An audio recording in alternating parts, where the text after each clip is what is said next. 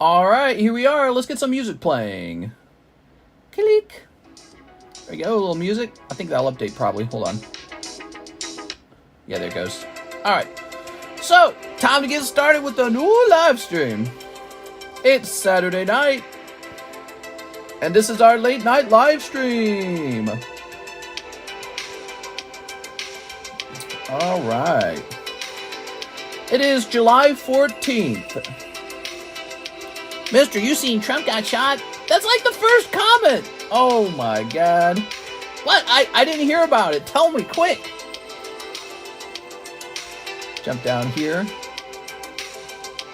Hold on, I'm setting up the stream. We'll talk all about it. So this is going to say new breaks. And Carddass Pokemon Restocked. Because that's been a hot item. And Trump. What should I say about Trump? I should say assassinating these boosters. No, that's too... I don't like that one. Live card shop. Find me a PSA Trump card. Trump dodging. No, I don't know. Let's not do a Trump title. Let's just have it be a Pokemon card title. We're a Pokemon card shop after all. I know you guys are just going to want to talk about this though. It's all anyone's talking about. All right. We're live for Saturday night. Imagine I banned political talk tonight. Wouldn't that be funny? No politics. All right.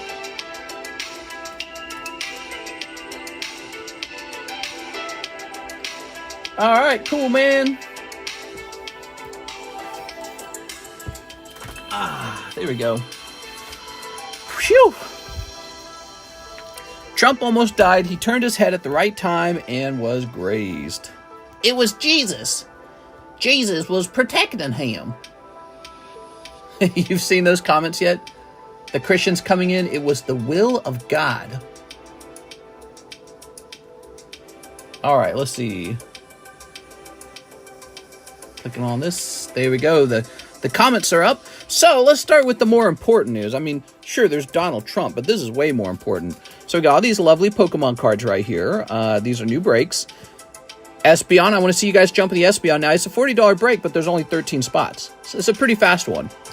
We also have this 15-spot break, Final Fantasy, as well as Garchomp, Level X. So we got some nice breaks here, really nice ones. And let me move these out of my way. I was hoping nobody said anything about it. What, about Trump? Trump! I don't even see our flag anymore, Trump. Turn that music down a little bit. It just happened and I'm already sick of talking about it. Did you hear about it? You think Biden has a chance anymore? Sure. You know, nobody knows. Look, it's not over until it's over, right? So anything can happen. But yeah, I mean, this is going to change it a bit. If you told me it was going to change it, I would be inclined to agree. Yeah, that's pretty wild, huh? All right, the wires are looking good.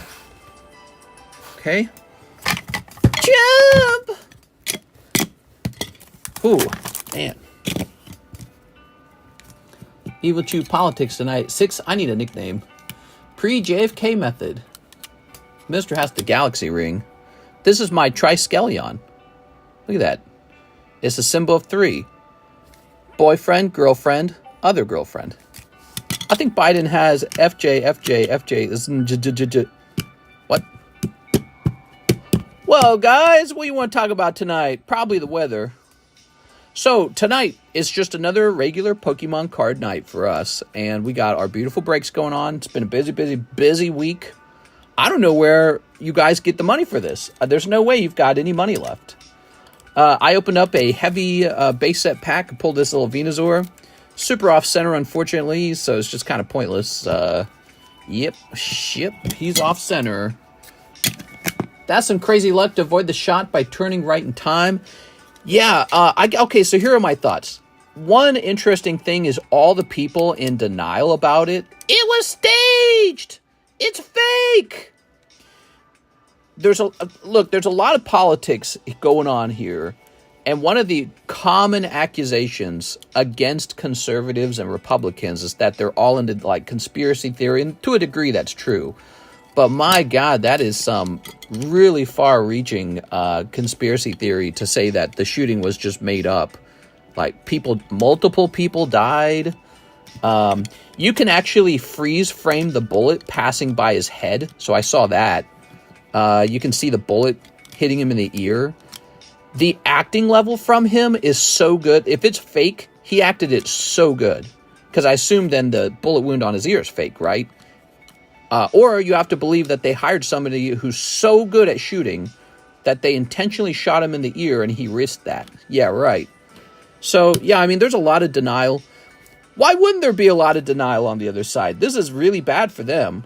They didn't actually manage to assassinate Trump, so they don't benefit from that, which would have been a big benefit for them, by the way, because it looks like they're losing, because Joe Biden's a dementia president who's holding on to his position. He won't back down.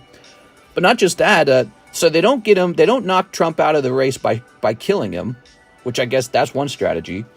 But at the same time, now they have to deal with the moral fallout of this. So it's going to be like, you know, a couple that, you know, your husband or your wife did something bad and they never live it down. This is going to affect the Democrat Party for probably the next 20 years. They're going to be remembered as the party that tried to assassinate their opponent, tried to jail their opponent. You know, it's just a very, very bad look. And the fact that Joe Biden's such a weak candidate right now, it all just piles on top of itself. It's such a bad look. Like, I'm trying to say that in an objective way. You know, like, it's such a bad look. The Democrats right now are fighting with each other over their bad leadership, Joe Biden. But then on top of it, this assassination attempt on Trump, oh man, it's so bad looking for them right now. I don't know how they turn it around. If I was a Democrat, I would not be wanting to replace Biden at this point, because you're pretty much just signing up to lose, in my opinion.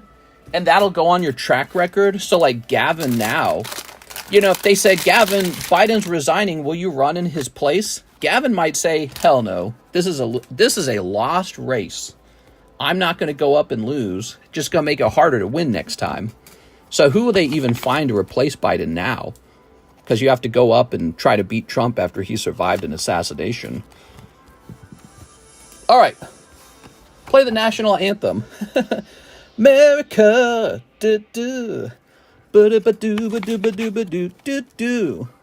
All right. So let's put these in here. It is a crazy, crazy day in the news. Here we are. Taylor Swift will win. Leftists coping hard. Yeah, I think they're in denial about it. It's kind of ironic because they're so mean to Alex Jones for his, the Uvalde shooting or whatever shooting it was. I don't remember which school it was. But he was like, they were actors.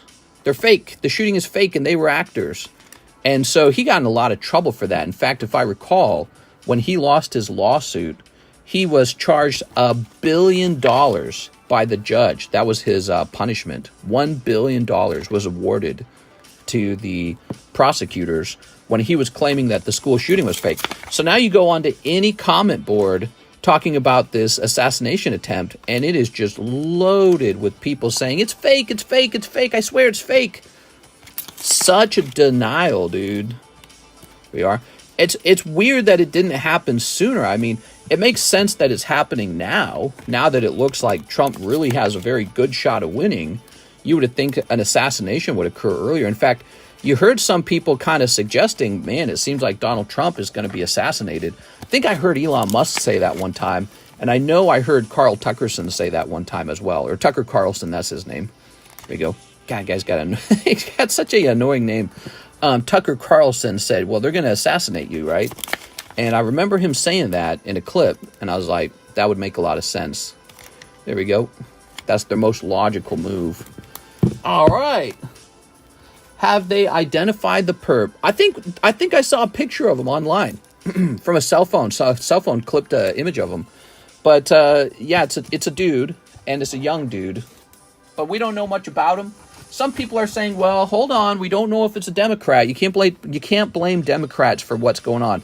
They're right, you can't blame all Democrats, but in general, there's this kind of feeling. And if you're not a Democrat, if you've been Republican the whole time, you're feeling it, but maybe they don't feel it. Maybe they push it, right? But there's this feeling like, if you agree with Donald Trump, if you like him as a candidate, if you're even just a regular Republican, it used to be it's just Republicans versus Democrats back in the 90s and the early 2000s.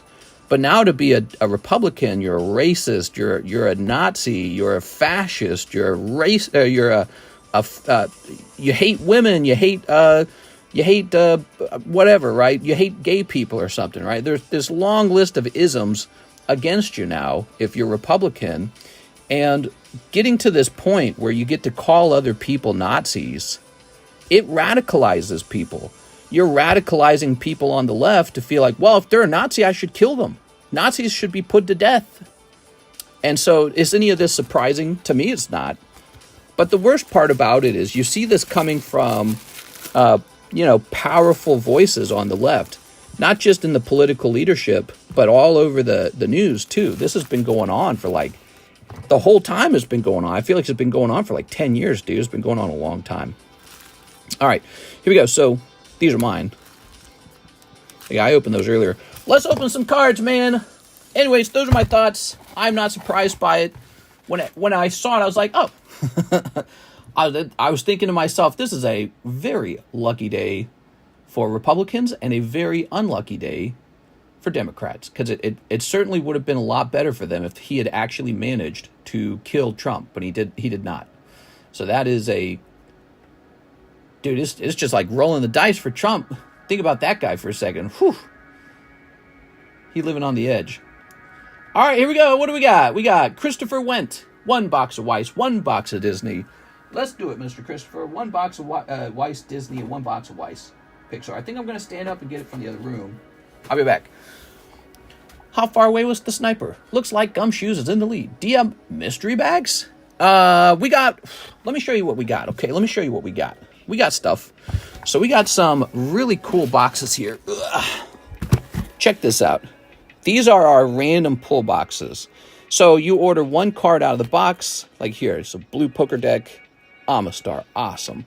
So that's the poker box. There's some good chase cards in there. Classic collection will give you a shot at Charizard. There's a little Paris. The Topps Pokemon is nothing in particular. There's some hollows in here every now and then.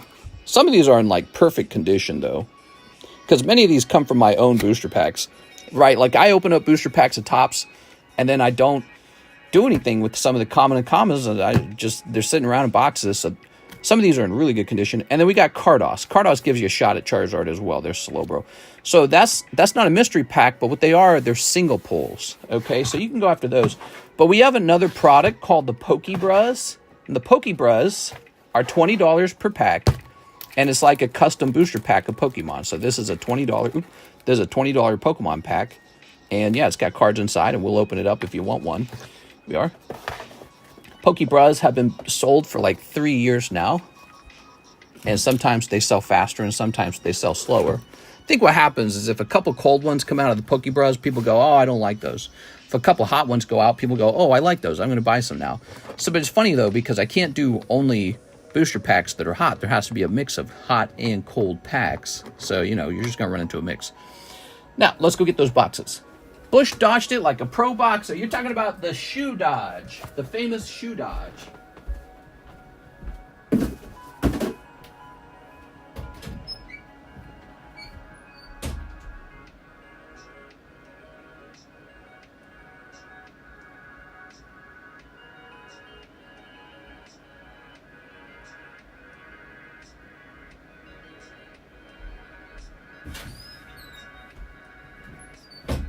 All right. Fix this here. Okay. Put my drink up here. I got my little drinky drink. Ta-da! Yay! All right. We are a Republic County. The shooter was a Pokemon collection. He had 3 sealed first edition base set boxes. What? Pokemon collectors would never. Actually, I believe they would never. You know why? We're too busy collecting. See, these guys who go out and they do stuff like shootings and stuff, they need some hobbies, man. We got hobbies. We got better things to do. We don't have time to go hurt society. We're busy going to work so we can afford our next Pikachu. We don't got time for that. We got something to live for. It's called PSA 10 Charizard. There we go. All right. Yeah, what a strange day, guys. Hope you're all having a great weekend. My weekend's okay. I'm just kind of catching up on sleep. Yeah, I'm falling behind on sleep. I normally sleep till like 3. I think I slept till like 6 p.m. today. 6 p.m. I go to sleep at 8 a.m. I work through the night. I'm an overnight worker.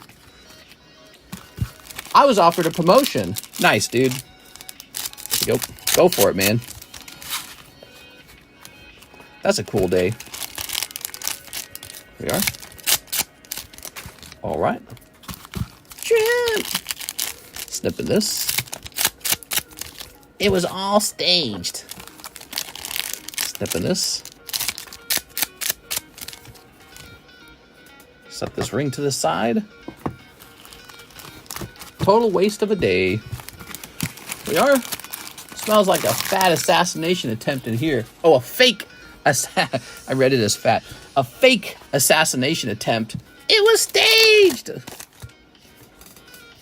There you go. He hired somebody to shoot him in the ear. I actually read that comment. Could you imagine being like a billionaire and hiring someone to shoot you in the ear? Hope they don't miss. Crazy, dude. All right. Here's a hollow. Dude, they didn't even land on the moon. There you are. I think I read the other day that Candace Owens doesn't believe in the moon landing. I was like, oh no. Here we are. All right, there we go. I think I also read she doesn't necessarily believe in dinosaurs. I was like, oh, okay.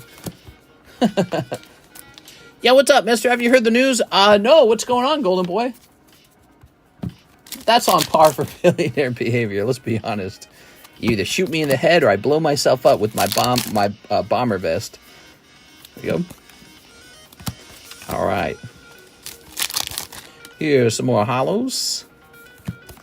I was debating a little bit in the Discord. I was learning a little bit about Project 25. I never even heard of it. The Democrats all know about it. I've never even heard of it. But so I finally got to see it.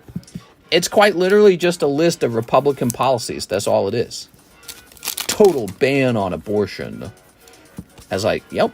A lot of Republicans ran on that. They don't want abortion. They are.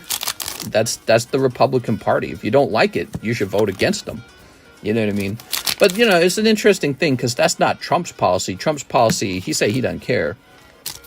He said it's a state's issue. You gotta remember, he's like, you know, he's a rich billionaire guy. He's probably had a couple abortions, if I had to guess. Here we are. He doesn't strike me as a godly type of man. He's an earthly kind of guy. But he's running on the Republican ticket. So I don't think abortion's his top issue by any means. Here we go. Donald Duck. But there was another one on the list, apparently, a ban on adult content. No more corn, guys. Project 25. We're taking your corn away. No! I'm going to put this over here. Here we are. All right. That's where I draw the line. It's like, oh, okay. There we go. How do you feel about people making and selling t-shirts about the... That's American capitalism. I don't know. It's genius. There you go. And then Trump can sue them for copyright or something. It would be like perfect. Ooh, yeah. Look at that. Hey, that was my assassination. You can't copy that. That's copyrighted content. You got to get the copyright owner's approval. I was the one who got shot. You don't get profit off of that. That's amazing.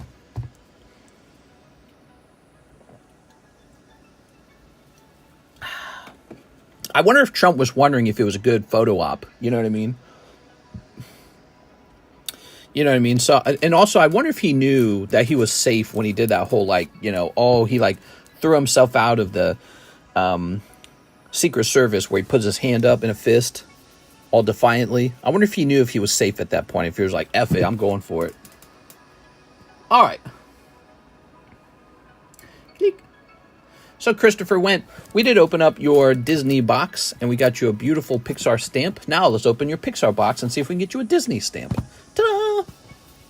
Meets are meeting, my lad Troy. Where's that rocket break? Yes, rocket break, guys. Don't forget.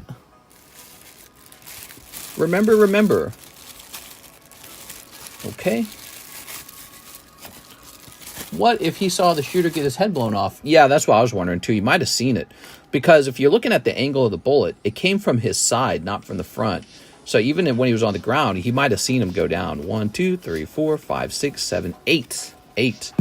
So 3 people are needed for the break. Jump!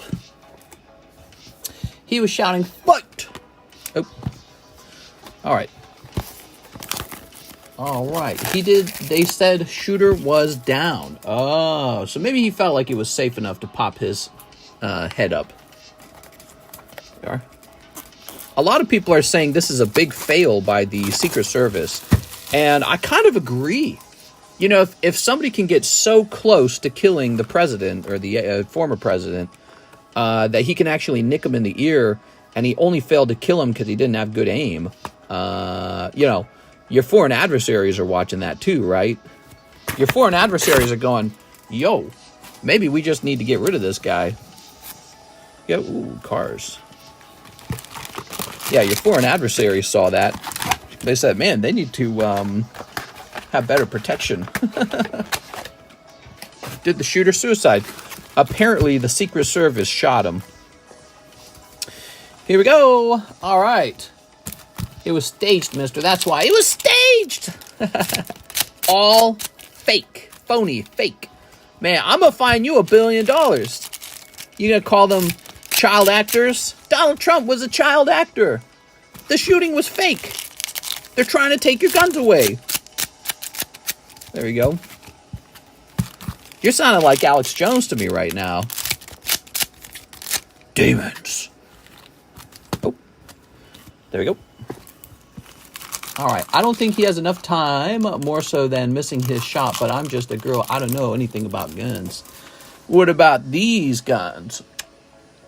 You didn't see it, Anna, but I'm flexing my muscles. All right. He's turning the freaking frogs. All right, here goes. Ready? Dude, that was crazy when RFK Jr. actually backed that theory up. How crazy was that? You're like, wait, was Alex Jones right? And that's why the Democrats kicked him out, by the way. They're like, nah, you can't be our guy, Mr. RFK Jr.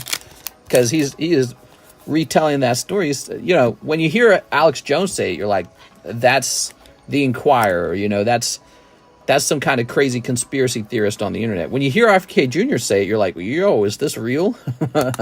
Is the water actually turning the frogs gay? Should we be concerned about this? Is this a real scientific thing? You know, there's the piggy bank. That seems important. RFK Jr. is a nutter. Yeah, I know. That's why I keep hearing. Here we are. All right. Yeah, he's like anti-vax. Yeah. 1 inch decided history today. That's nuts. Yeah, the shooter was just a little better at aiming. You never know. It might have been like crosswinds or something. Jesus pushed the bullet a little bit to the left. It was Jesus. It's true, mister. It's true. Okay, let's grab this. The contaminated gay water. It's true. Put that there. I came from Planet X here to steal everyone's left shoe. I knew it. All right, here's this hollow. I knew it. It was true all along. Here's Dorothy. That's her full name, by the way. Dory is a short name. Her name's Dorothy. All right. Oh, yeah. I just want to know more about the shooter. Everyone's got to be dying to know who this guy is. He got to be famous now, even though he's gone. Famous dead guy. All right. And I wonder if it's going to change how rallies are held, you know? Like, what if the killer used a totally different method? What if he had some kind of homemade explosive device and he flew a drone, like a really good drone, really high up in the air, flew it over to Trump on maybe like a cloudy day, flew it up from behind and then just dropped it on top of him or something? You know, why even use a gun these days? So you never know. Could the Secret Service react in time to a deadly drone? Maybe not. Yo, look at that. So it brings up a question of how safe are our political candidates. Could you just assassinate them at will? Like, you know what I mean? Like, it seems kind of like a big deal. How safe are our guys? I think Trump should just hide out in a bunker until the elections are over. I think he's set. I don't think he needs any more. Democrats are scrambling to get rid of Joe Biden and failed Donald Trump. It's over in my book. I think he's going to win. The elite sent the assassin. Trump knows too much and was going to spill the beans on the Epstein debate. Oh, well, you know, you got a lot of people saying he was there on Epstein Island. He's probably got some things to hide. There you go. So some people think he's, you know, a pedophile or a misogynist. Well, he's definitely a misogynist. There we go. Oh, I hate him. He's not a feminist like me. Here's Pixar and Disney Luca. Ooh, yeah. He's unpopular with women for sure. Women and feminist men. All right, there it is. Beautiful. Thank you, Christopher Went. Appreciate it. All right. So let's grab your bag. Yeah, so that's why I'm saying, like, why even use a gun these days when there's technology like drones? All you need is a drone. Shoot, maybe you can have a drone with a gun attached. I mean, if you're clever enough with electronics, it would be probably not that complicated to shimmy up something like that. You just need something that can pull a trigger and a rig to hold the gun. So it makes you wonder, like, how safe are our political candidates at this point? All that kid had to do was climb up on some roof and take a pot shot at him. He almost had him. He literally grazed his head. He grazed his head. It hit him in the ear. It was that close. Some kid just climbed up on a roof with the gun. Not even trying. All right. Let's see. Luca was a good movie. Drones are loud. They used DJ drones with drip attachment in Ukraine. Used a longbow. You can shut off that drone with the jammer. Oh, you're saying so jammers could be in place. I didn't think of that. FBI, CIA listening to the stream. Bad aim. He might have had good aim, but he might not have understood something like wind or something like that, or bullet falls over time, or I don't know. Who knows, dude? Who has any clue? He missed. We are. Also, I guess you could argue, you know, someone's head's pretty small from like 400 yards away, and with him like moving his head around as he talks, you know, maybe it is kind of a tricky target. Stay on target. Stay on target. Luke, use the Force. Next up, what do we got? We got Zach. What's up, Zach? All right, Zach. He says Espeon break. You're in. Anyways, exciting times. My commentary is that this is a very bad time period for the Democrat Party, because now when they want to use their typical conversation of right-wing terrorism, they're going to always have to live under this sort of like the shadow of the assassination attempt on Trump. So the words are not going to be as powerful as they were at one point. Unless the Republicans stupidly turn around and do the same thing, which you never know because you just can't control people. But nobody tried to assassinate Biden. So it's just how it is. So right now, that's looking very bad on their side. But also just this almost like crazy collapse, mental collapse of Biden. It's like a TV show or something. I don't know how to describe it. It's like nothing I've ever seen. I've never seen anything like this in politics, where the main candidate is getting attacked by his own team now because he's too old, because he's senile. Never seen anything like that before. Grady Williams, 2, Fates Collide, break spots. You got it. So it is, I think it's a low point for them right now. I think it's fair to argue that. Here's 5.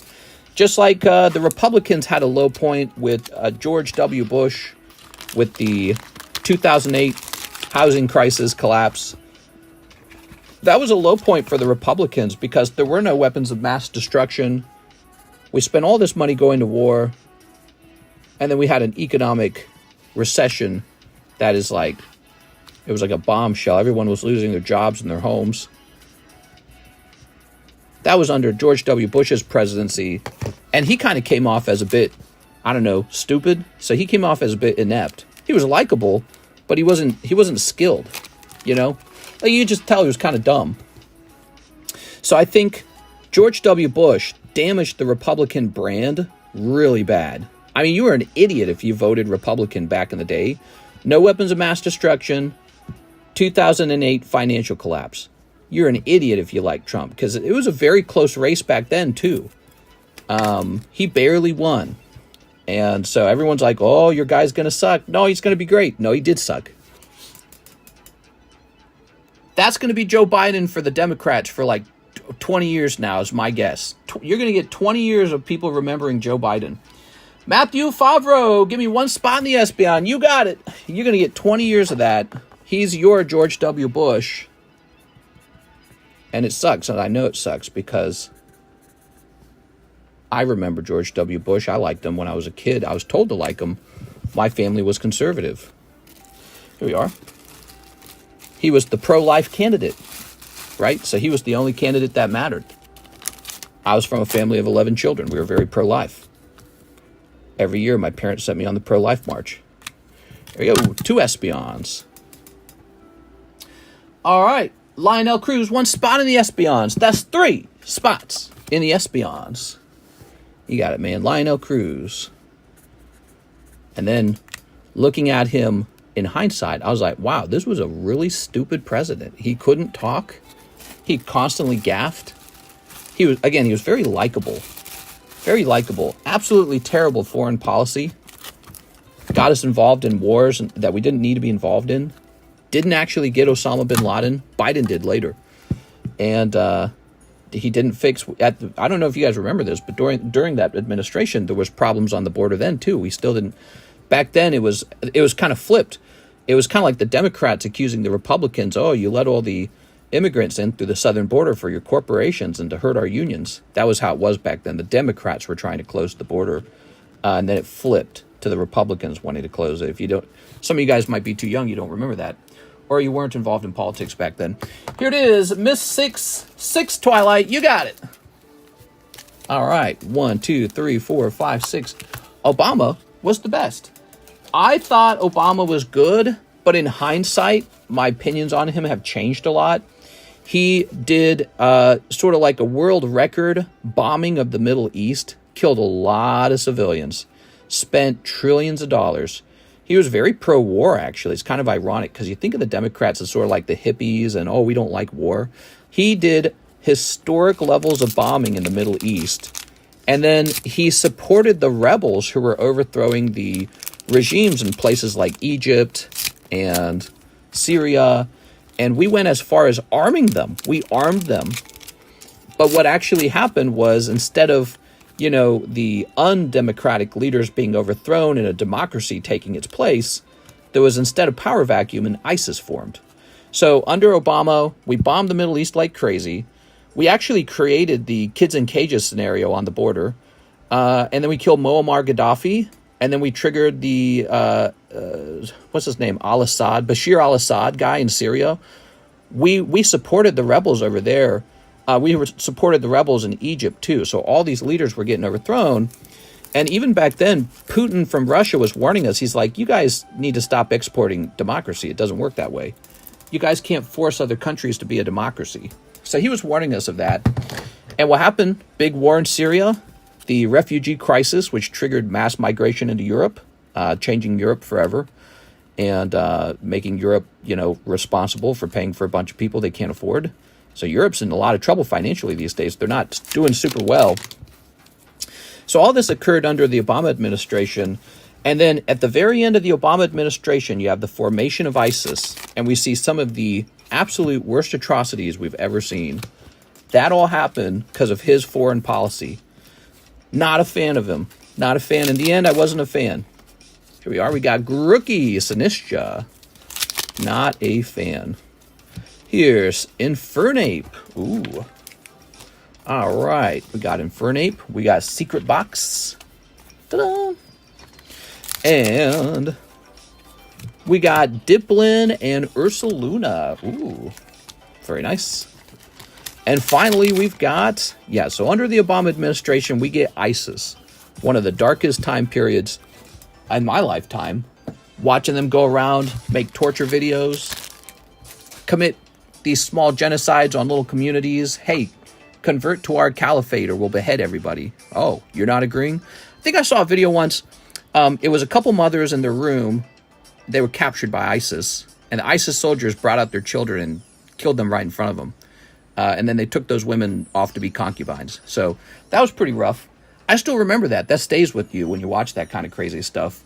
I really think it's pretty damaging almost to your psychology to watch it. But it's like, you almost need to know what it happened. Like if you do watch it, you end up maybe like becoming more intelligent in a certain way. Maybe not in a way you intended to be, but like you know more about how the world works. You know what I mean? You're like, oh, that's real. Here we go. All right. It helps you form opinions about things, to be exposed to the truth or to reality. There you go. But so I still remember that. And yeah, some wild stuff. That all happened under his administration because of foreign policies that he was making choices on. All right. There we go. I've seen some messed up videos too, mister. Lol. Yeah, those are crazy videos on the internet, man. All right, there we go. Whew. Next up, we got... Click. To go over here. Aaron Roach. What's up, Aaron Roach? Wait a second, I didn't click on this. I clicked on this. He says 50 towards my slab away. You got it, man. Slab away. Aaron Roach.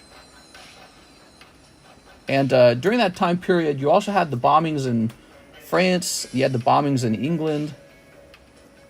I think you had the, is it pronounced Nice? The Nice attacks in France. Cheese says lesbian. Oh, yeah. Let's get it on. Lesbian. Here you go, Cheese. Lesbian over here, up to 4 spots in one stream. This lesbian will be done at that rate in 2 more streams. It's a fast-moving break.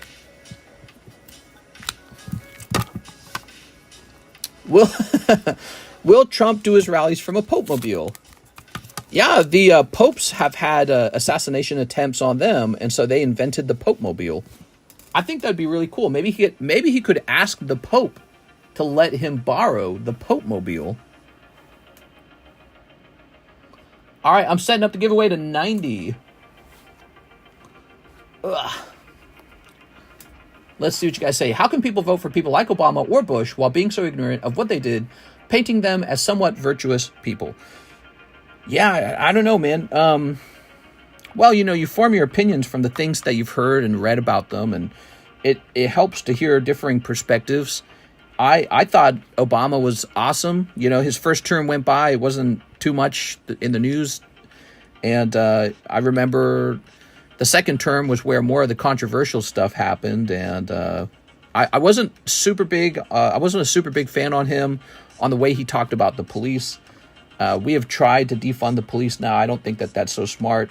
You know, if you want to do a lot of police training to make sure there's no racism in the police, to make sure that everyone's treated fairly and equally, that's one thing. I think that's smart. I mean, especially like, so if you have like an area that's like 70% black, well, maybe 70% of your police force should be black then, you know, so that there can't be prejudice or subconscious prejudice, that kind of stuff. That's smart. That's smart language. But back then, I remember him just kind of throwing the police force under the bus, like, oh, that could have been my son that they shot or something like that. It's like, I don't know, dude. But yeah, there was a lot of controversy. Martin Brown, I think his name was. That was a St. Louis issue, and I was living in St. Louis. So it was a big conversation back then, and I remember watching it all go by. Aaron Roach needs a Fates Collide spot in a Japanese classic. All right. Here you go, Aaron Roach. So he had that, but the bigger issue was definitely ISIS for me. I was like, dang, dude. ISIS formed under the Obama administration from the power vacuum that was created from the toppling of all the Middle Eastern regimes. One Japanese classic. We are. Like, can anyone tell me why we killed Muammar Gaddafi? What was the point of that? Boom! You got 1 water energy. I sold GameStop 3 slabs a day. Was the first person in my city to sell any slabs to one of the local GameStops. It went really well. Learned a lot about how they're working their system. Oh, cool. Tell us what you liked about it. Okay, mister, what if both governments have the same plot? As long as people believe they have rights, they are able to create this illusion where people's voices are heard when they really aren't. Why? I think what you're suggesting is that the average American doesn't have that much ability to affect politics. But if that were true, then your vote wouldn't matter. And I don't know. I think that at the end of the day, we are surprised by election results sometimes, and it shows that voting does still matter.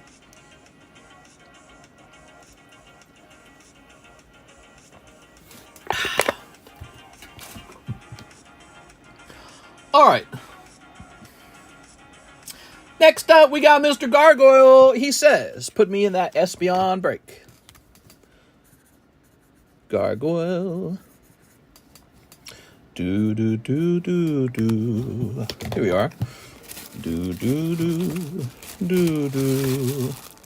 Because Gaddafi wanted to decentralize the dollar and convert currency into gold, he wanted to sell oil without using the U.S. dollar. Now that's what I've heard said. I don't remember any other reason that we killed him. And yeah, so it really felt like we were just out there being awful in the Middle East. Obviously, the way it all ended was with the atrocious pullout by Biden. We just handed Afghanistan back to the Taliban, but we didn't just hand it back to them. We also gave them like 80 or was it $90 billion of stuff, including cash. Bruh. All right. Let's see. What do we got next? Just do a better job. Like, Jesus Christ, dude. Clicking on this. We got Darren Thompson 2, Pokemon Carddass. What's up, Darren? All right. Got some of these. 1 spot on the Lesbion. Ta-da! Oh, yeah. Oh, shit. I was 4 minutes behind on the stream. Mister, can I get 2 spots for the Espeon? Using my credit. You certainly may. Let me put this in Darren's bag. I saw that I made money today. My little $6,000 of Bitcoin went up because people are now thinking that Donald Trump's odds of winning the election are higher. And as a result of that, they're buying more crypto? Is he like a pro-crypto president? I didn't know that. 1 spot on the Lesbion. I'd buy into a Charmeleon break. Yeah?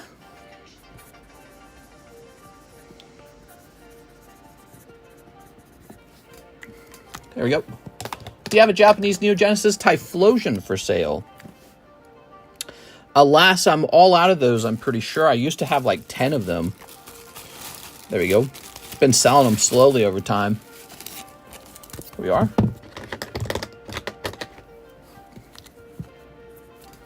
All right. Trump will 100% pump the market. Any reason for that? Why do people think so? Is it because, did he actually say he's like pro-crypto? Because I thought in the past he said he was against it. Here's Bumblebee. Here's Polyswag.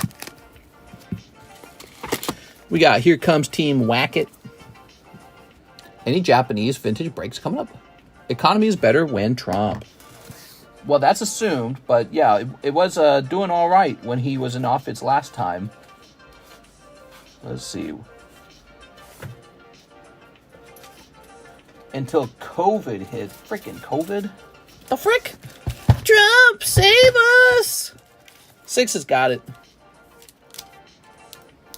Donald Trump, I don't even see our flag anymore. Okay, here's our Spectra Charmeleon. Let's see.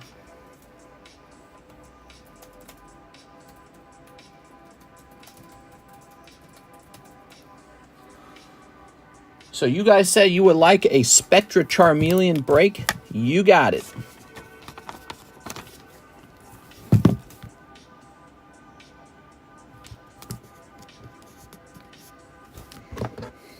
How do I draw a bell?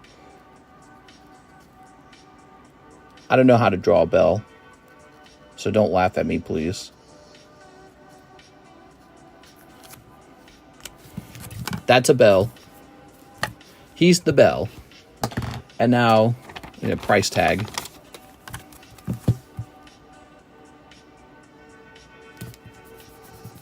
You draw like a bell. That's a bell. Correction, you don't know how to draw anything. It's true. But a bell especially.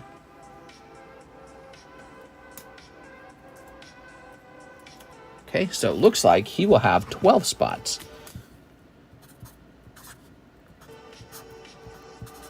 So the Spectrochrome Charmeleon is a 1 in 12 break. That's a bell Biden would draw. Hey! What's the 2 cherry signs on the Espion? That is the cherries. He is the cherry break. He's got 7 spots left. He's going quite well. I think your bell is better than your cherries. Hey! Okay, so we're done with Darren Thompson's 6. She's back, and she says 6 more Twilight. 1, 2, 3, 4, 5, 6. Let's be honest. 6. You really just like the set because it's got Twilight in it, and you're a huge Twilight fan. All right. Okay. Draw a fox on it. Snip. Draw a fox on it. Snipping this. Snip. And snip this as well. Just bought one in the Melian. My first break. Dude, it'd be awesome if you won. That'd be really cool. But as you know, 11 people will miss. So 11 of you guys are just signing up to give your $40 away to some other guy. Here goes. Green Ninja. You got the frog. Ribbit. All right. Hey, is he bothering you? Leave her alone. Here's Luxray. Okay, Luxray. Wrong frog. Mister's starting to get carried away with the breaks again. It's happening. It's happening. I'm out of control. Well, this one moves so fast, I figured it's going to definitely end. Here's Princess Mononoke. And Eebly. What's up, everyone? It's Poketroy. Hey, Poketroy, did you hear the news? Someone tried to assassinate Pikachu. Don't forget my 2 spots. That's right, you got 2 spots too. Throw this over here. All right. Miss 6. Put this over here.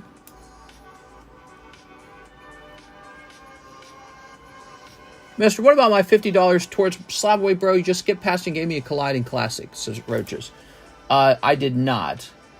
Yours went from $700 to $650. Mr. Aaron Roach, we did apply your $50. It went from $700 to $650.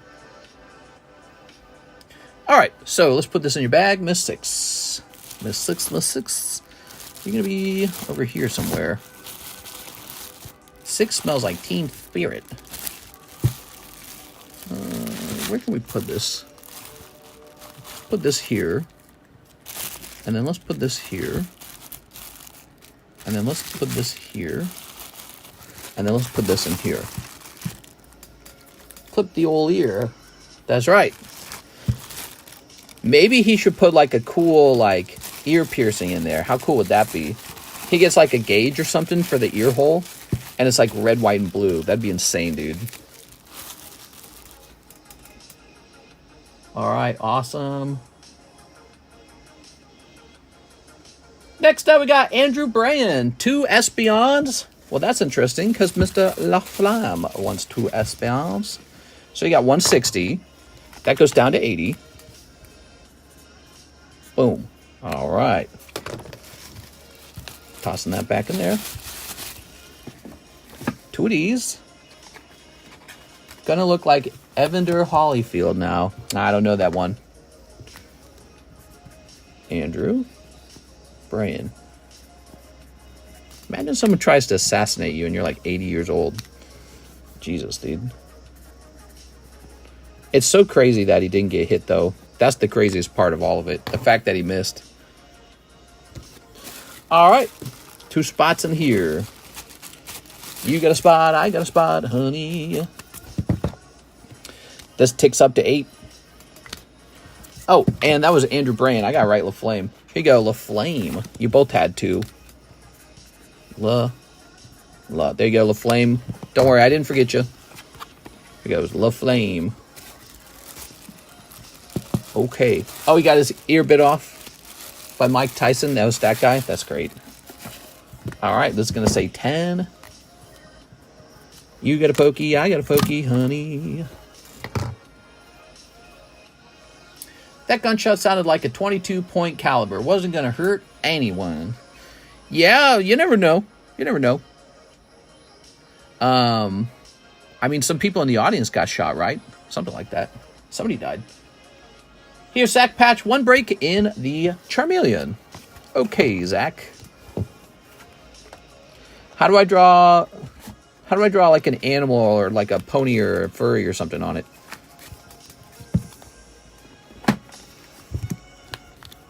How do we draw this guy? Wait, how do we draw this guy?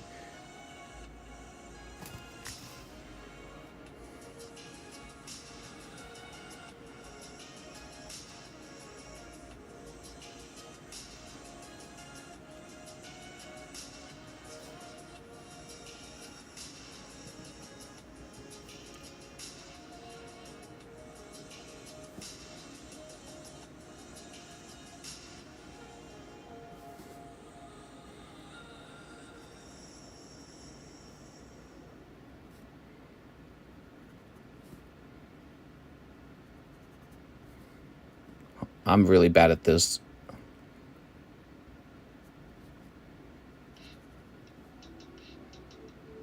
I have no clue how to do this.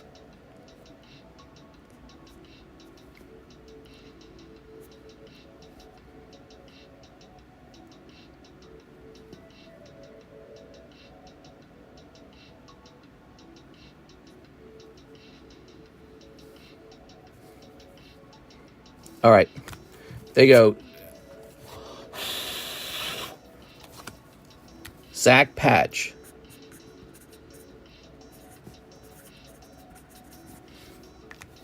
Yeah, people saying unalive as a substitute is lame. Grabbing this. Call Quip for help. There we go. Yeah, that does not look the same. Mine looks like some completely different animal. So this is going to say the bell. Oh, let's put the bell sign on it. Kenna, where were you this afternoon? He lives with Q? He lives with Q.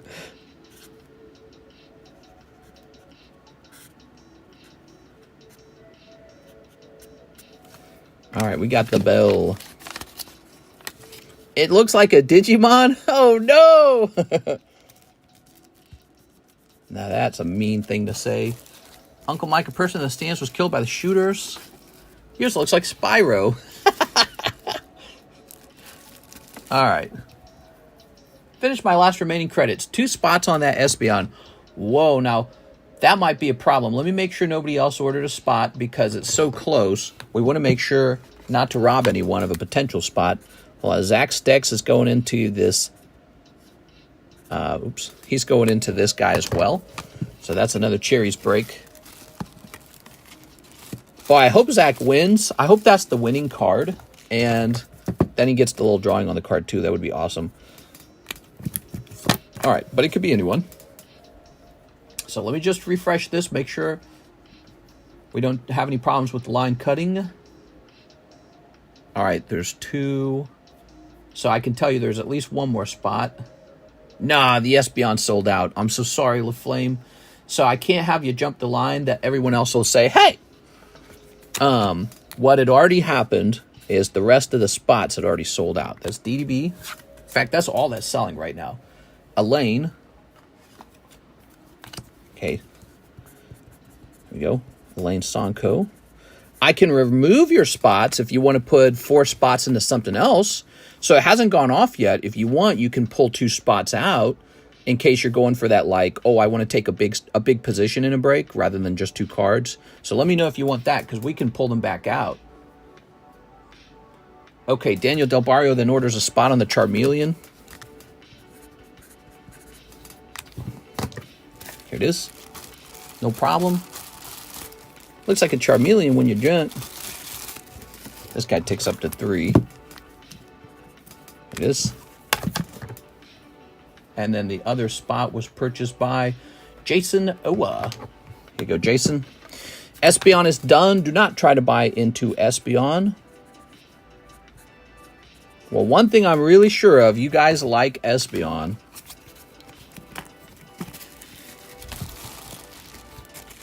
Okay.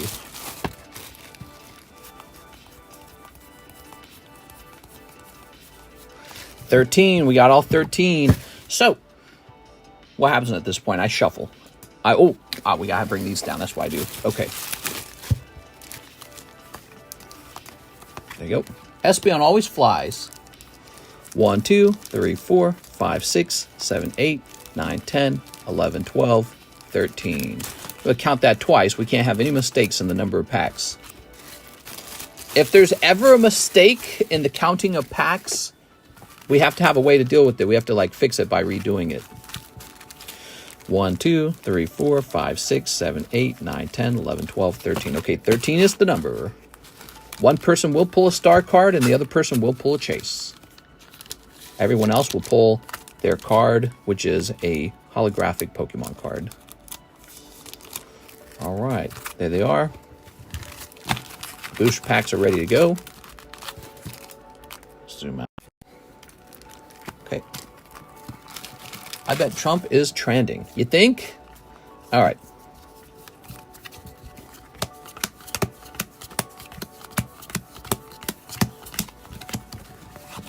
Smoke that turtle. Nobody cares. What? The Espeon always flies. In other news, toxic metals are found in tampons. Are they really? Huh. There we go. Let's see. All right. Very good. I keep hearing bad things about tampons.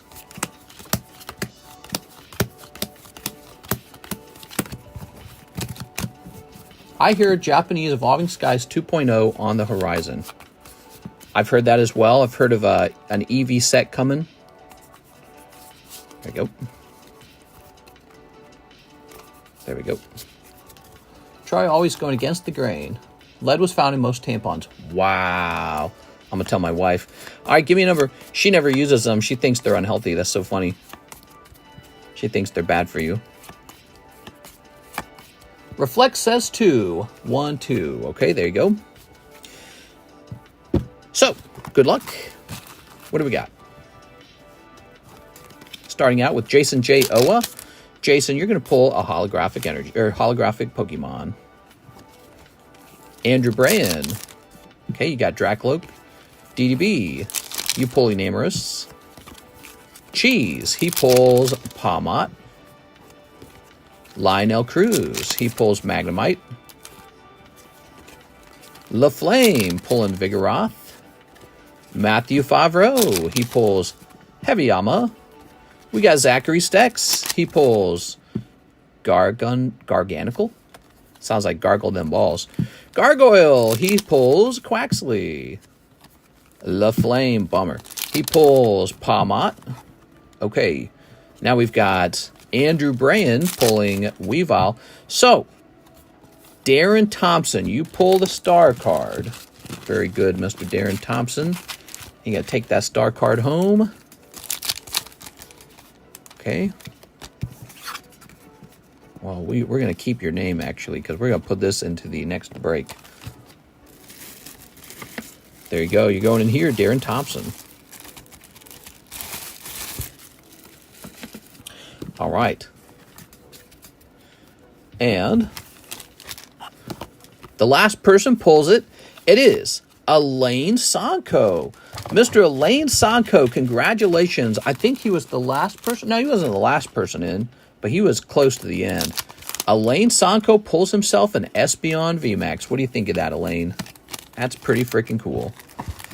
All right, and that's how it works. It works exactly like that.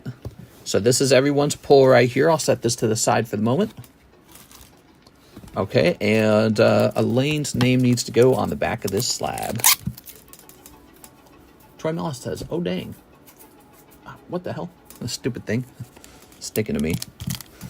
All right.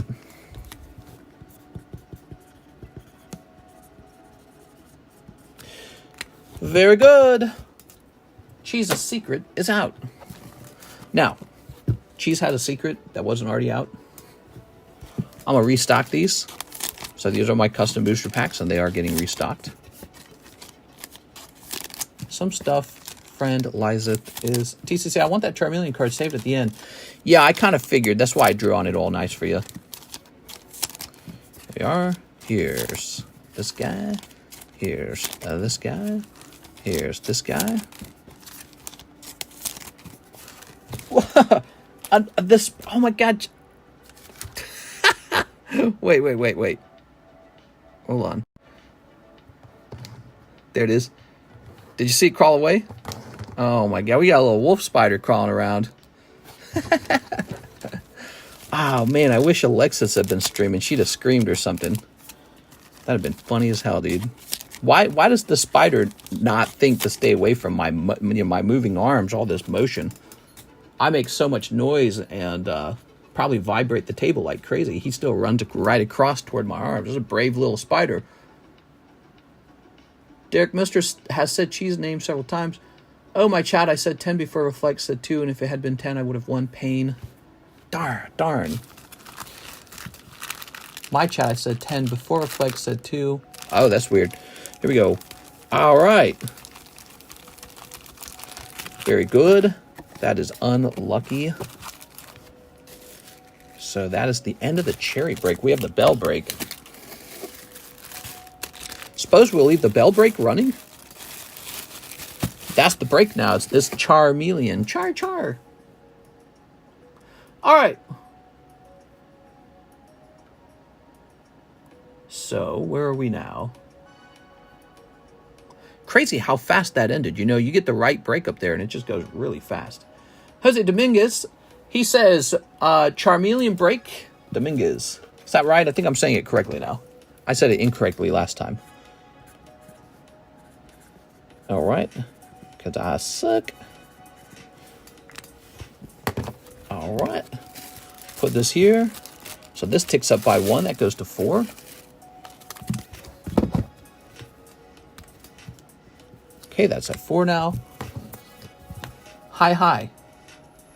He said that right. I sent him a voice message. LMAO. He told me I was saying it wrong, and I felt like a total idiot. I don't know what I'm doing with names sometimes. Okay, so 1 spot in the Lord of the Rings break. Okay. 1, 2, 3, 4, 5, 6, 7, 8, 9, 10, 11. So we're at 11 out of 15, and your spot's going to make 12 out of 15. So 3 spots left on the magic break. All right.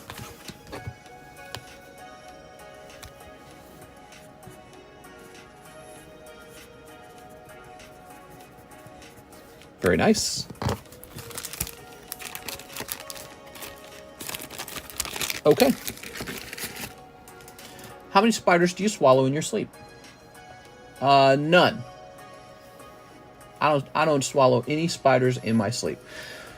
Wow, guys, what an exciting first hour of the stream. So at this point, there's no orders in the queue, and we just finished the Espeon break, which I'm sure left a few people feeling some pain in their wallet. Why don't we work on this giveaway? So here it is. We got the Ghastly giveaway. Roll it. We got Clarence O.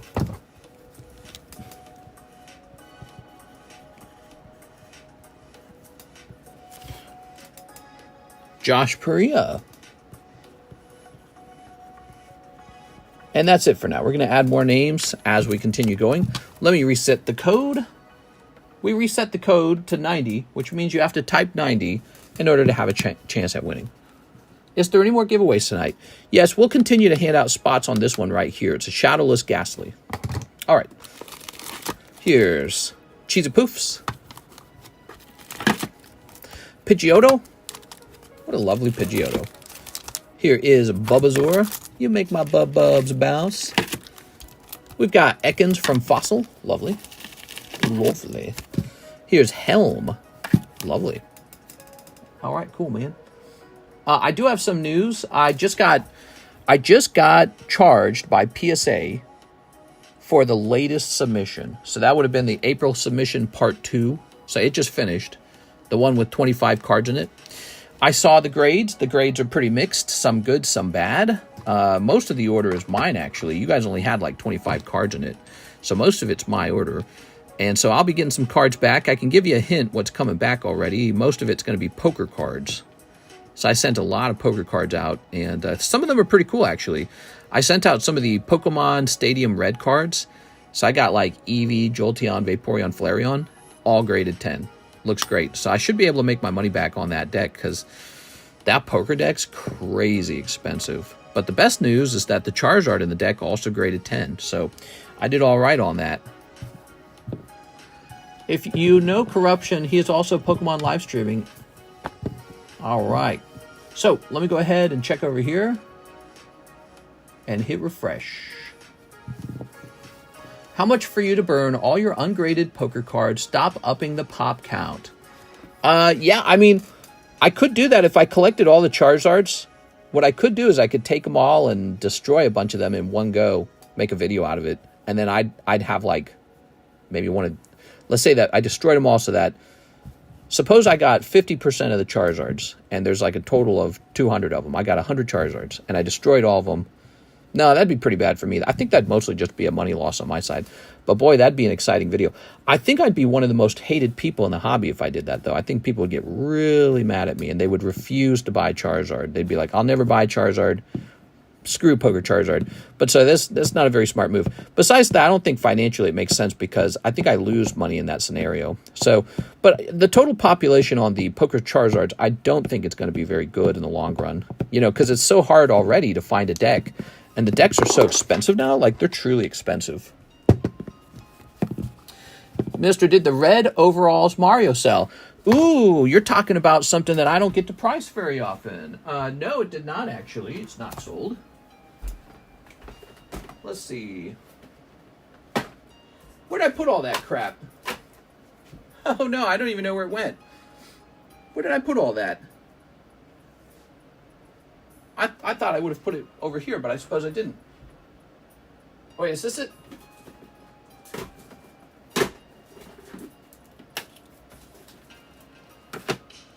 All right.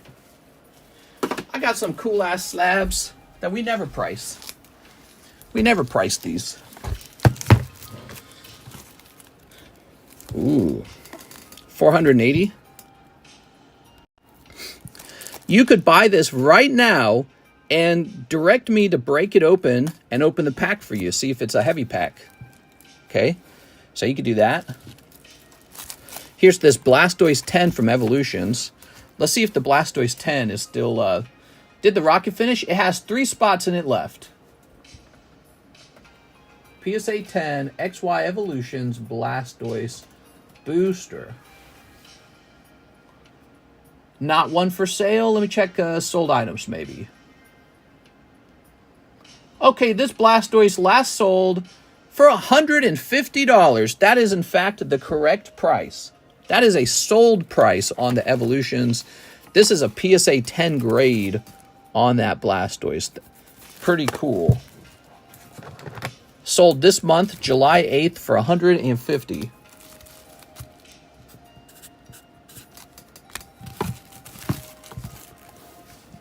Mister, can you show my bags? Yes. Let me think about. Okay, hold on. Let me think about it. Your bags are over here. We need to do that. We need to get that done. So here are the bags. You got one on the table. You don't got any more on the table, do you?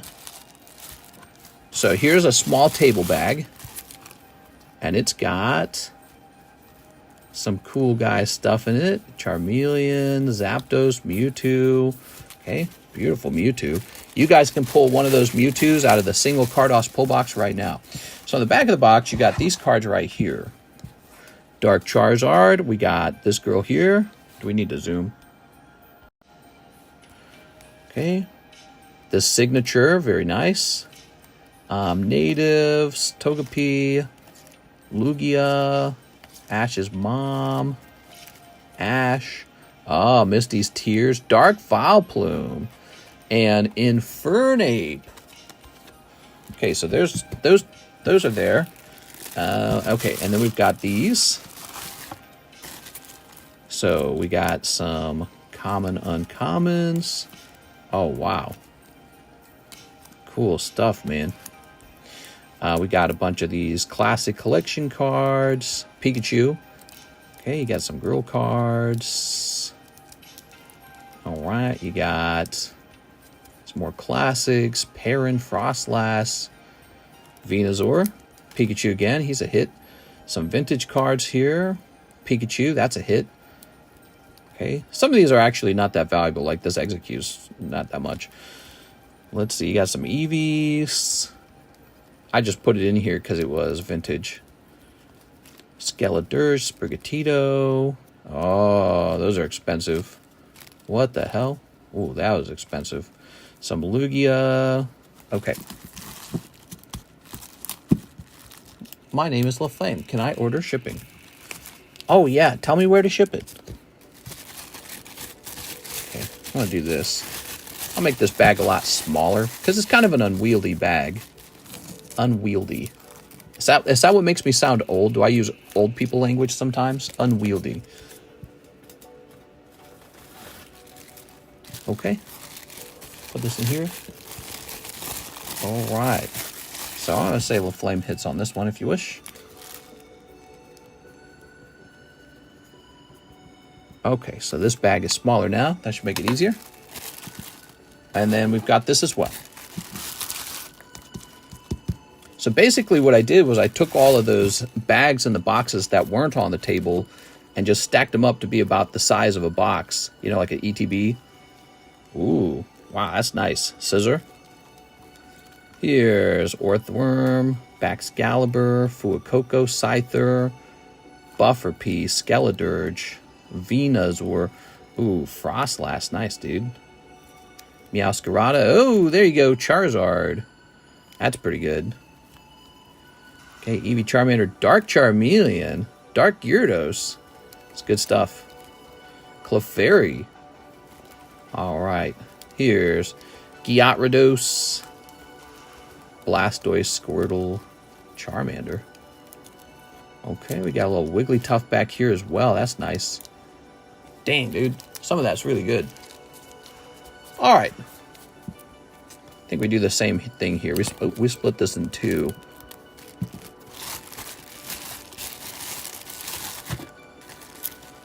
Okay, we got Dratini, Aipom, Shelpet, Bellsprout, Illumise, Unknown, Scyther, Gligar.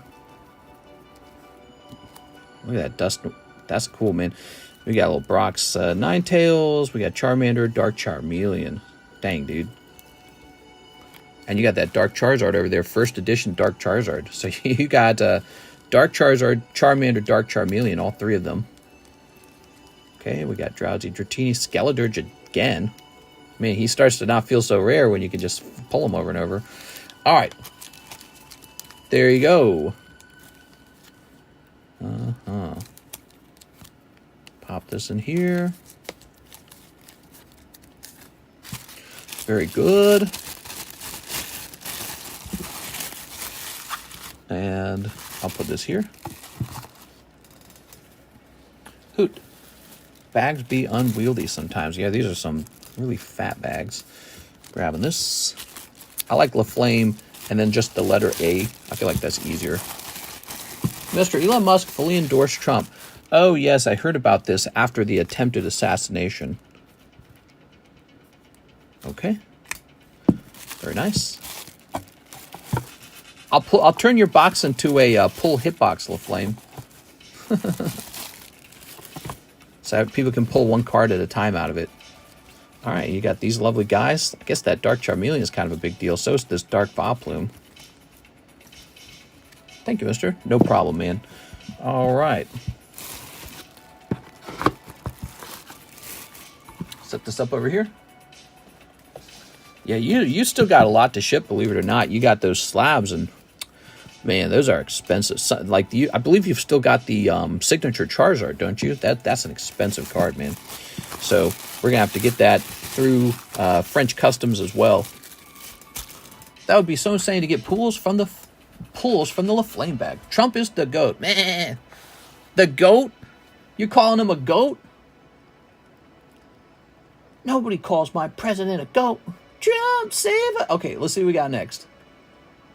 I'm going on too much about it, aren't I? Here it is, Gargoyle. I gotta hear that guy's name one more time. Ta-da! I'm prepared to pay customs on those. Those would be really easy because there's no ambiguity about their value. So those would be really easy. Here we are. Yes, that's right. I used the word ambiguity, guys. Time for you all to expand your vocabulary.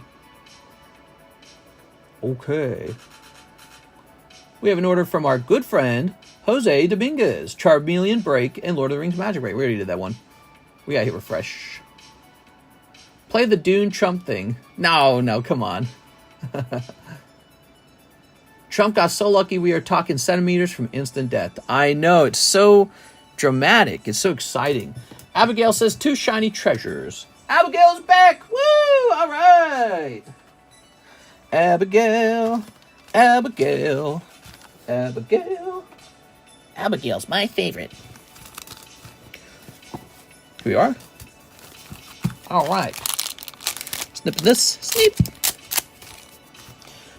Okay, what do we got? Tossing this over here.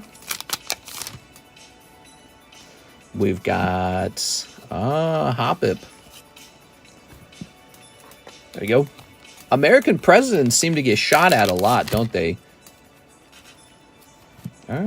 Yeah, Teddy Roosevelt. Remember Teddy Roosevelt? He got shot, and I guess the bullet didn't kill him. And instead of, like, leaving for medical care, he stayed on and gave a speech while he was bleeding. But I guess he had, like, his speech papers in his, coat pocket. And if I remember correctly, that's what they argue saved him. There we are. Abraham Lincoln was shot. Who else was shot? Wasn't a guy named Hoover shot? I know JFK was shot, although some people claim it wasn't the argument is that, it was a communist shot him. But I think that now we're questioning if he was shot by the CIA. Ooh. Miss Abigail, you get anything you want. The last time this happened was 1981. Right. Was Ronald Reagan shot at? Was that it? I think Ronald Reagan was shot at. There we go. Don't like the president? Shoot him. I feel like at this point, you just kind of have to expect it. Like, if you're running for president, you're basically saying, I'm going to be shot at. All right, we got Steven Mitz. He wants the Blastoise slab. It is sold. Steven Mitz. That was fast.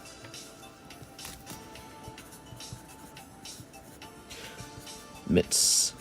Steven, I'll tell you something. These booster slabs have done... See how old it is? 533. So I've held this one for a little while, and I can tell you they do extremely well. Booster slabs are a very safe, graded investment. And you know why? It's because people actually open these. You saw Jen, she opened 2 boxes of this. And so people actually open this set, and so the set just goes up. So it's very simple. Okay, that is sold. Place this over here. It's so simple. All right. Daniel Del Barrio wants a spot on the rocket. You got it, Daniel Del Barrio. Daniel.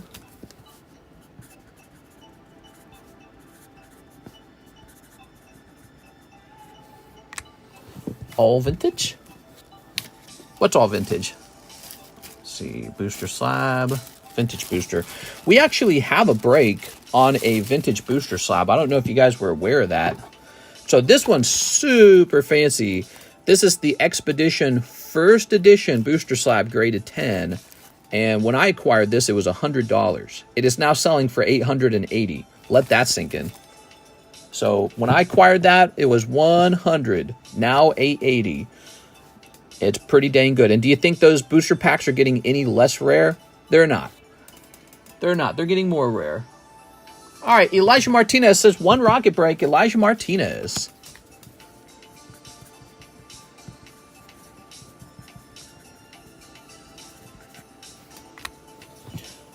What do you think of the recent Scarlet Violet sets? I like 151. I like Classic Collection. The Grey Ninja's okay. The Magikarp's okay. Scarlet Violet overall has been a weak Pokemon card generation. There's no doubt about it. You can just see the difference in the sales. Here we are. Like, when you go to Walmart, you can see it on the shelf at Walmart. That wasn't true during Sword and Shield. You couldn't find it anywhere. Sold out everywhere. 1, 2, 3, 4, 5, 6, 7, 8, 9, 10, 11. So, but nowadays, all right, here it is, Rocket Break, everybody. Nowadays, you go to the store, yeah, it's all over the place. Yeah. Oh, man. Anything you want on the shelves at Target or Walmart. Do you guys remember during Sword and Shield, it was so bad. It was so bad that they had to put their cards behind glass. There were viral videos of guys who looked like in their late 20s and 30s, and they were rushing through the doors to throw everything into their cart. It was like a mad, disgusting rush. It was like Black Friday looking kind of stuff. And somebody even put a tracking device on the vehicle of the person who restocks the cards. It was that severe, it was that insane. And they would follow the person who stocks the shelves, and they would gather all the cards up and resell them on eBay for a big profit. And not just that, but even the people who stock the shelves would end up developing like relationships with like their friends or their family and say, hey, follow me around and buy it off the shelves once it's up. That kind of crazy shit. That was the Sword and Shield era. Now we're at the Scarlet Violet era. We have nothing like that. All right, give me a number. Patrick said 8. 1, 2, 3, 4, 5, 6, 7, 8. There you go. Nice. Thanks, Patrick. We're Scarlet Violet. All those problems are gone. You know why those problems are gone? You'd think it's because of overprinting, but I think it's because nobody wants them. I think that's what it is. Nobody wants them. That's my perception of them. Nobody wants them. All right, here goes. I'm nervous. I'm scared. All right. All right. Ooh, Charmander in this round. To me, it looks like it's a non-holo round. Bummer. All right. Got a little rocket foil. And what do we got here? We got Aovic. Mr. Aovic, what you got? Zoom? Nah, dude, there's no zoom. Ooh. Do you guys like the zoomed in? That's so claustrophobic, though. Okay, we got the zoomed in claustrophobic. Mr. Aovic. Arjun Joshi, Arturo Perez, Arthur something. Does Aovic need a new bag? Let me double check, actually. Here, let me get these slabs out of my way. I brought these slabs over. Oops, there goes my marker. All right. That helped.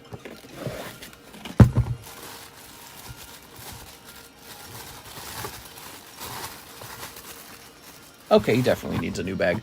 Bring back the tablet. Did we have the tablet at some point? I don't remember that. Did we have the tablet? Nah, you're crazy. What are you talking about?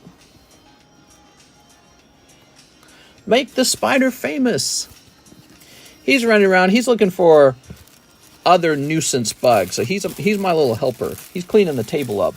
He said, don't worry, I'll get rid of those other little bugs. He's not a hero, though. His motivations are selfish. He's hungry, after all. There you go, Mr. Aovic.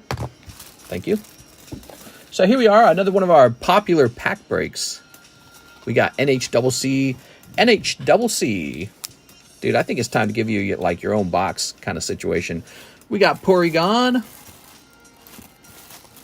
I think it's almost time for us to set up some kind of other pack break where it's not Rocket over and over again, because you guys do like Rocket, but it's moving slower these days. Maybe it's because the slab breaks are so good. Darren Thompson. What's this, number 3? So this is the pull before the... Oh, I take it back. That could definitely be hollow. That might be a hollow. Darren Thompson missing the rare spot by 1. That's annoying. Go, Darren.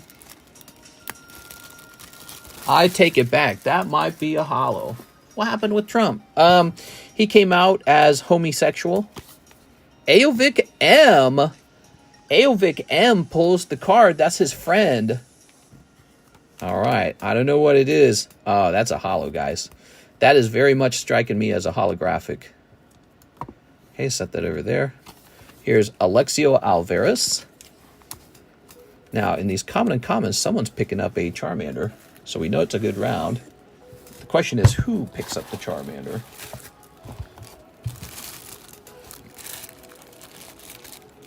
How many spots in the Fates Collide? Not much. Probably like 2 or 3 spots left. David Ballard. Mr. David. He pulls Squirtle. That's lovely. I wish we had better lighting. My lighting sucks. Lovely. So let's see if we can find David Ballard. No, David Ballard would be over here. Who or whom? What? Mister, do you still have the left eye twitch? Currently, I do not. But could it come back? I can feel that it can very easily come back, yes. I can tell I have, like, tired feeling eyes. What it truly feels like is, it feels like I never take a long enough rest from doing this kind of work. I don't take any off days. I think most people take off days. Here's Daniel Del Barrio. And you've never ran one of these. You should ask Alexis. It's very, like, brain and eyes intensive. You have to use up a lot of focus to not mess anything up. I mean, here I am handling these boxes. You know what I'm not allowed to do when I handle a box? I'm not allowed to drop it, ever. And so all day long, I pick these boxes up and down full of expensive cards, and I'm just supposed to never drop them. So in order to never drop them, I focus like crazy. Same with hunting bags down. I focus like crazy to find the bags. Working 5 hours a day is not that bad. No, my schedule is not a 5-hour-a-day schedule. My schedule is more like I work 3 p.m. to about 5 to 6 p.m., depending on when I can get away from you guys. But to be honest, more lately, it's been about 6. So about 3 hours in the day. And then at night, I'll usually start working around 11:30 or earlier. And I'm done by 8 a.m., so whatever that is, what is that, like 9 hours? 9.5? All right. So between that, that's almost 12 hours. Any day that I do a double stream is about 12 hours total of work. There's a little time period in between where I hang out with Carddass, and then there's a little time over here where I go to sleep. So I go to sleep at about 8, and I wake up at about 3. That's about 7 hours of sleep. So, and you can look at my stream schedule to see that this all works out. This is accurate. So that's what it looks like. There we go. All right. Because you can run a stream, but how do you get all the parts for running the stream put together properly? It takes a lot of time. Miss Jen. All right, Jen was in this break. Here we go. Dark Radicate. Let's see. Dark Radicate. You get to open Pokemon for a living. I'm not complaining about that. That's very cool. I'm just saying I do put a lot of hours in, so my eyes get tired. Go. It's too much screen time. There we are. I want to see proof. Lol. There we go. Ask Alexis. Alexis, you can ask Alexis and you can ask John. Alexis and John get a first eye look into my lifestyle, and they know all I do is work. We got Mankey. Daniel Del Barrio. Alexis has seen what I do. She knows all I do is work all day. Let's see. Ugh. All right. I get a few hours off with Carddass where we like watch movies, watch TV. Sometimes they'll go on to like 12 a.m., you know. All right. And here's Elijah Martinez. Mr. Elijah. All right. Pulling Voltorb. All right, all right. Yeah, if you don't believe me, ask people who have been around me, you know. I get in trouble. One of the biggest problems in my life is I get in trouble with Karis quite a lot because I work too much. Number one cause of our fighting is I work so much she doesn't get to see me. So that's my biggest problem. Elijah. Oh, he's got a box. He's got a box back here. Here we are. Can't wait to see what that holo is. All right, but you're right. I do get to open Pokemon cards. It's very cool. That's the cool part. I'd say the cool part is getting to open all these cards with you guys, but it is so not fun after this part ends. So after the stream ends and all the other types of work begin, it suddenly is a regular job and not at all fun. As boring as any job I've ever worked. Okay, and here's Gargoyle. You ready? Yo, look at that Charmander Gargoyle. He's looking hot. All right, cool, man. All right. We need to see videos of your work shift. Yeah, I think I was talking to Alexis last night because she had woken up while I was still working. And I was telling her, all right, and now I'm working on my content. And then, so if you look at the post time of the last two, so you'll notice some of the shorts are made by Mike's side, some are made by me. So if you look at the timing of the last two shorts, you'll see they were produced and made around, well, I started around 7 and I was done by about 8. Here we are. So producing 2 shorts takes a little bit of time, and here we are. You got to upload it to like 5 different platforms. Here we are. All right. Very nice. Next, the hit Aovic M. Oh, it's Dark Blastoise! Ah, we did it! Aovic's friend pulling Dark Blastoise. Aovic in tears. Oh, Aovic, you should have just bought both spots, man. Wow, man, that's beautiful. So nice. All right, we'll set this over here. So nice, beautiful. Okay, put this over here. Very cool. So we're going to say Aovic M. That's going to be a clip for Mike's side, speaking of which. Yeah, Mike's side does a really good job. Okay.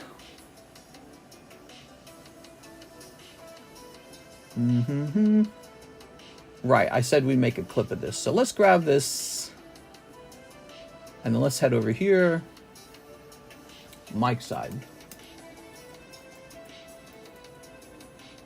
Aovic pulls Dark Blastoise. This occurs at 1:33. Boom. All right, and then what other thing was I thinking about? Oh, yes, let's take this link now and go over to the Breaks channel, Breaks History, and we're going to say for tonight, Espeon went off. Who won the Espeon? I don't even remember. Elaine? Rocket. All right, so those went off. So cool, man. Mister, how many hours you sleep? It's not good. I get between 5 and 6 hours of sleep. Primarily, the issue I run into is while I'm laying in bed, I start negotiating like deals, and I start working on sales and orders. That for some reason I do a really good job of that when I'm laying in bed. I do not do as good of a job of it when I'm sitting down with my laptop. Something about laying in bed makes me really good at card shopping. So I get some of my best card shopping done when I'm supposed to be sleeping, and yeah, that's a problem. The other problem is I start talking to people I shouldn't be talking. Should just be sleeping. All right, no more sex. Go to bed. Oh, yeah, or Kara says, give me that good sex. She said, give me that dick. I go, woman? All right. Yeah, sometimes I wake up because my brain's like, go back to work. You're going to be late. So I get that a lot. Okay, I guess we'll do another rocket break. Let's do another rocket break, man. We got plenty of rockets. More rocket? Where's my rocket? Here we are. Mister, don't forget my fate spot. Oh, I pulled this from the back of the box. Let's pull from the front. Oh, I did pull from the front. I'm stupid. All right. Boink. And then let's grab this. Okay. Beautiful rocket. No baby for Mr. Only Sleep and Pokemon. How'd you get into this? I was originally an already popular YouTuber called The TheCardconomist. I did video games. That channel over there has like 130,000 subscribers, millions of views. And I was a big Pokemon card collector as a kid. And I was just getting back into the hobby independent of anything else. It was just it's kind of a long story, but one of my followers on TheCardconomist, they bought me some Pokemon cards to open. And so I was getting back into it. I wanted to invest in Pokemon cards. No one was talking about doing that at the time, except for a very small group of people who were doing it. And so I was getting into that too. And it just kind of blew up. Logan Paul did his thing, and I was already sitting on... God, when he opened up his cards, Logan Paul, I might have already been sitting on about $50,000 of Pokemon cards at that point. And they might have gone from 50 to 150 like overnight. All right, so let's finish the rest of that other order, shall we? Elijah Martinez 2, Fates Collide breaks. Mr. Make an a fishing channel when we reach 100K. That's right. We'll start it all over again. We'll get a third silver plaque. Fishing with Carddass. I am tempted to get into like an outdoor craft, maybe like woodworking or something like that. I used to do a lot of woodworking as a kid, so I'm very familiar with it all. It's like a skill I already have. I don't have to learn a lot. I mean, you do have to learn things. That's what makes you good at anything, but I've already learned so much. 1, 2, 3, 4, 5, 6, 7, 8, 9, 10. That's the end of the Fates Collide break. All right, guys. Ayo is ripping out his hair and punching the air. Poor Ayovic. He was so close to getting that dark. Oops, we can't do this that way. Make a forge and get ripped. House buying channel. House buying channel. Did you like it when I was doing the walking streams and talking about home shopping? What do you think about the Trump assassination attempt? Boy, I bet you there's some Democrats going, dang it. It's the worst outcome for Democrats. He didn't successfully get assassinated, and now they got to live with the fallout of the assassination. It is not looking good. Looking like Republicans might sweep. All right, you ready? I don't know if the Republicans take the Senate back. They have a small hold of the Congress, so there is a risk of a Republican supermajority. If Republicans get a supermajority, it will be a very big deal because they will scramble to pass a lot of very Republican laws. All right, give me a number. Orders closed? Oh, not at all. Keep them coming in. We're going to be live for like another 3 hours, guys. Stick around. Let's talk about stuff. 7. 1, 2, 3, 4, 5, 6, 7. There it is. All right, Fates Collide break. Fates Collide is an XY era set, very out of print.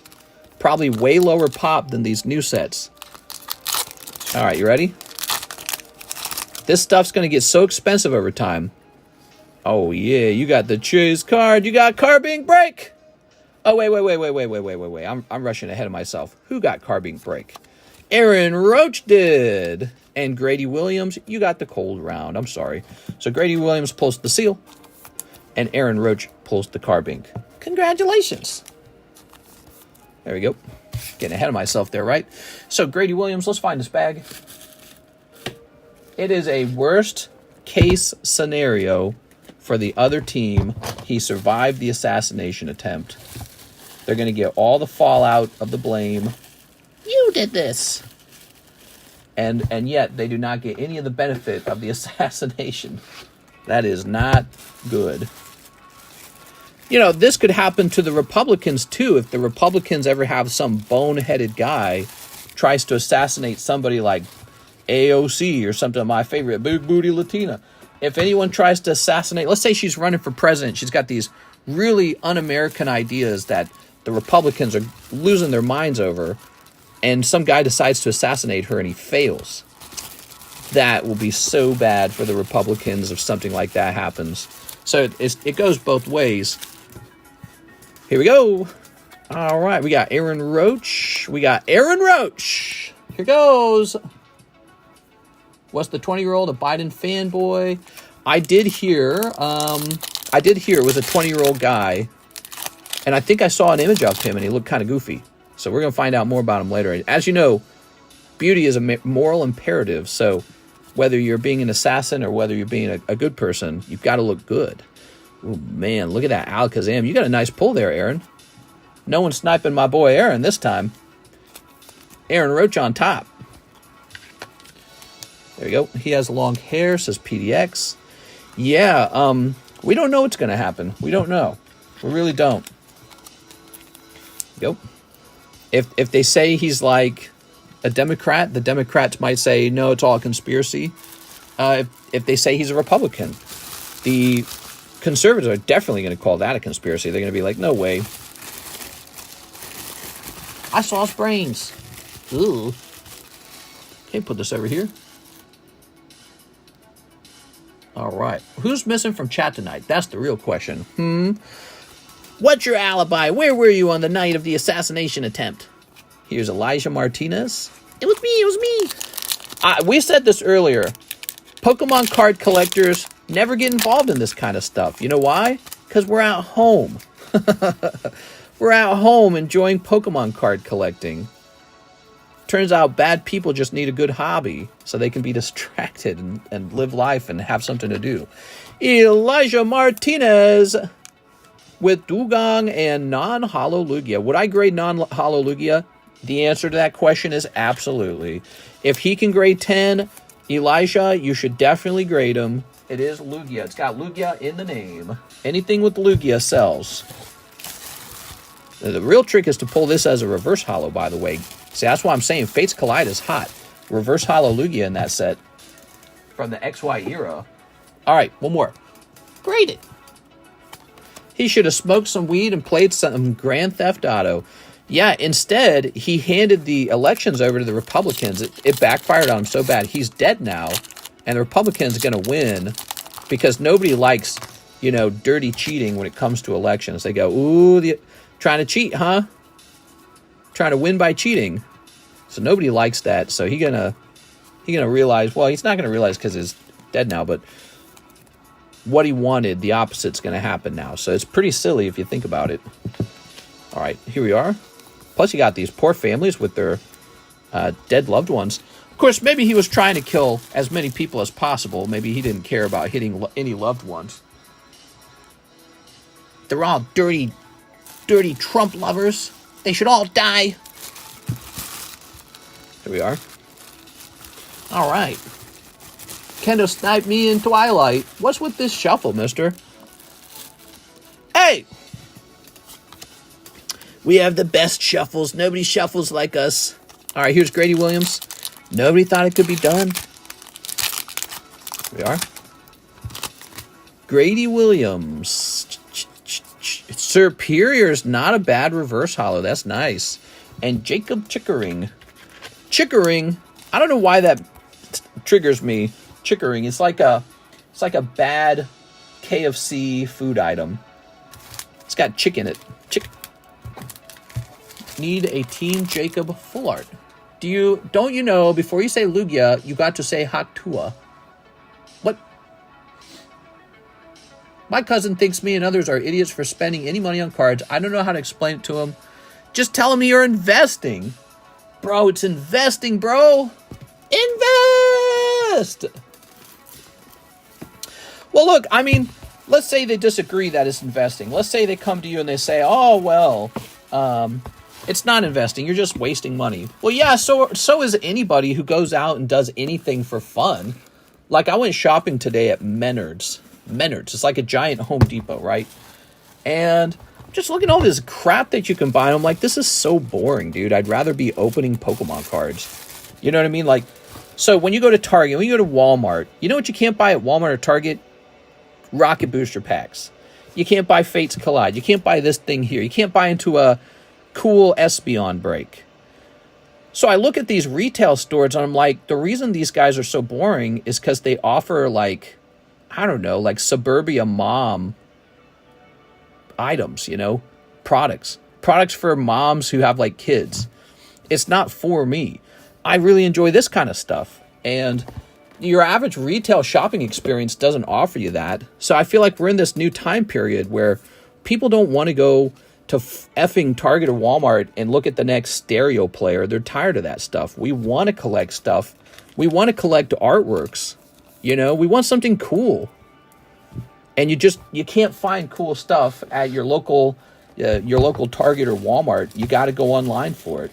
That's where it's had, you know. So I don't know. I don't understand people that don't understand collecting. I don't get them. They must like the boring stuff that they sell at Walmart and Target, the mall. All right. Known even for like collecting, he's like, yeah, that's stupid, bro. If you spend any money on cards, I was like, he's wrong, dude. Tell him Logan Paul collects. Logan Paul collects and he's cool. Toss this away. All right, that round of Fates Collide is done. Another round of Fates Collide. It says she's 17. Are you going to Slipknot concert? Okay, well, I thought she was an adult. What are you guys talking about? 1, 2, 3, 4, 5. All right. 17 is the legal age in Missouri. Here we are. Grabbing this. Hey, step bro. Sweet home Alabama. Do do do do do do do do. 17 is the legal age in Missouri. Bryce Wolf says one Pokey Le Bleu. All right, you got it, Bryce Wolf. Ta-da! I'll snipe Twilight. He said it's the most blank hobby to have and that everyone in it is an idiot. I was like, damn, bro. Nah, he doesn't know what he's talking about for sure. Here, let's see. We got this. Sandaconda, Spiritomb, Kyurem. We got Vulpix. I think that's pretty, oh, it's a little Vulpix pack. That's sweet. All right. Very neat. I think Pokemon cards are basically, they're like the thing everyone's collecting because that was everyone's childhood 25 years ago. So to collect something that's, you know, a cool toy from the past, it's almost a relatively new thing, right? Like video games were only a recent invention, correct? I mean, you had like the Atari and all that, but I mean, like really powerful video game brands was kind of a new concept at one point. And Nintendo nailed it. They did the best job of it. So now you're seeing that come to fruition all these years later. And I don't think it's any more unusual than collecting old vintage chunks of art. You know what I mean? Like people collect paintings and drawings from famous artists. Well, what do you think this is? What do you think this is? This is a drawing. Somebody drew this. So, and it has a fascinating sort of like video game concept to it where you actually battle with the image, with the drawing. So it's a bit of fun from your childhood, but it also is a drawing and it's enjoyable to look at. And some of them they get really impressive looking. You know what I mean? So, but yeah, I get it. Some people just want to enjoy Pokemon, just like some people have never watched Star Wars and they don't want to. Think about that for a second. They don't want to watch Star Wars. They don't want to watch Lord of the Rings. Here's one. I don't like motorcycles and sports cars. I'm not a car guy. Vehicles, don't care about them. So some guys really love vehicles. I don't care. Some guys like sports. I like politics. So, you know, there's just different personality types out there. I like finance. We are. I like finance and politics. All right, what's next? We got Angelo Rivas, two evolving skies, one Pokey Poker, and shipping for the bag. My name is Angelo R. Angelo, he waited a little while. Sorry about that. Is this ring from Hot Topic? No. All right. Oops. Nope, that's not the right one.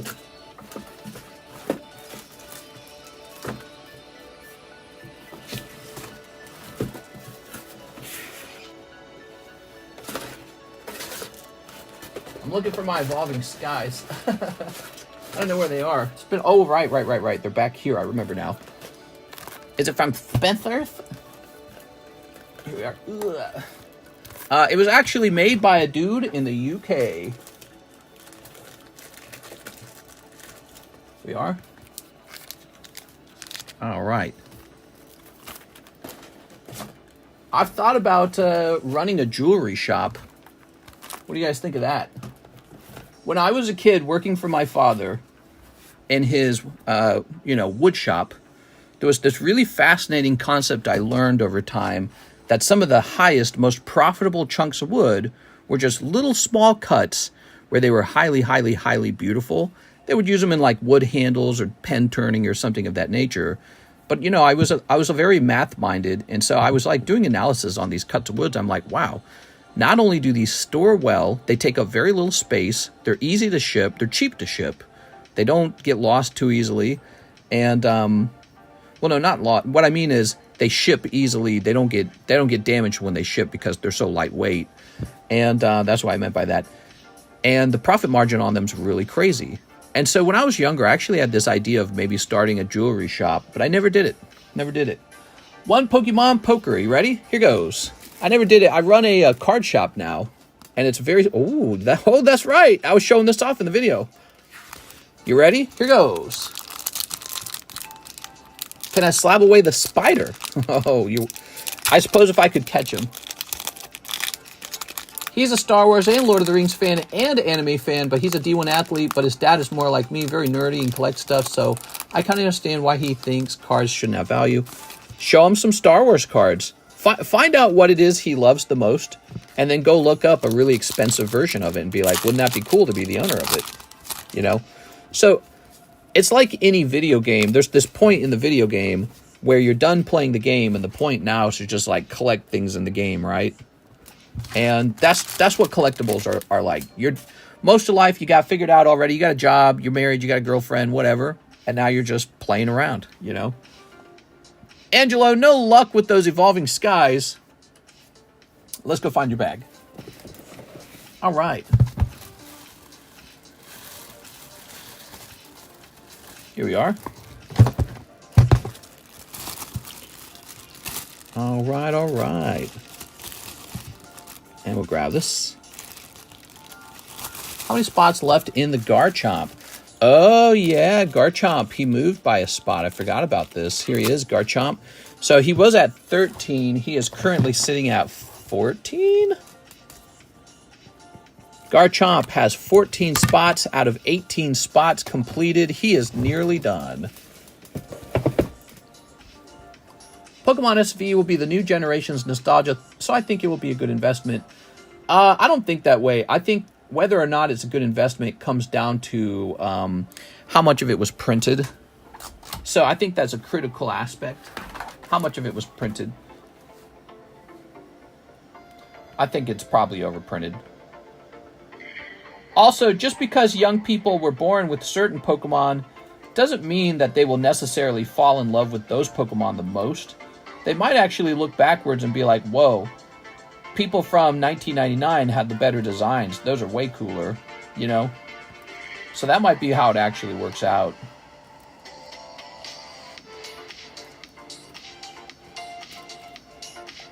All right, get this. I guess we're not going to use an email for this one. Go ahead and reduce this weight. And we'll hit print on this.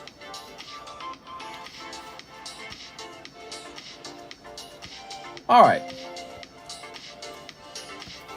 Very nice. Okay, cool. He played football and did track and stuff. He's a tier 1 athlete. Okay, there we go. Yo, Pokemon cards are stupid as shit, bro. For lame-ass mother effers. Here we are. You never know, your friend could be one of those guys who peaks in high school. We are, let's see. Yeah, I'm cool. All the girls want me. Yeah, it's because you haven't gone bald yet, bro. Wait till you get older. 1, 2, 3, 4. 2 Poke stickers, please. Poke stickers. Are you talking about art box stickers? Is that what you mean? Yeah, he's got to mean something like that. Okay. All right. 2 of these. D1 athlete here. There you go. He's a D1 athlete. And he loves collecting. Grabbing this. You ready?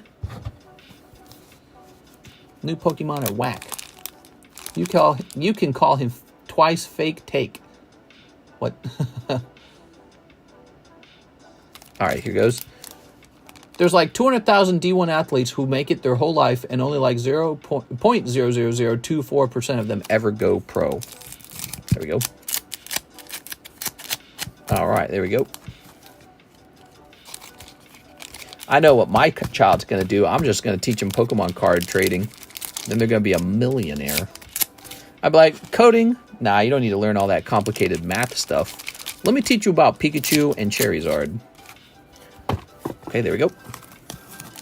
Well, I don't think I could teach what I know at this point. I think it would take a very long time to teach someone to do what I do. Here we are. To really transfer what I think about, let's say, the Pokemon card market and all the things I've witnessed would take a while. Here we are. It's kind of an interesting idea. Dude, I should just stick it out, man. I should just keep doing this forever. You know why? Because if you're good at it and you have a passion for it and you become like skilled, like you have a history or a knowledge of it all, that's really hard to replace. You can't just be this new young guy and jump right in and be good at it. It doesn't work that way. I mean, you can get lucky, but here we are. All right. I already got 5 years of experience doing this. Here's Iron Leaves. You need to write a book. I've thought about that. I've thought about maybe writing an advice book and attaching it to my description or something like that. And just make it like $5 or something. I think people would buy that for $5. If I sold that 200 times, that'd be a little chunk of money right there. Could be worth my time. And then I'm a fast writer. Wouldn't take me very long. Chapter 1, how to lose all your money. Chapter 2, how to make some of it back, but not all of it. Wow, Kevin Vu, all hollows. If you don't want your hollows, let me know. Kevin Vu. Sorry, Kevin. That was a tough round. Your stickers are still nice. Hey, did you hear what happened in Trump? I didn't. I didn't hear it. Tell me about it. What happened? There we go. Here's Arceus V-Star. Here's Chapter 3. Who is Louis? That'd be a really funny book. Here's Pokemon Machine. Okay, here's Raolu. Here's Charizard. So good. Modern Pokemon is overprinted. Now there's internet selling to go with it. Would you be able to sign my water energy? Says Rochi's Pokemon. Your water energy? No. The answer is no. I try not to sign stuff. There we go. Angelo Rivas. Just add another evolving. Why not? Ooh. All right, another evolving.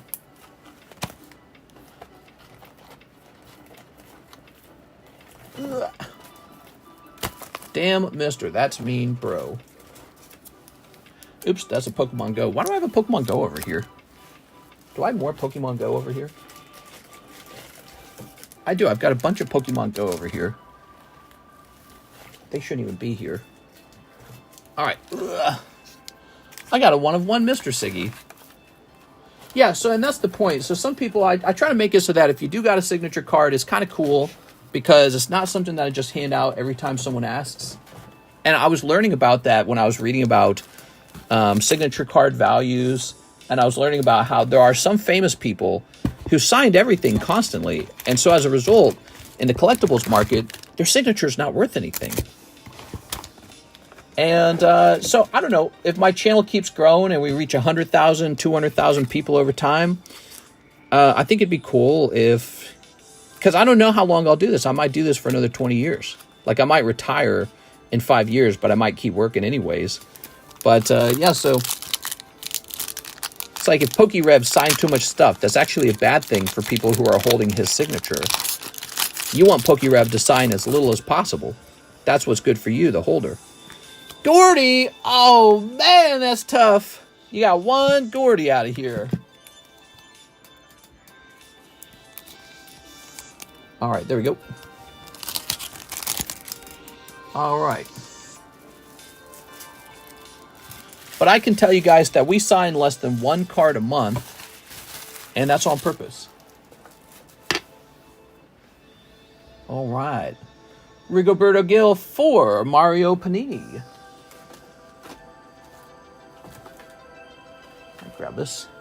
All I have to do now is begin my music career, so that when I go famous for my music career, you can say, "Oh, I got his sign," and you know my album goes double silver, platinum. I don't know the terms. When my rap album goes double platinum. Okay, you ready? Snip this. Rev's got like 4 million. I don't think he's hurting on signature dilution. We are? Yeah, he's got a lot of subs. Sneep. He definitely does. Go ahead and sneak this. Sneep. Okay. The fact you see the whole pack of Evolving Skies says a lot. Says how you feel about the set value. Well, part of it is actually that he is shipping out. So since he's shipping out, I'm like, I'll toss this pack in here. I don't think those common and commons are worth anything, actually. There's so many of them at this point. Think about how much they printed and how much got opened. There's no way. There's just no way that bulk is worth anything. But, again, he's shipping out, so I thought, let's toss this in for him for fun. Here's the Wario. Wario. And Bowser. I enjoy calling Mr. Biden.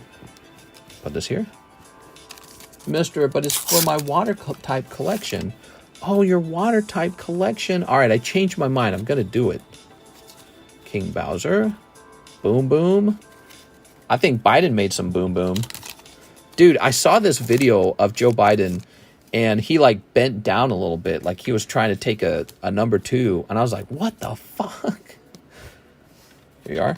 He was walking with his little entourage, like his wife and the Secret Service and everything. And then he stops walking, and he kind of bends at the knees like he's taking a squat. And he does that for like a second, and then he stands back up. Why did he do that? I'm pretty sure he was like taking a dump. That had to have been it. Here we go. What do we got? I'd heard people claim that Joe Biden like poops his pants and all that, which I thought, it's a funny joke, but I was like, he probably doesn't. But then I watched that. I said, oh, maybe he does. He's doing something. What was he doing? It's really bizarre. It's like as bizarre as Ron DeSantis in the Heelys, the heel boots. Here we are. Remember that debacle? I looked at my wife and I said, Ron DeSantis' career is over. When people started noticing the heel boots. Oh, man. Ooh, look at that. I'd spend my entire paycheck on Streamlabs if you put the "Oh No" monkey meme sound clip in. Send me a clip of that. I don't know what you're talking about. I don't know that one. Maybe we will add it if it's funny enough. We haven't added a sound in a long time. Okay, there you go. Rigoberto Gil. They stabbed him in the ear and threw ketchup on his face. He never actually got shot. So funny, dude. All right. It's Alex Jones' level of denial. Those kids at the school were paid actors. Let's see. You've all been tricked, duped. Doesn't work on me, though. My eyes are open. All right. Hey, mister, are you grading soon again with your own slabs? And do you slab non-TCG stuff that the big guys won't? Yes and yes. Mister, add more payment methods. Which payment method would you say is the most important one that I'm lacking? Okay. Caught up on all those orders. Now, let me grab this. We got Starmie. I'm woke even when I'm sleeping. Hell yeah, dude. The earth is flat. The Mega Break! You can get into the Mega Break with $40 or $500. Those are your two options. The Mega Break is a $40 break or a $500 break. I feel like this $40 thing is kind of confusing for people. What I should do, I should change it. It's 13 times 7, so it's 1 in 91 for $40.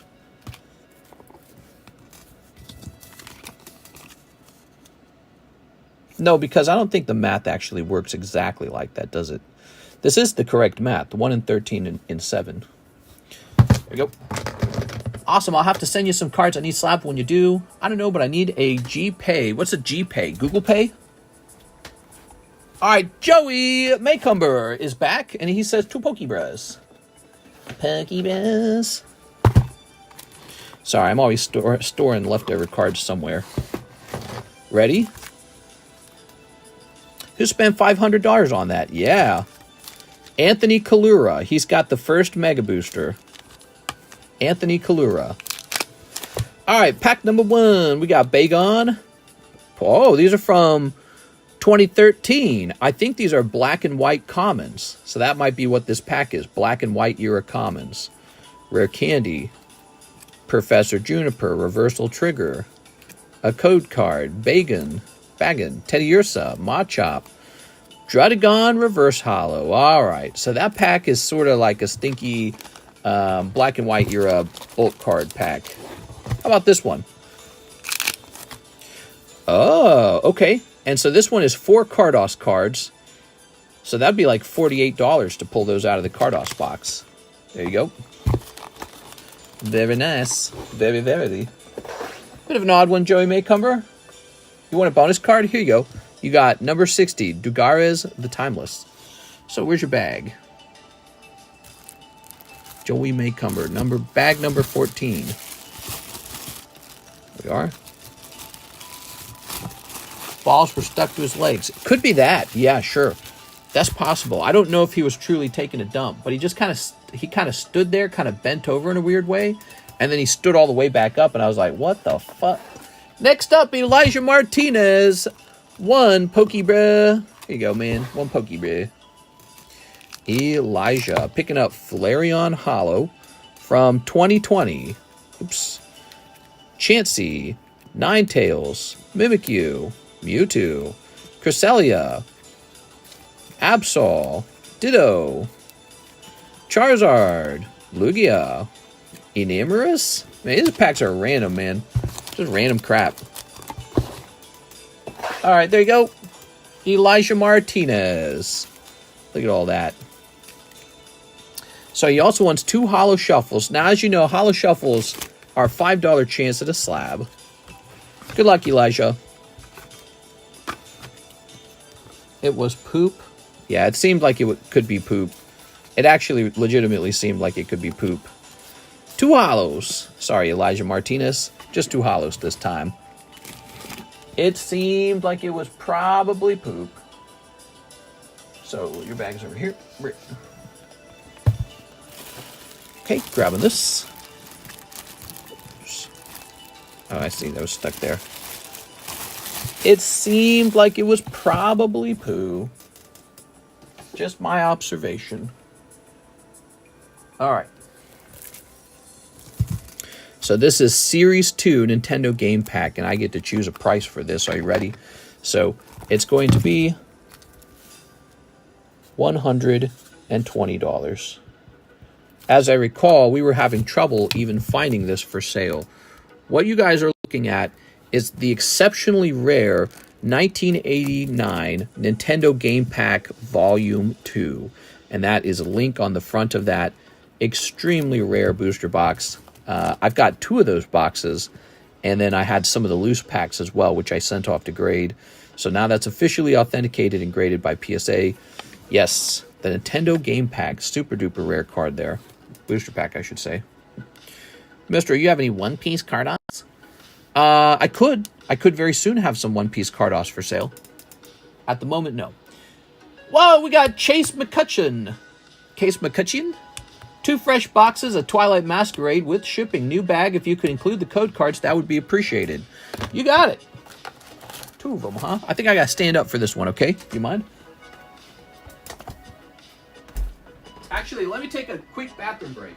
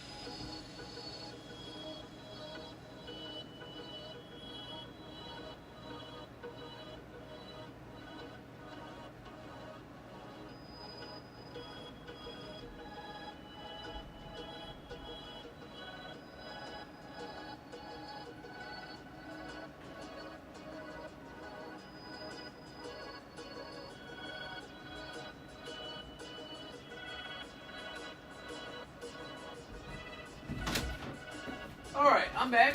Let me go get those 2 boxes.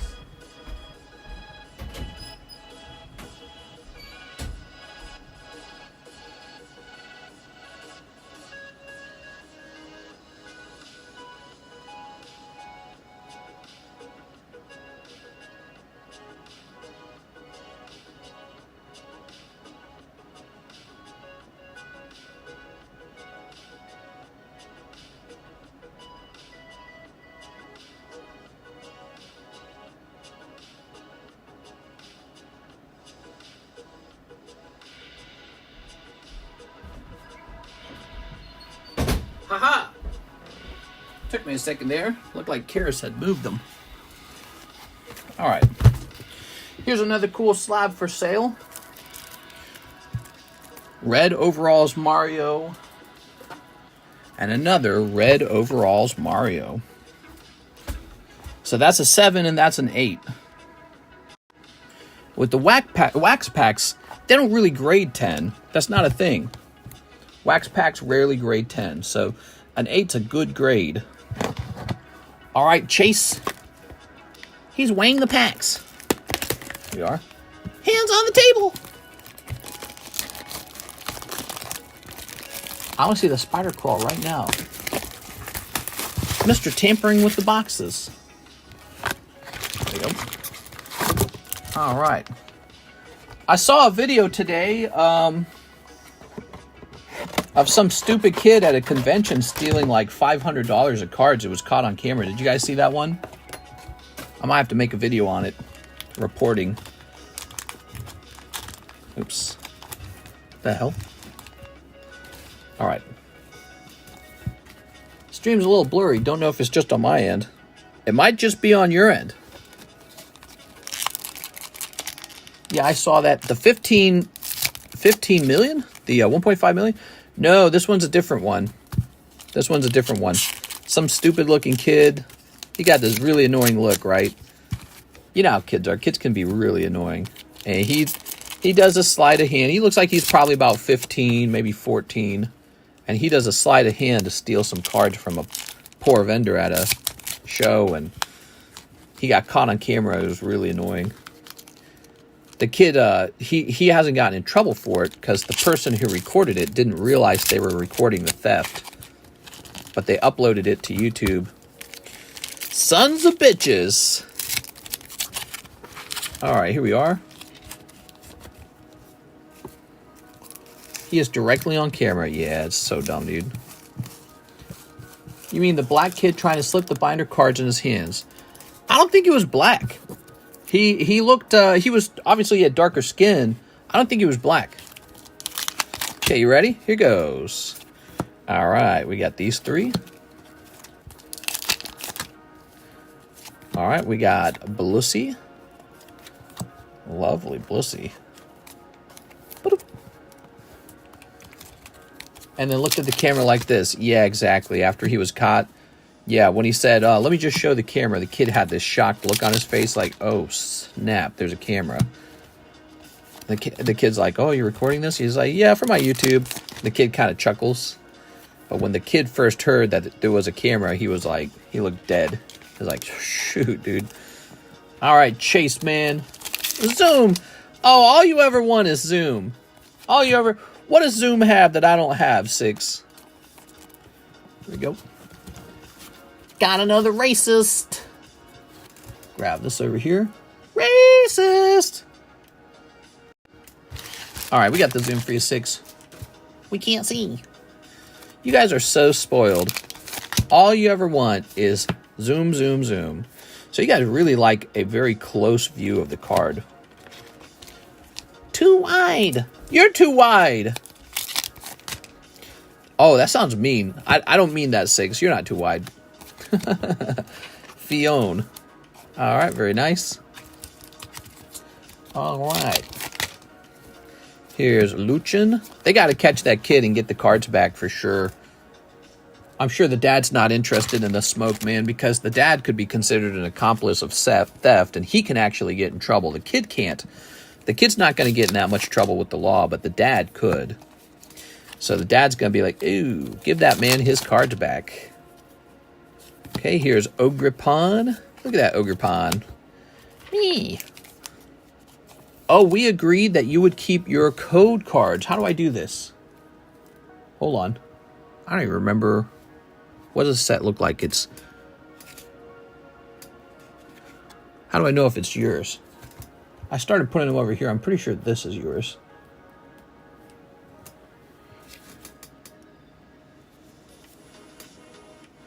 Yeah, these are yours.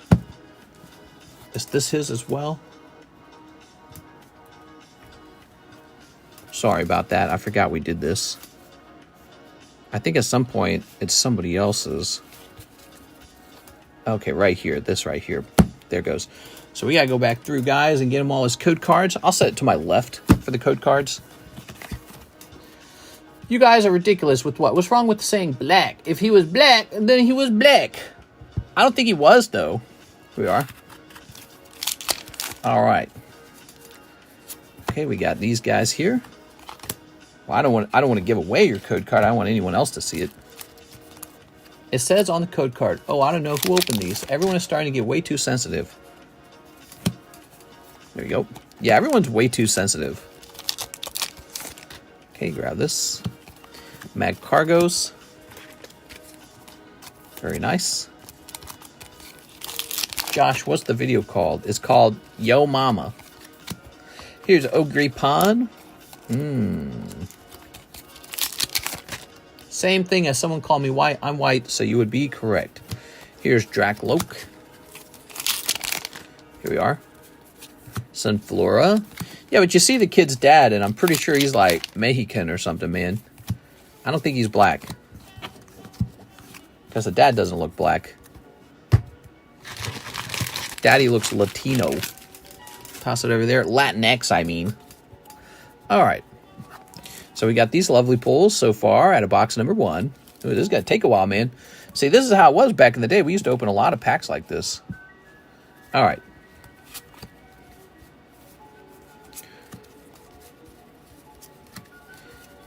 Excuse-moi, I have to get him his codes. This is going to take a while, dude. Codes!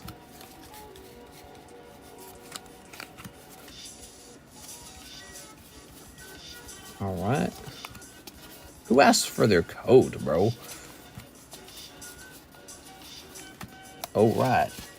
I like how the kid took the card's TCC and put it under his slabs. He's a little dirtbag. He's a little scummy kid, dude. We are.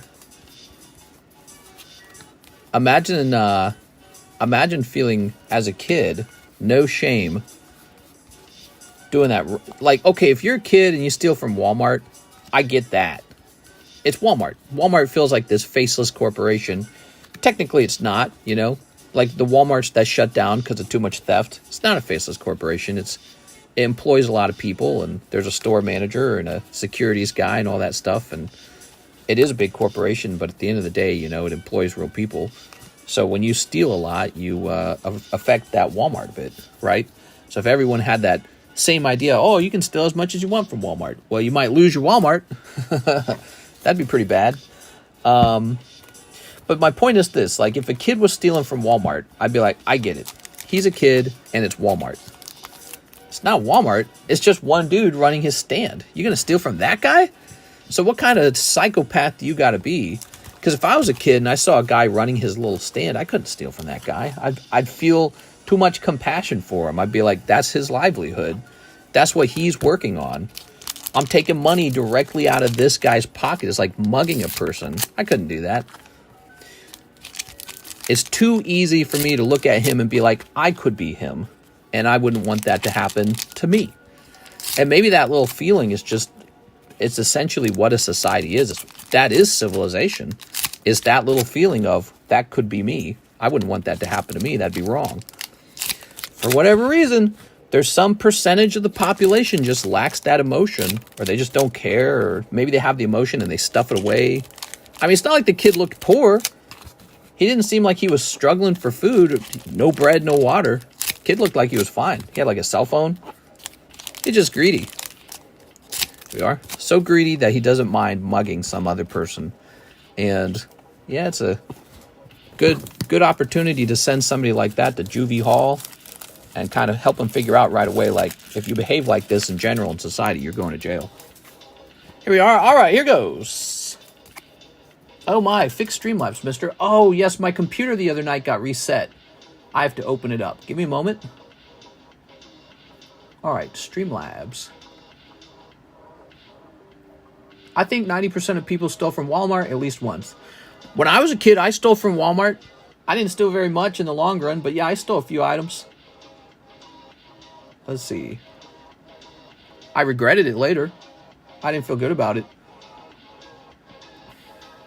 But you can do it. You can do it and you get away with it as a kid. Especially because it was the 90s. Maybe there was a bit less theft back then. All right. Shut up and take my money.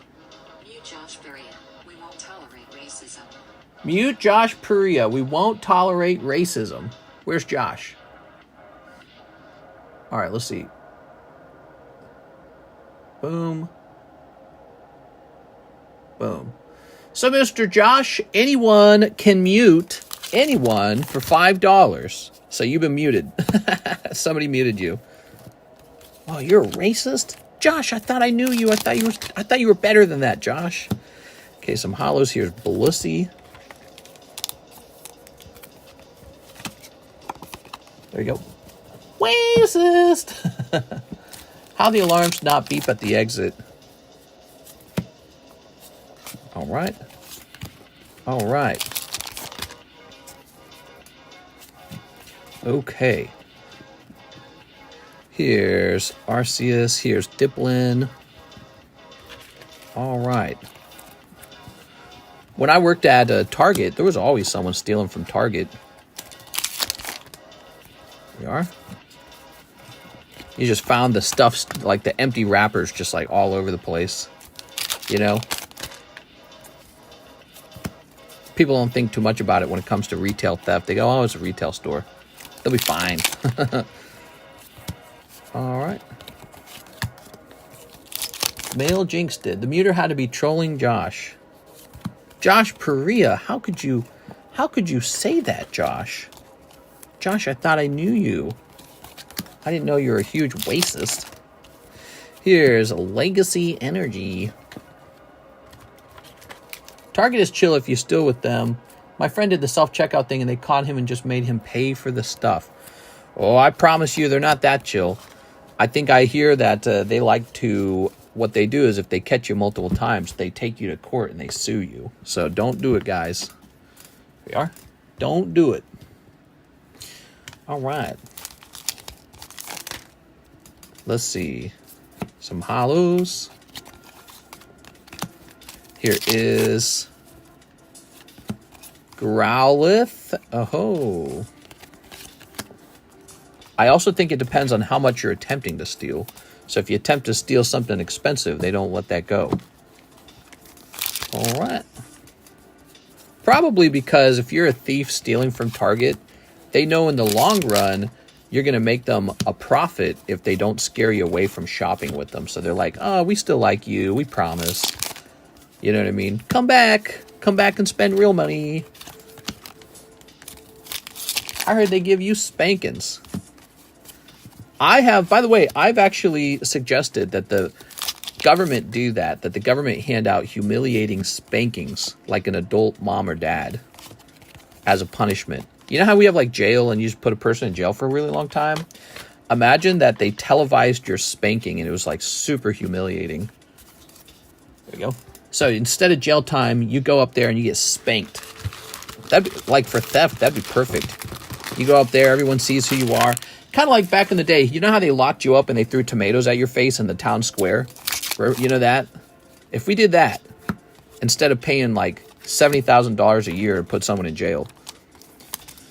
We are. Plus the fact that they're non-productive, so you pay $70,000 and they don't work a job. Ooh, maybe I can do it like this. There it goes. Start there. All right, that works really fast. What do you think determines how PSA grades booster packs? However the grader's feeling that day will determine it. Okay, so that's box number 1 for Mr. Chase. Grabbing this. Wow, it takes a while to open up a whole box of the modern cards. We used to open box after box of like Sun and Moon era and Sword and Shield era cards. We don't normally get to do this anymore. Okay, we got all this. Now, I presume since you're shipping right away and since you want your code cards, that you probably also want your holos. Is that right? Is that accurate? So, Chase, we're going to grab these, and we're going to grab these. I'll put them into bags for you. Did someone say free spankings? Time to steal. I had an opportunity to steal from the back of a trailer. I was moving in Amazon Yard, Beat Studio, headphones, didn't do it. Good for you, man. Do the right thing because it's the right thing to do. That's what I say. Do the right thing because it's the right thing to do. Circular logic. It's perfect.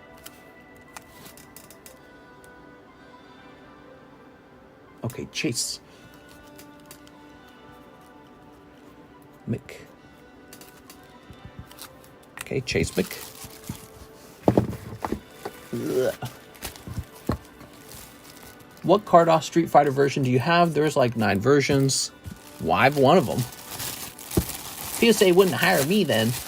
6, no! 6, when are you going to come down here and work a little bit over here? You can run the stream. You can stay over here for like a month, right? Bring all your stuff down with you. You can stay over here for like a month. You can run the stream for 1 month, pick up a bunch of money streaming because we'll pay you. And you just go back home. It'd be like a 1 month temporary job. And then I'll go on a vacation. We are. All right. I know you know how to run the stream. Probably with very little training, 6, because you watch the stream. You watch it all day. You've been here for like a year at least. I bet you'd run it pretty good. There you go. All right. Very nice. Mr. Chase. Mr. Out here, we deal with porch pirates stealing packages. That sucks, man. 6 is a felon. Yep, over a year now. I hate thieves. Saw so many at Price Chopper. There we go. There we go. It could be you and 6. You guys can run the channel. You'd be like a team. All right.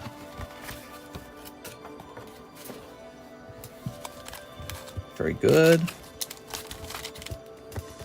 Do you think they let people get away with stealing, or they genuinely don't know? Cameron Scobie says, guys, no politics. Yeah, stop talking politics so much. Every time I try to host this card shop, I come in here to just lay back, relax, kind of get away from all the politics.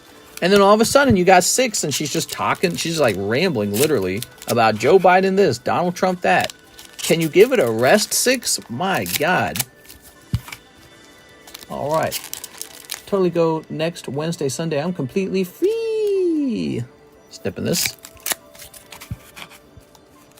Do you mean go where? You go over here?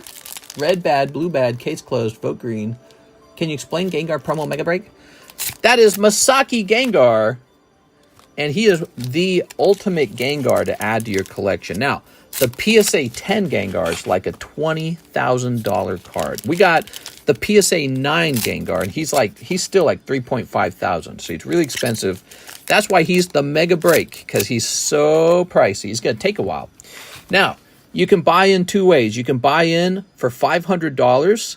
That will give you a Mega Booster Pack, and one of the 7 Mega Booster Packs will have Gengar. Or you can buy in for $40. You'll get $40, a 1 in 13 odds for a Mega Booster. That's what it is. $40 get you a 1 in 13 odds for a Mega Booster. Does that make sense? It's a chance for a chance. That's what the $40 is. All right. Is there a break for the break for the break? Yeah, so we could further make it smaller by doing like a $1 break at $40 or something. You know what I'm saying? Okay. We'll just put that codes with that. Perfect. Welcome back, Kay. Wow, what did I even buy? I have 137 payments to TCC via PayPal. Something. You've been hanging out for a while. You know, if you had a Pokeball, you'd see it. If you had a Pokeball, you'd see you'd been hanging out for a little while. There you go. What do we got? Some hollows here. The number one thing I remember you ordering, though, is that drilling of the perfect graded Naughty card. There you are. That card is forever lost. Here's timber. Oh, yeah. All right. Okay.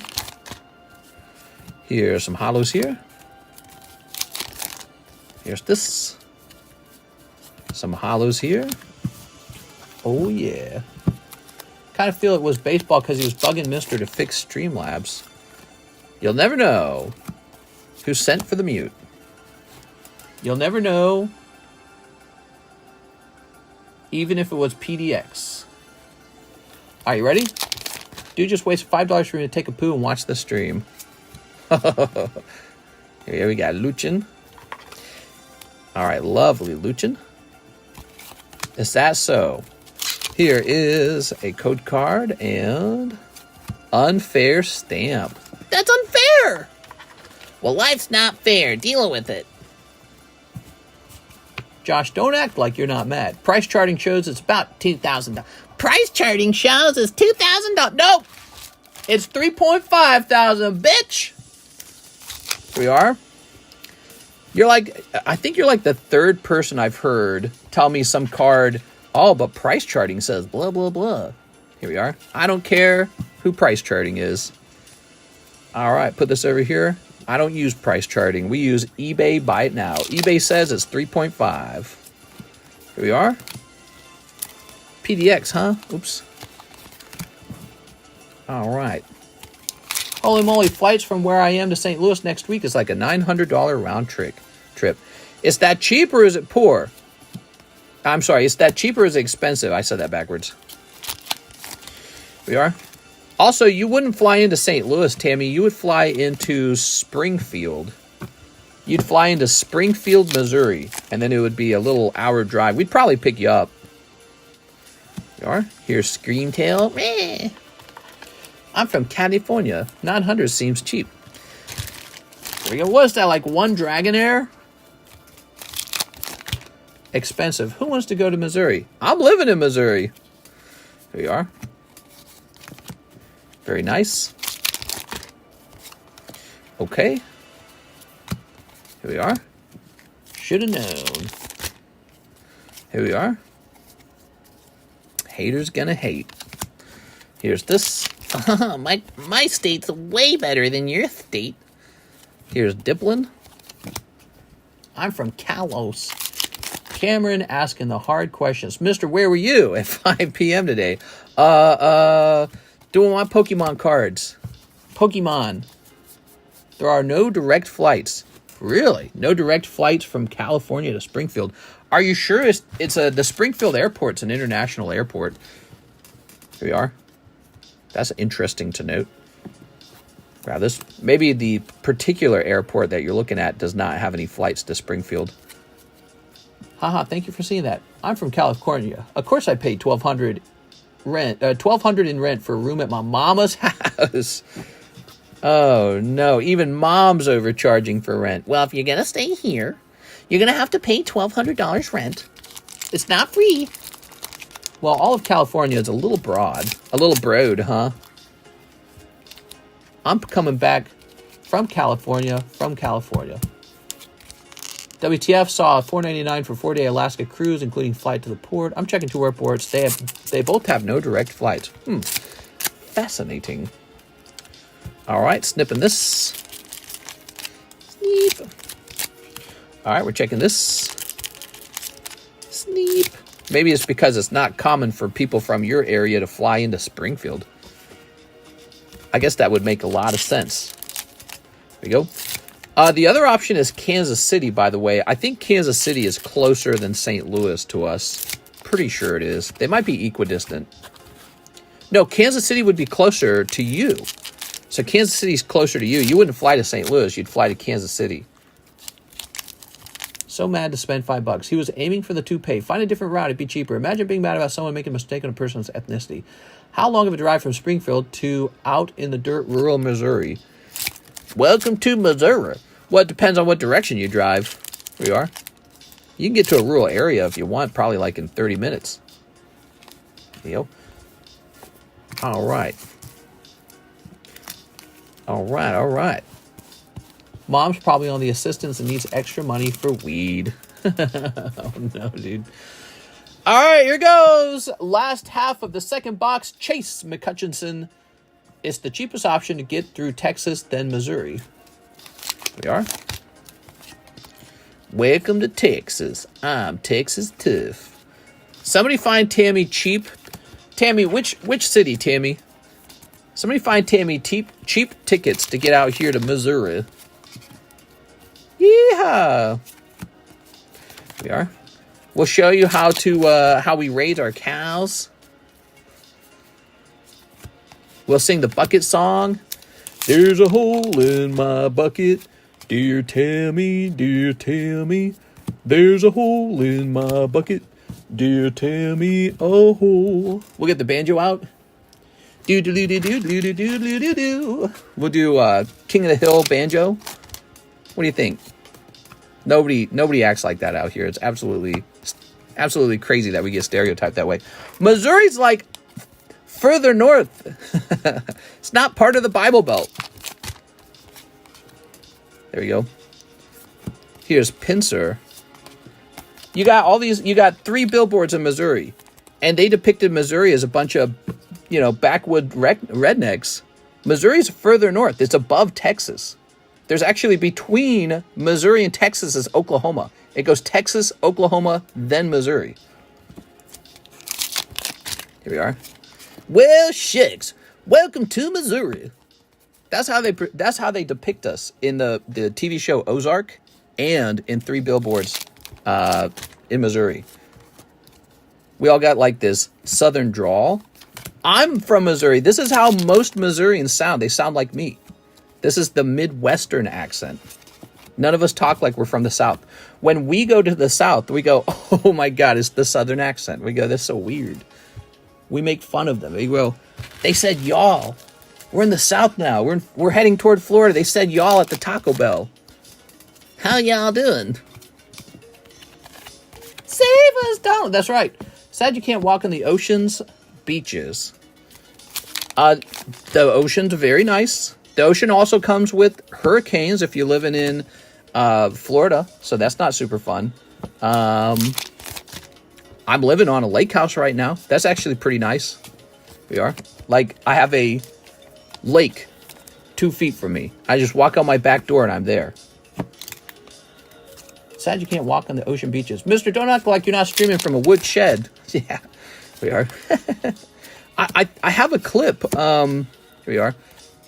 I think I recorded myself a short or something like that. I need to play that right now so you guys can see the outside of the house, because I'm always streaming at night, so I can't show you that way. And since the camera is plugged up to the Ethernet cord, I don't ever really pick it up and show off where we live anymore. Here's Scoop Up Cyclone. Every time you go outside, mister, do you hear dueling banjos? Oh, yeah. Here we are. All right. Okay.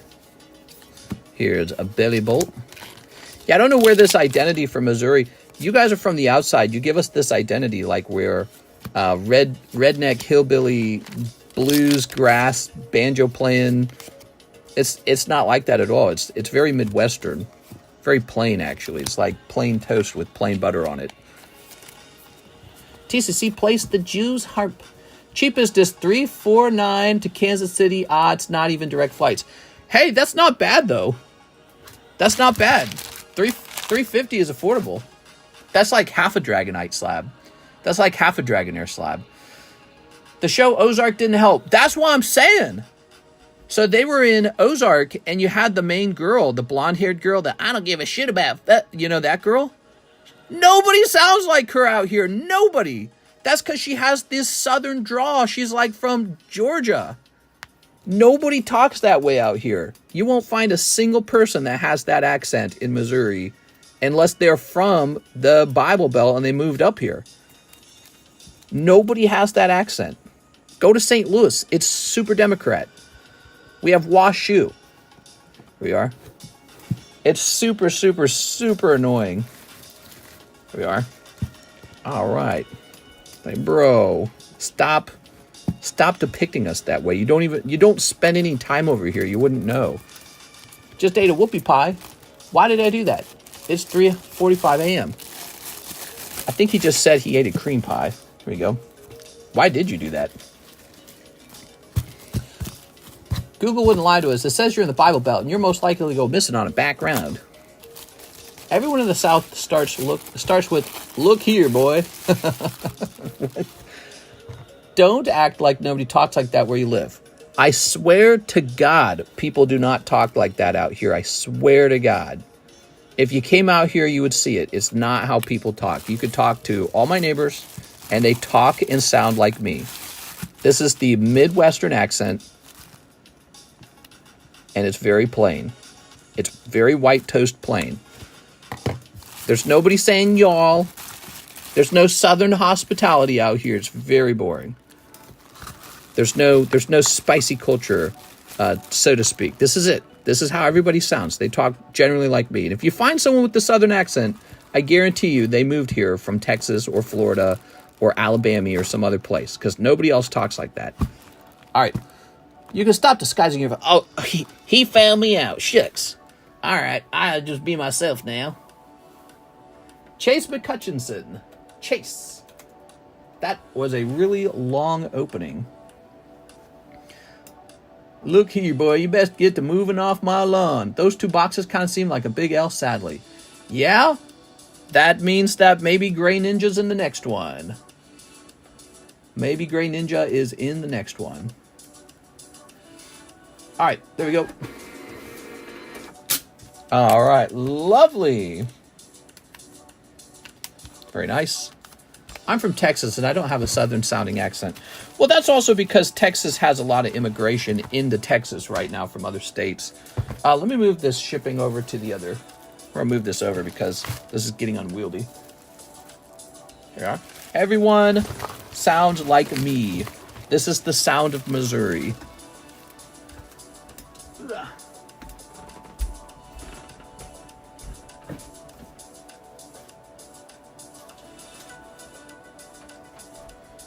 The TV shows misrepresent us as having a Southern drawl. None of us have the Southern accent. It's not a thing. All right. Whew. 6 Corrupted Art. She waited 45 minutes for this. She wants 4 Twilight. Deer ticks means you're a hillbilly. It's science. You're a woman. Your brain is a third the size of ours. It's science. Yeah, well, your hair looks stupid. What did you say? I said your hair looks stupid. All right, 6 Corrupted Art. Are you ready? I honestly want to move out of Texas. Howdy, y'all. Yeehaw. I'm Texas tough. Everything's bigger in Texas. There we go. Legacy Energy. All right. Can you explain what's in the bulk box of cards on the extended menu? Whole bunch of stuff. It's just whatever we open that day. Could be Korean Pokemon cards. Could be Weiss. Could be Dragon Ball. It's just whatever we open that day. I got a whole bunch of them stacked up. So it's just random bulk cards. No hits in there. Just like this stuff right here, for example. So that is an example. I'm from Louisiana, mister. Give me your best impression. Well, I'm just a wonderful Southern gentleman. 6 Corrupted. So 6. Give me your best impression. You're funny, man. What am I going to do? Where did I put your bag, 6? Oh, there it is. Oh, my God. Damn, I didn't see that, Josh. That's pretty good, mister. What? There we go. All right. There we go. Sweet. Why are you quoting your wife? Your hair isn't that bad. What? Okay, let's rotate this. We've got Grimmsnarl. He's never going to sell. Bye, Grimmsnarl. Someday he'll sell. Snorlax. He's staying up on the table. I like Snorlax. Charmander, he's going away. Bye, Charmander. Charmander's gone. We got Gallade. I like him. He's staying. The Large Break with Raichu, everybody. 1 in 16. Here's Silver Poker Set Nido King and Charizard V-Star for $20. Michael Moore, 7 packs of Twilight Mask. You got it. 2, 3, 4, 5, 6, 7. All right. Very good. Okay. Snipping this. Snipping this. Snip. I'm getting both of them and never opening them. Snipe, snipe, snipe. Snipping this. And snipping this. Tammy, just convince Jennifer Yap to come down at the same time. We'll host you guys down here, and then you can both run the stream. Easy. And then we'll pay you guys to run the stream, and then the plane ticket pays for itself. Boom. There we go. And then we just gotta get 6. Oh man, would that be crazy if we gotta get 3 people down at the same time? All right, there we go. Let's see what we got. Look at the date on the Gallade card, and the trainer has a mask on. That's the COVID card. He's a ninja, bro. He's a ninja. Oh my god, a COVID card. Here's Tatugiri. Ooh, he's a little sushi. He's a little sush. Boop. Wonder if we could convince Jennifer Yap to come out here. We are.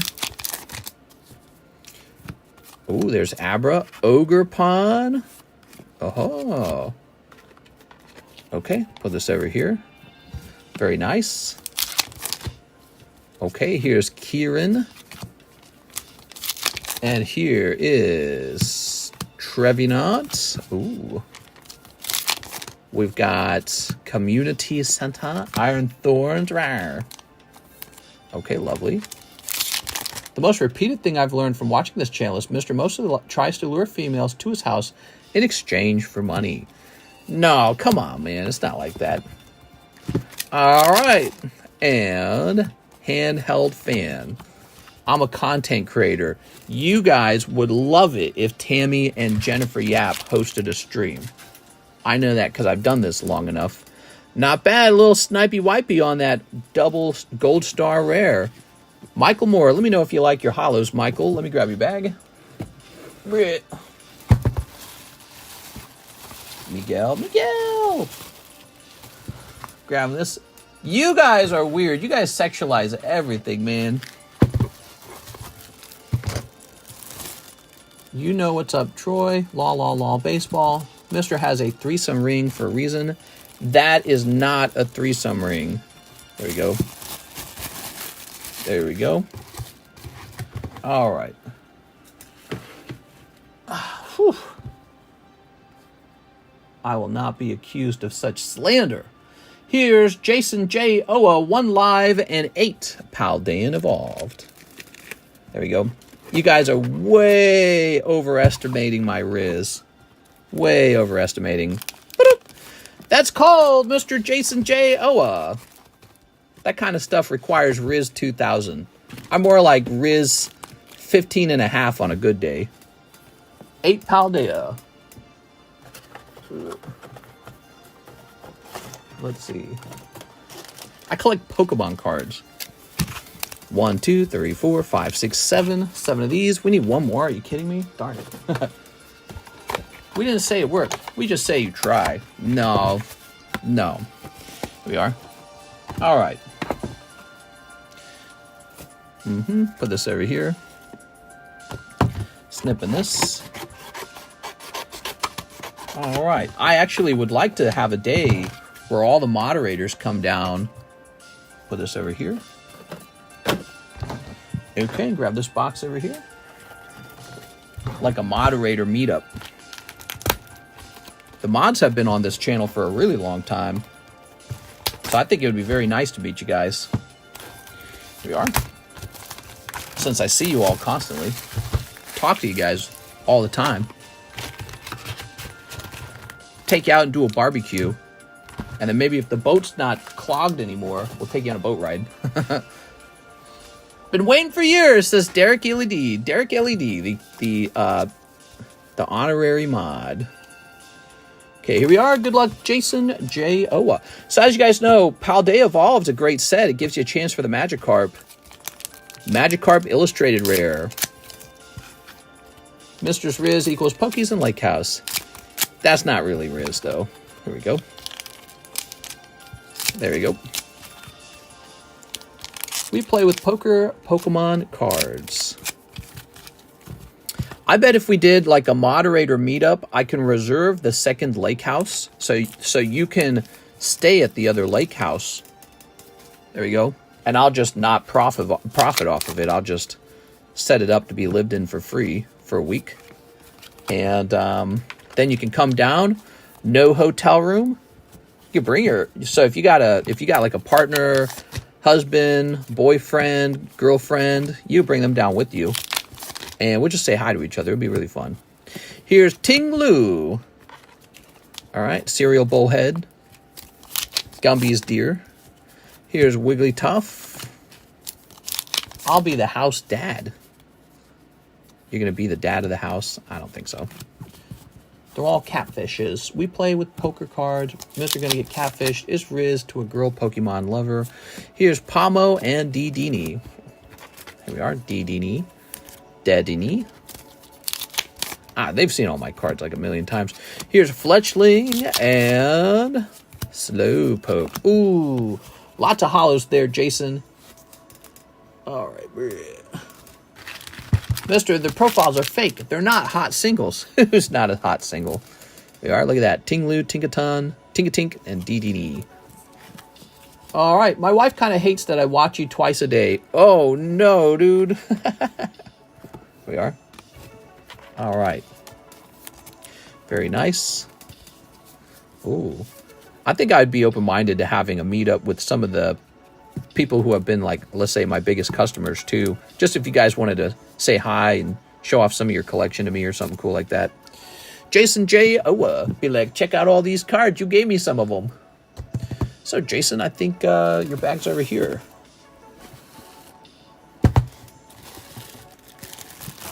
No hollows. Thanks, man. How does your wife know what you do on the computer all the way from the kitchen? Oh, my God. Grab this. Woman. All right. We have a gentleman named Cashflow. I'll take the PSA 8 Mario pack. All right, I'm going to write your name down as Cashflow. Mario 8. Very cool pack. I might have another one. I might put that up for sale.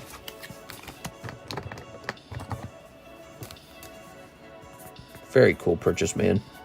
Yeah, like I said, you're not really going to get a 10 on these. They're wax packs. So all the wax packs are, you know, pretty wacky. A 10 would be really unusual. I've no doubt Troy is Mister's biggest watcher. Mister, gotta be careful. You ever heard about streamers getting swatted? Yeah, I've heard of that. All right, there we go. Rigoberto Gil, 2 Carddass Pocket Monsters. Rigoberto Gil. Do you have any close to this pack? Yes, the Mario pack that just got ordered. I have another one of those, I believe. Oh, yeah, picking up holographic Eevee. Nice job, dude. Okay.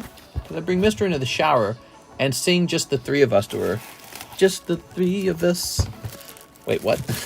Okay, grab this. All right. Ooh. All right, very good. Louis would pull that shiz. Russ is back. He says, I hope your night is going great. Please. 3 temporal forces. 3 temporal forces. Move this over here. 1 Japanese collection and 1 Osaka. High School DxD. You got it. The Ultimate Degenerate set. 1 Japanese classic. Here it is. Oh, lovely Charmeleon. And 1 Osaka. Osaka's being kept over here. I'm Cashflow Law. I'm started a graded slab collection. Nice, dude. That's all I do. I collect graded slabs. That's been my focus ever since I started. I have some sealed stuff too, but mostly because I'm a card shop, I have to have some sealed stuff for the future. But a lot of my money just goes straight into slabs. And people don't think, I think people believe that like booster boxes are a safer investment than the slabs. They're so wrong. The two are like married to each other. The price of the slab and the price of the box are married to each other. You can't separate them. So if the slab does well, the box does well. If the box does well, the slab does well. It goes back and forth. All right, you ready? Here goes Russ. So people have to have a little more faith in the graded cards. Okay, Russ, you got Roaring Moon. Here's Haunter. And here is Slug My Balls. Slug My Balls.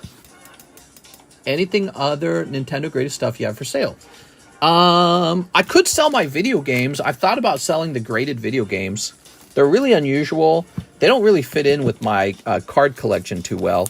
I have a lot of nostalgia for them, though, so it's really tough to do that.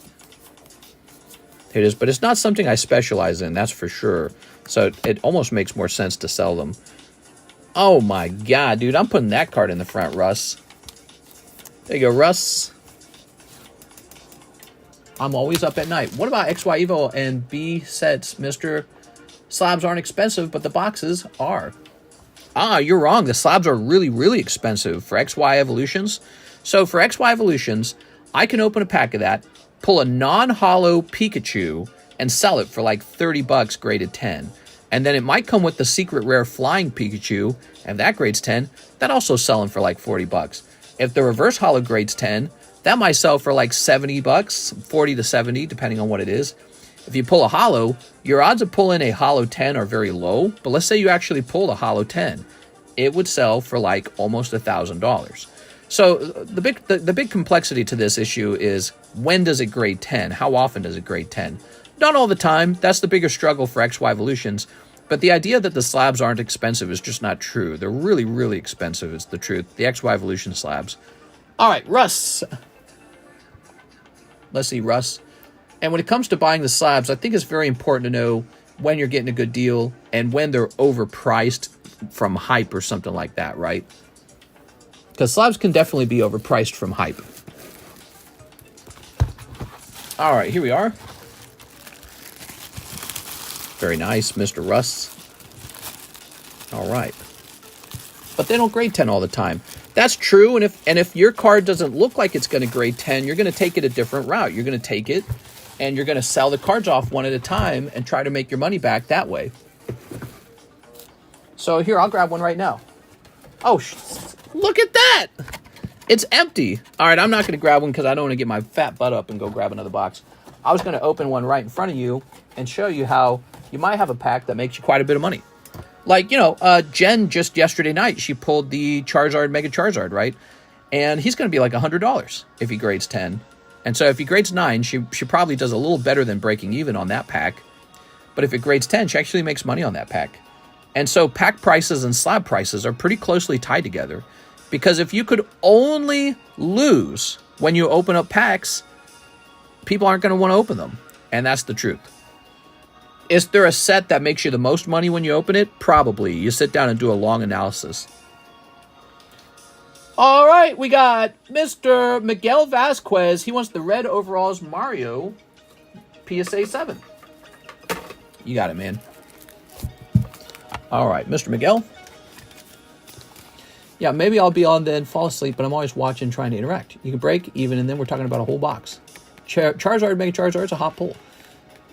You're down money when a card doesn't grade 10, even when you thought it would grade 10. All right, here we are. You know, there's a calculation that shows you which set has the best flip to it. And I think what you would find out is the sets with the best flip are also the ones going up in price the fastest. And the sets where the flip is bad, those are not going up in price as fast. So that's why I say the slab prices heavily affect the box prices. Here we are. All right, cool, man. The other Mario you have is also Nate. Let me look at some other Marios. I didn't expect there to be so much interest, so let me take a quick look and see what I can rustle up.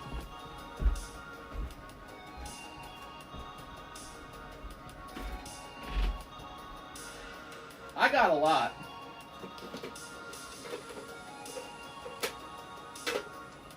Like a lot. I got a ton. Maybe I should have been selling these the whole time. I just, you know, for me, it's not a rush to sell them. To me, they're really valuable, and if they sit around for a long time, that's A-okay with me. Yeah, if these booster slabs sat around for a long time, to me they're just an item going up in value, so it doesn't matter. But here we go. That is Mario Series 2. Very, very coveted. Link. Look at that. That is Metroid. And that is Peach. So right in front of you is a complete collection of the Mario Series 2 packs. Dude, I should put all these together in one big break. It should be like a large or something. How cool is that, guys? All right. Now here is a Mario 8. So he's a higher grade than the rest. Now, super cool. This is super interesting. Look at that. So cool, man. But then, okay, so take a look at this. We got Link. Here's another Link. Here's another Mario. He's an 8. Here's another Mario. He's an 8. Here's a Link. Ooh, we got a Peach 9. Whoa. That's a really high grade for a wax pack. Here's another Link. Here's another Link. Here's another Mario. And here is another Peach. Cool stuff, man. How much for the Mario 8-7? So that's what we got. They were very expensive to grade. Do you guys want to know how much these cost to grade? It was $75 to grade these. Plus I had to ship it to them. Plus they had to charge me like taxes and stuff. So these did not do very well overall. Not because they're not expensive. Like obviously somebody just paid $80 for a Mario. That seems like a lot, right? But when you look at the cost of grading, you realize you're not really making much when you grade these. So yeah, they're too expensive to grade. Their grading is redonkulous. It's really expensive. But this is super cool. Amazing, man. Series 2 Mario Topps pack is very, very cool to me. The Lugia is cool, but not cooler. If it's up for sale, I would like the Series 2 Mario. So the Series 2 PSA 8 Mario, everything's for sale, but I think he's my best version of this. Now, I'll tell you why I'm open-minded to selling this. Is because I actually have 2 booster boxes of these, and that cost me almost $10,000 to put together. Now, when these were for sale, back when I remember them being for sale, they would be like $55 a pack. I don't know what they are nowadays. Let me see. I'll try to find them again. Nintendo Game Pack Series 2.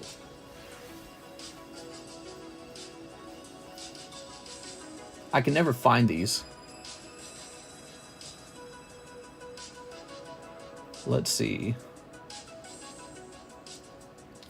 Yeah, you can never find these.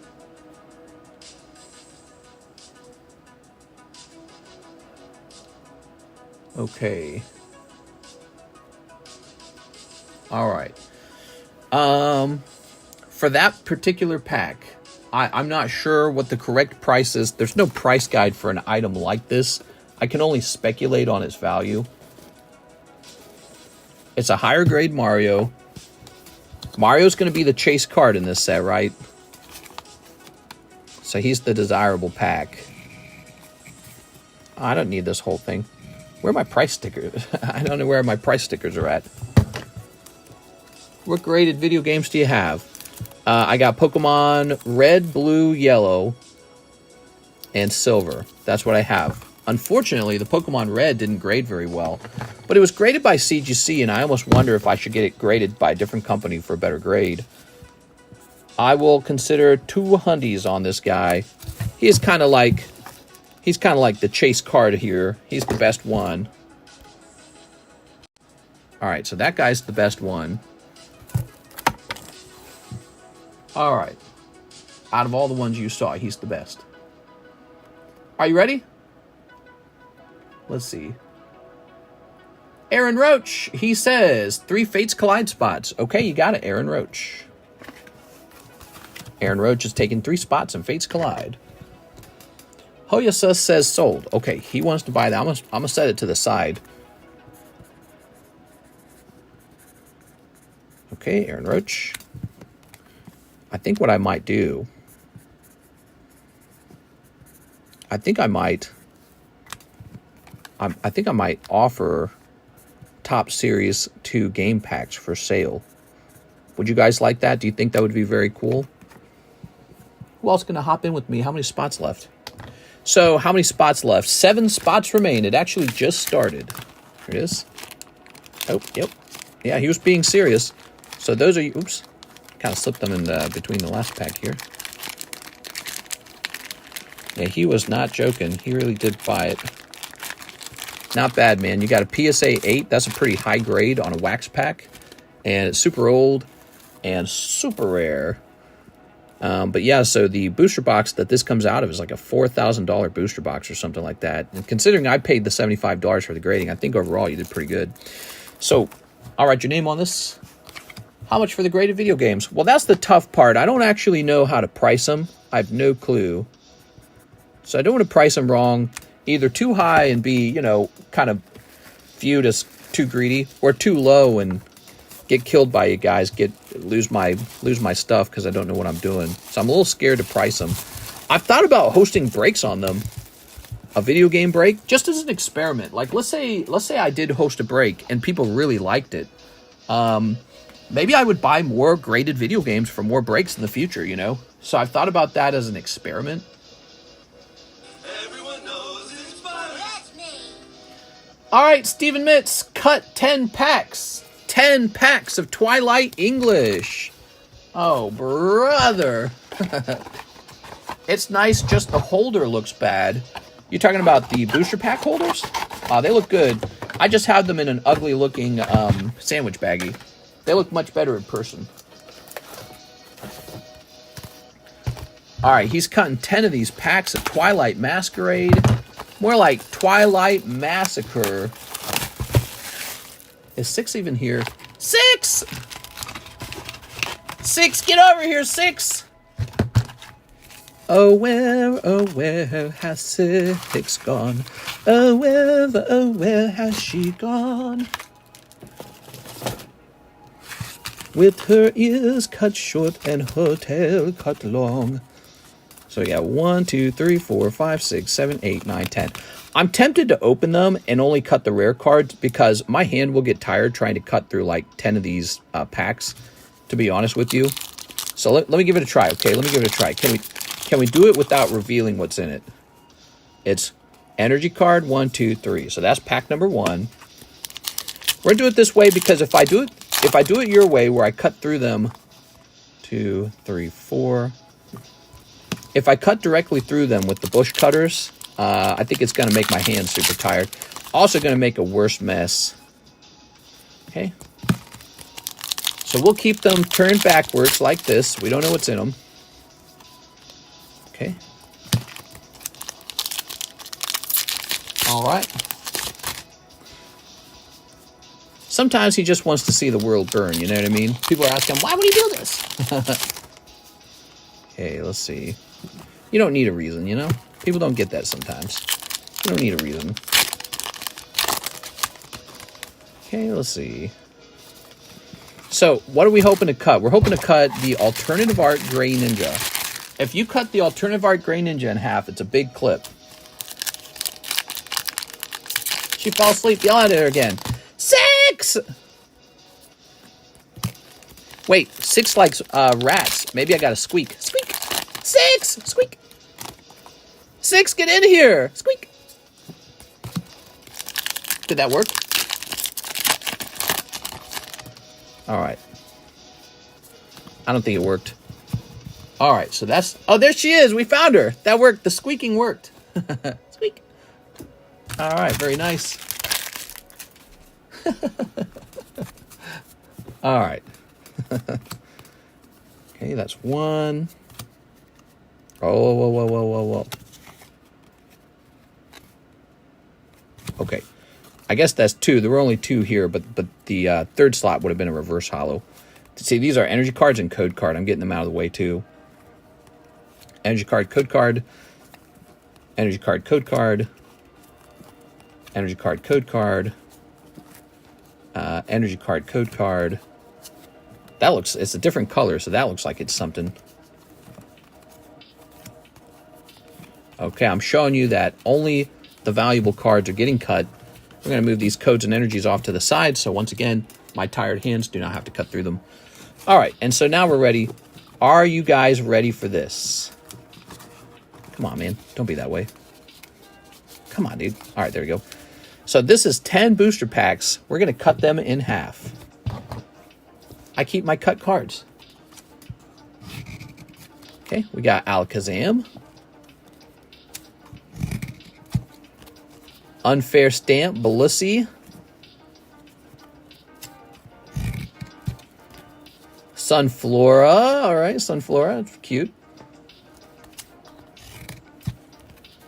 Scolipede.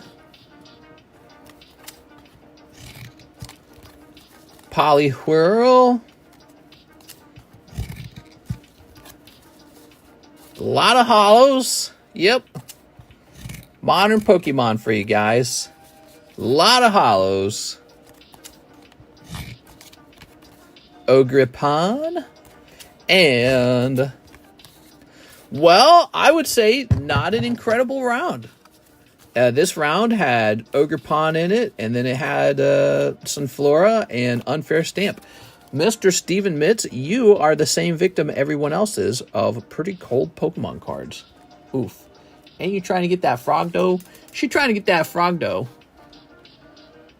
All right, what's next? We got Elaine Sanko. I'll take 12 packs of Twilight Masquerade.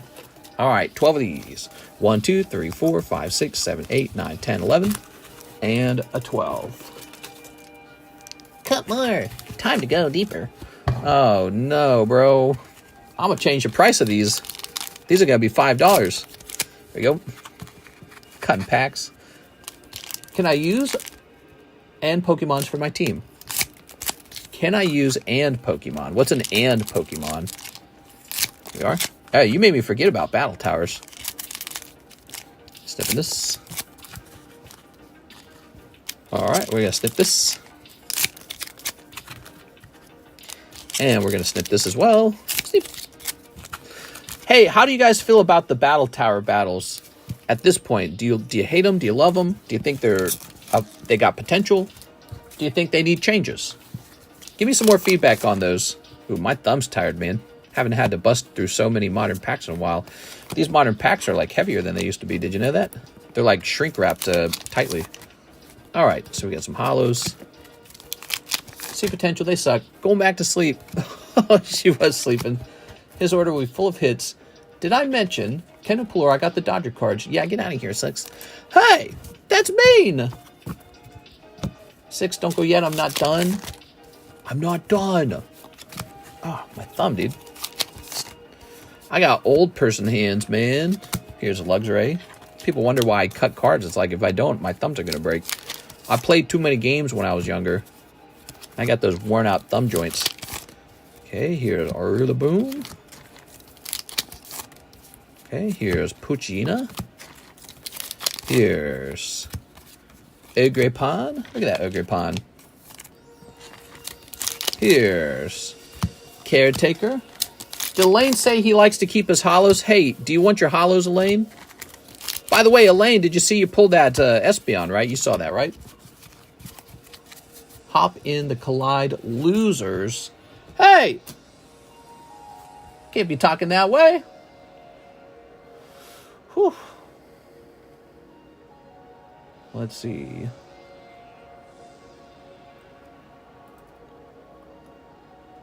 There we go. Okay, okay. No thanks on the hollows. All right, so we'll put these to the side. Appreciate it, man. Yes, we use those hollows now. We have a constant need for them. Elaine's an AL, because we'll use those in the hollow shuffle, and we'll use those in the custom booster packs. So they're always going to be flushing out slowly.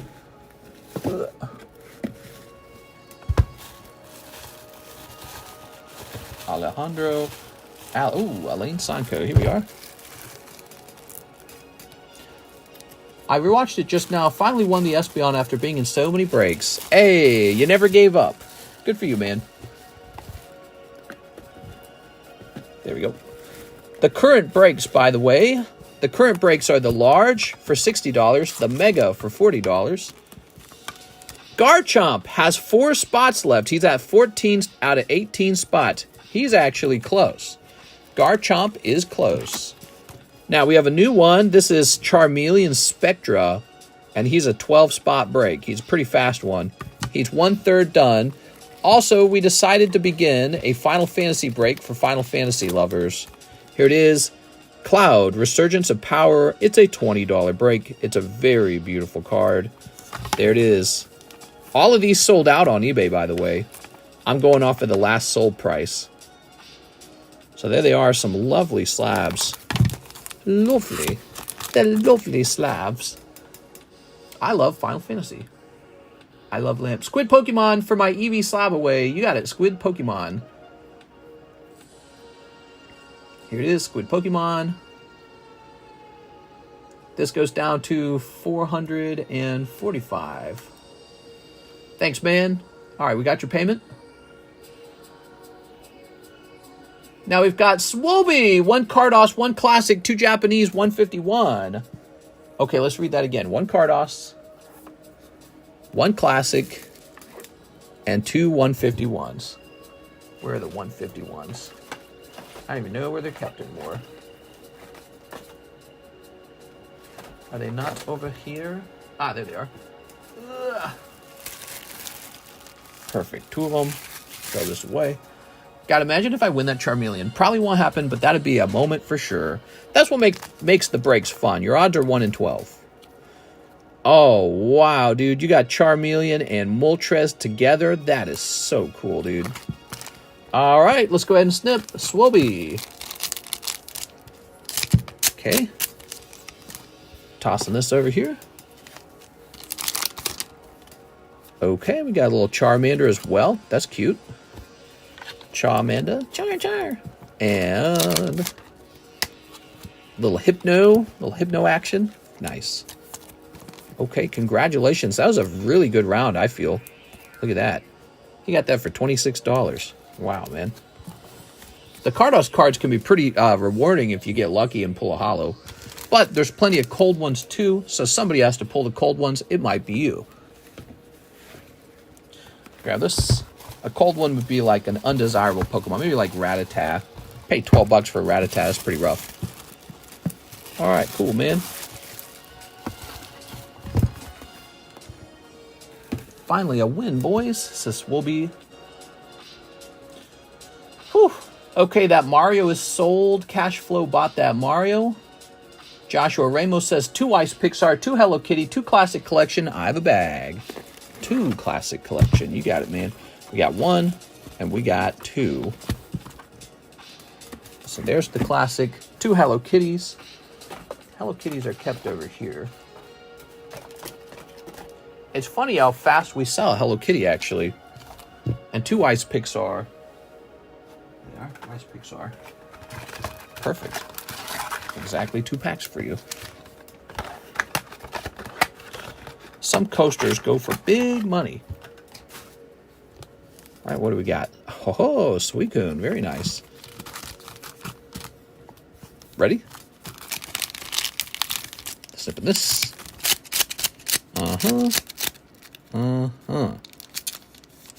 All right.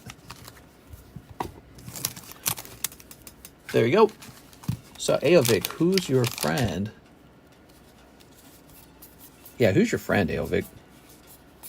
Here are these.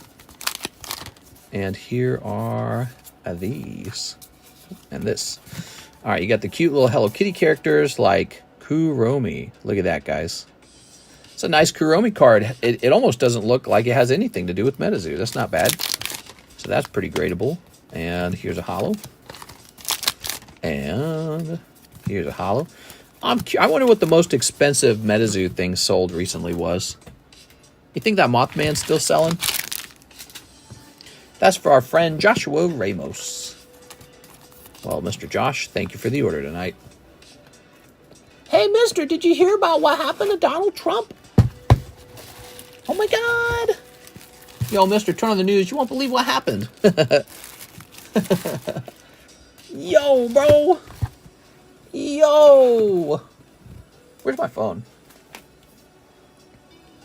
All right, I think I'm going to show you guys my home. I'm going to show you guys my outdoor. Let's see. My outdoor living spot. I bet you I got it right here, don't I? Did I upload it here? I did upload it here. Here it is. Check it out. See how beautiful that is?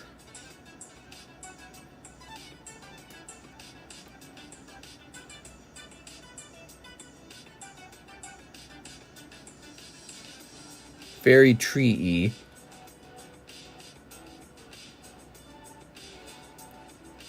So pretty. So relaxing. Looks humid. What? I mean, it's as humid as, you know, you got states that get humid. But yeah, Missouri gets humid in the summer. That's why you go swimming. The little kayaks for rent over there. That's the state park on the other side. We're that close. It's our little fire pit. Yeah, nice. All right. But what was the other thing I was going to do? So I was going to look up, let's see. I was going to look up Metazoo. All right. And then let's just sort this by, we want to see sold items. And then sort by highest priced sold item. Here we go. So it says here, in May, Metazoo Illustrator Metal. They call it an Illustrator. They're so copying Pokemon. Ghost Train. Here's a Metazoo box sold in April. How about recent, though? May, June, July. Here we go. July, Metazoo Quetzalcoatlus Genesis Holo promo. 1.4 thousand. There you go. There's a July. Metazoo Cryptid Nation Kickstarter box, 1.2 thousand. Wow. Wonder what that used to sell for. Case of 12, 1.2. Huge 50-pound, 9,000 card Metazoo Kickstarter lot, base set collection, Mothman Cryptid. It got bid to $1,000. Really interesting.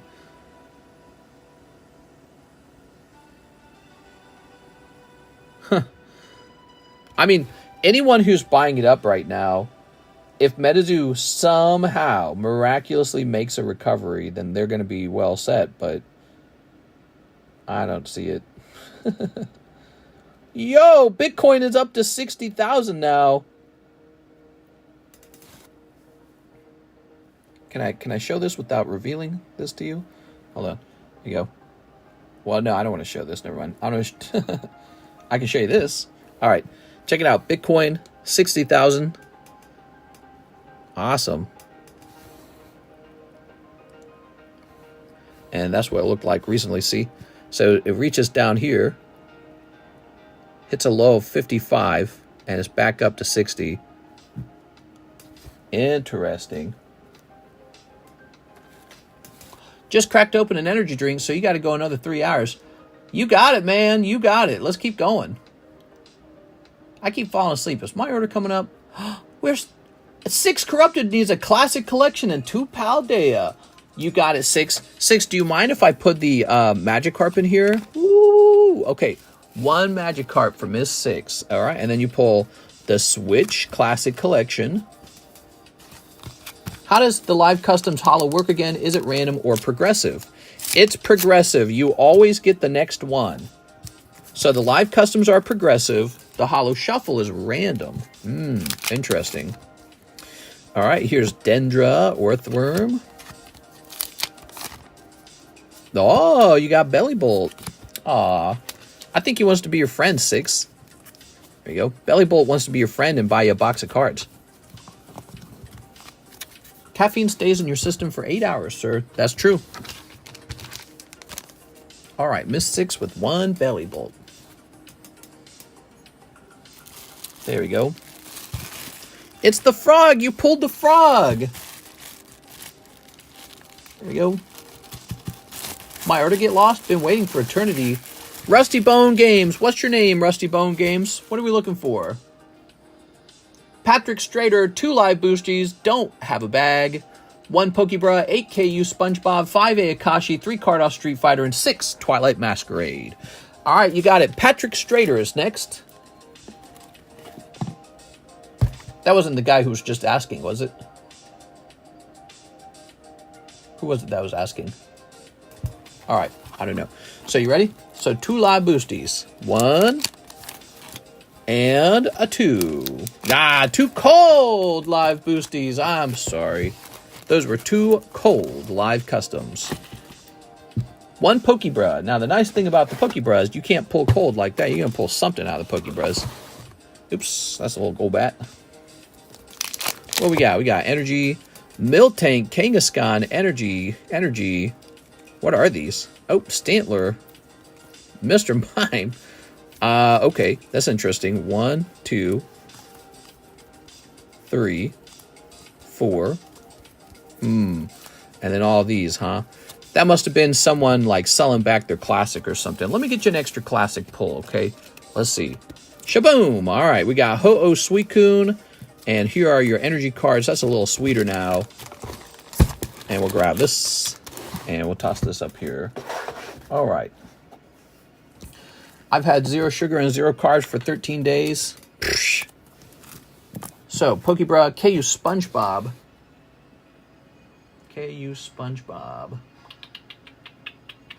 We got one of these.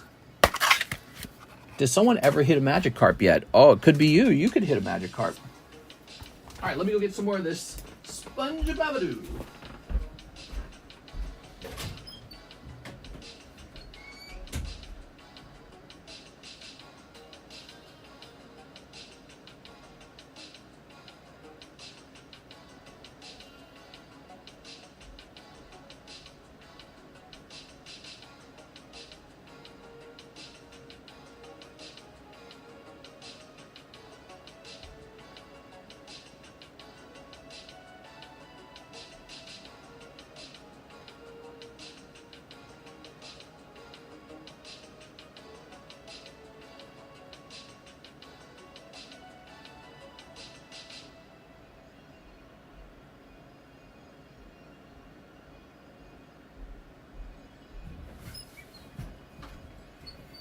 I'm back.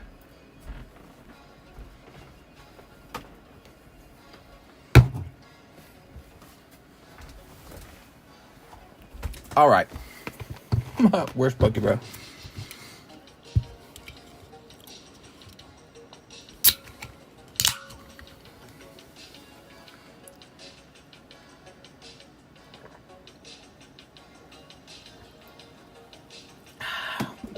Excuse me.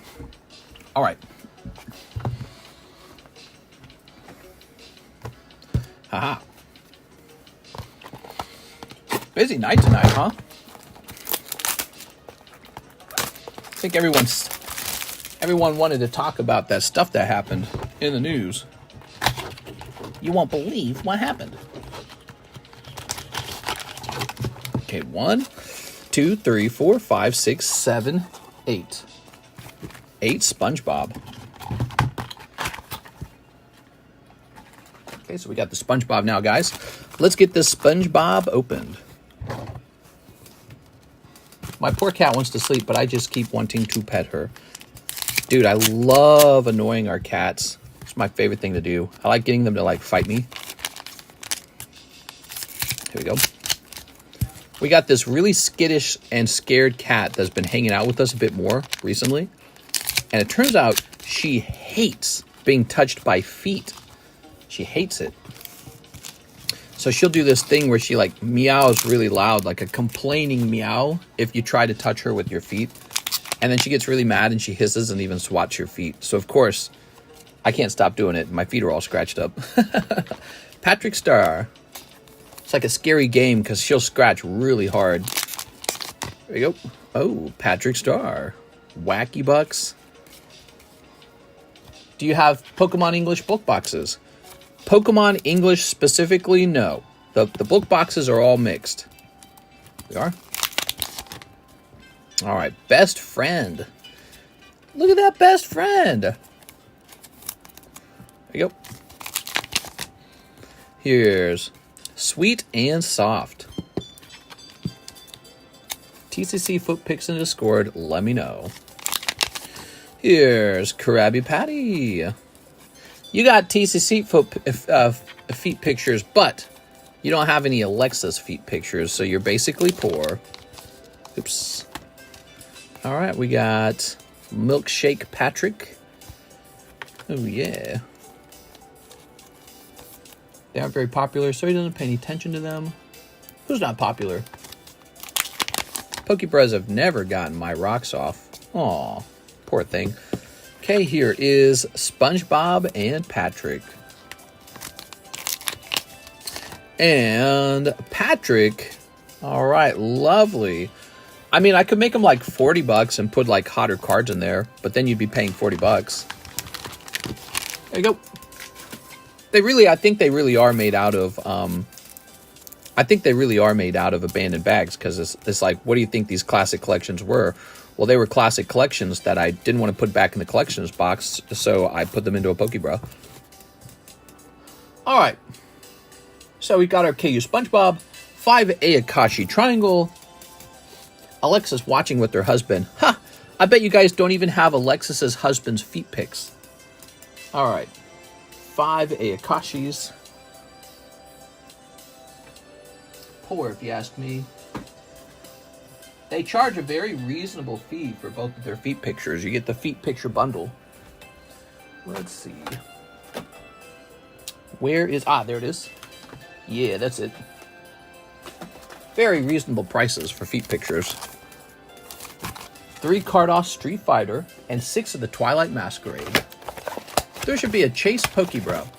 You know, Aovic, I think it would help if people knew precisely what the Chase card in the Pokebros were. But the problem with that concept is, how would that work? Would it be progressive like the live customs? You know, like if it was progressive, then no one would want to buy the early packs because they would think, oh, those are the bad packs that are undervalued. I'm just going to wait till the box is hot and then I'm going to buy in. So it's a bit complicated. But yeah, I mean, maybe it would help if I said there's some, you know, here are some of the top Chase cards in the box. Okay, 3 Carddass Street Fighter. Let's get those. So these are the single pull boxes for the Street Fighter. We got 1, 2, and 3. Flipping that around. Oh, yeah. This guy kicking this guy. Very cool. We've got Ken Sugimori, and we got Konnichiwa, man. Ooh. If losing packs were worth $10 for a loss of $10, it wouldn't be as bad, but they all seem like they're not even worth $10 bulk. Oh, well, that's just not true. I've actually done the math behind them. Many of them are worth over $20. So it's the other way around, Aovic. Most of those Pokebros are worth more than $20. We could actually sit down and do the math on them. All right. 6 Twilight Masquerades. I think you might have a misunderstanding of the value of the cards. Here we have 3, and here we have 3. Like, so you're not pulling out the $50 or $100 raw Charizard card. Yeah. That doesn't mean those big handful of cards that popped out don't come out to like $20, $25, and $30. There we go. All right. Got nothing but some Garbo from some brews. Let's go ahead and snip this. All right. And we'll snip this. Oh, yeah. I assume you already talked about Trump's dumps. You're in the person behind him. I'm late. No. Tell us about it. What are you talking about? Snipping this. I'm drunk. Stop yelling at me. Snipping this. Okay. And snipping these. All right. Oops. Very good. I think maybe people buy the Pokebros thinking that they're going to be like some kind of miracle booster pack. Ugh. Why do I like to sit on my leg so much? I'm more comfortable when I sit on my leg. Do you guys do that? Lies at this here. Mega, mega, mega. Toss it over there. All right. We've got some hollows. Surviving an assassination attempt. Crazy. Here's some hollows. That is pretty much the best case scenario for the Republican Party. They're going, yeah, we won. Here's Grey Ninja. And some more hollows. Ta-da! And finally, some more hollows. Ta-da! So, I mean, that was 6 times 4. That was $24, right? So that was $24 you just opened. You got like a Greninja and some hollows. If I made my Pokebras like that, you guys would be like, oh, those are garbage. But, you know, if I made them that way, at least I would have the chance to build up some value and make some really expensive packs. So imagine this came out of your Pokebra. But you guys would be like mad at me if I did that. Here we go. Caught him right in the ear. Sitting on your leg sounds like a recipe for deep vein thrombosis. Damn it! I wonder if people will ever learn that mystery product is never meant or made to lose money. If someone is supposed to win, they will always be a loser. That's the game. That's a lot of verbiage. Here we are. Put this over here. I mean, my Pokebras are pretty straightforward. They're made out of abandoned card bags. Abandoned bag cards. So they're pretty straightforward. And yeah, I'm not trying to give the farm away when I put them together, but sometimes they're pretty generous. Here we are. All right. We got a hollow. Ultimately, if the Pokebras were a big money loser, they just wouldn't be made. It's not worth my time. But you could say that about virtually any product. Like you walk into a card shop, right? Oh, this card shop's the good one. They're virtuous. They price their cards good. You know what I mean? That might be your thoughts. But what are you talking about? You think the guy who runs the shop works for free? Nobody likes to work for free. Except for crazy people, but I don't even think they exist. Here we are. All right, there you go. You got one cute girl card with the glasses. Shout out to PokeRed Mystery Bag. The 4 Carddass one was generous, says Aovic. But do you have a hip Pokebra in there? To be honest, I made them quite a while ago. I don't remember what's in there. I really don't. I've no memory. Here we are. Patrick Strader. He says, I don't have a bag. Patrick, do you want to keep your hollows? Grab this. And we'll put these here. Patrick, you went from no bag to a really fat bag, like in one move. How about that? Okay, he says, yes, keep. Shout out to PokeRed Mystery Bags. Patrick here. The 4 Carddass was generous. Chump the Golden God. Patrick Strader. I think one of the problems, I'm going to criticize them.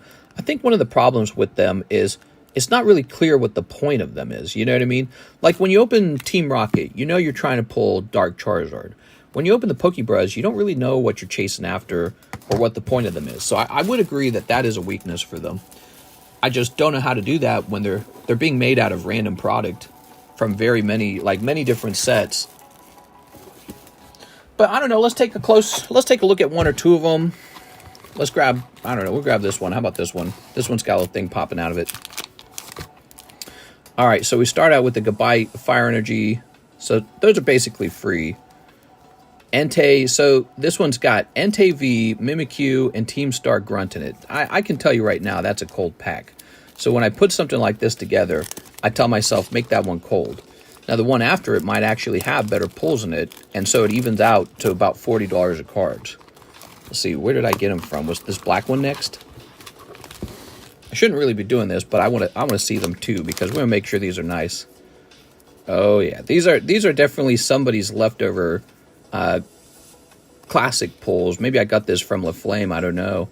But look, we got Hypno, Chansey, Squirtle, War Turtle, Ponyta. I guess this trainer card. Let's grab this. Maybe I could fit more in here if the pack was larger. Maybe I should buy some custom booster pack sleeves, because these sleeves are getting pretty old. Let's see what this one is. I'm curious. Oh, snap. 3, 4, 5, 6, 7, 8, 9, 10, 11, 12. So this one has 12 poker cards in it. Oh, from various poker sets too. Look at that, mostly yellow. So 12, I sell these at $9 a piece. So 12 times 9 is like $100. So there you go. That one's kind of cool.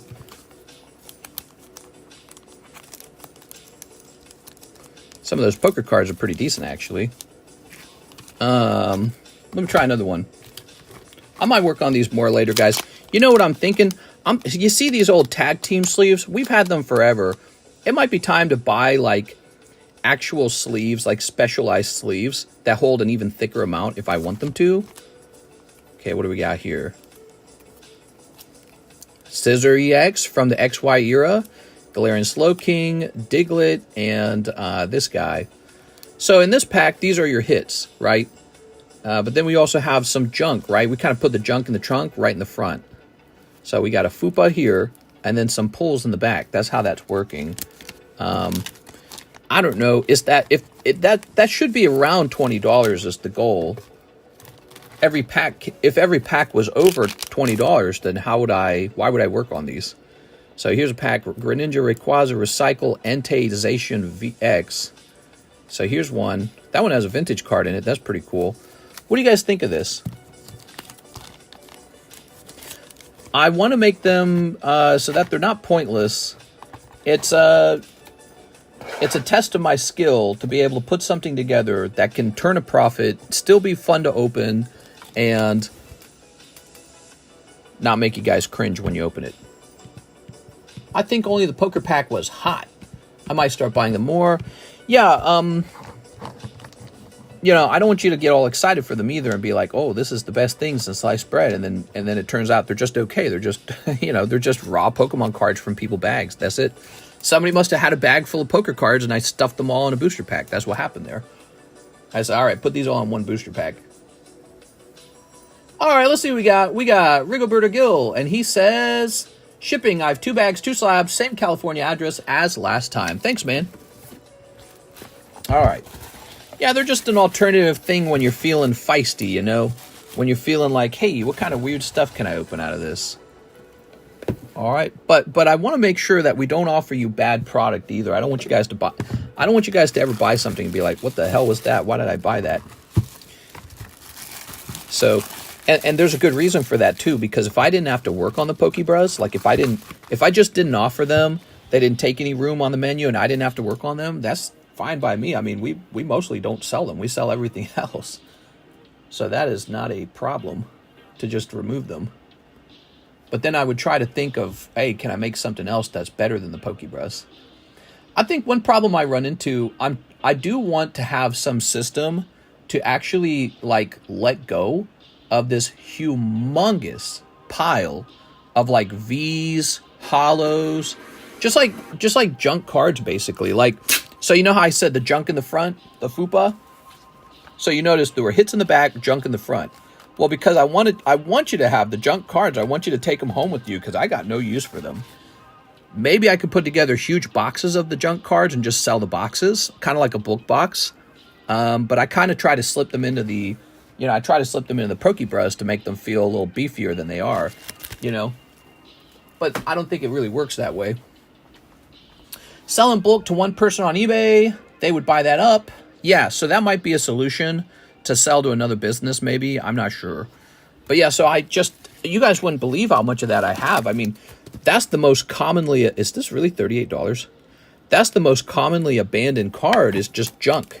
People don't abandon good cards. There's a ton of like simple V cards and EX cards and stuff like that. They're all over the place. And they're just piling up over here. And I don't have a use for them. Here we go. We got Pibsachu. Mistress, sell me all your reverse hollows. Yeah, I mean, I got some reverse hollows, but we actually need them now that we do hollow shuffle, and we put them in the live customs, and we put them in the custom booster packs. So we actually need those hollows now. We can't be getting rid of them too fast. Okay. Cody Hodges. 1 hollow shuffle. Cody Hodges. Thanks, Cody. Let's see what we got. By the way, if you're watching this stream, be sure to hit that subscribe button and give us a chance. Open some cards with us. Join one of our breaks. You might have been watching this stream for a while now and you've never actually tried one of our breaks.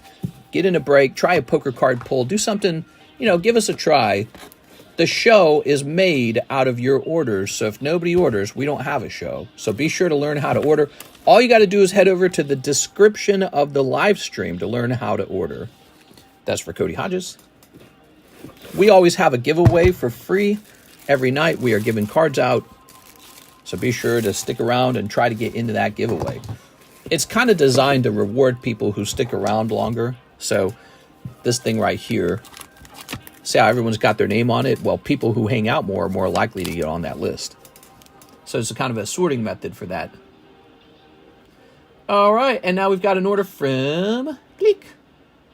Steven Mitz, drill an entire sealed box of Twilight. Holy Jesus, dude. Drill an entire box of Twilight. Oh my God.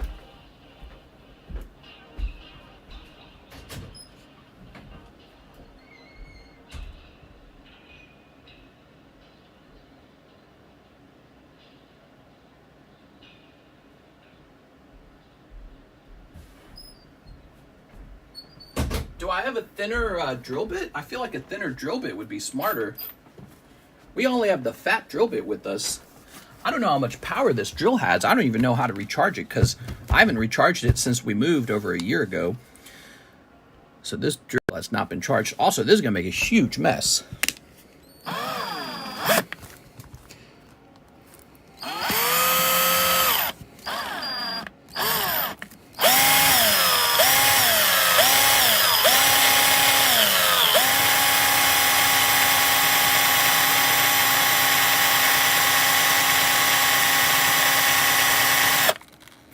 I don't know, dude.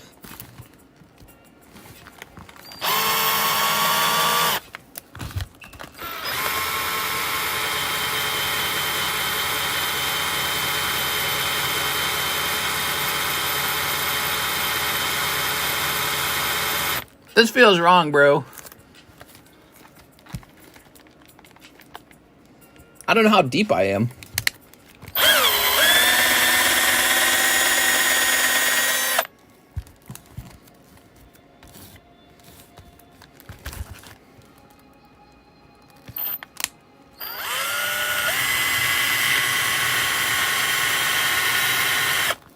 Don't do this at home, kids.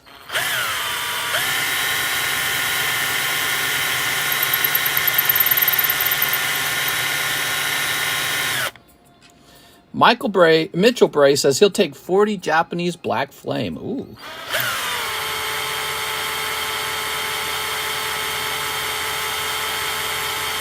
All right, I'm betting we got it.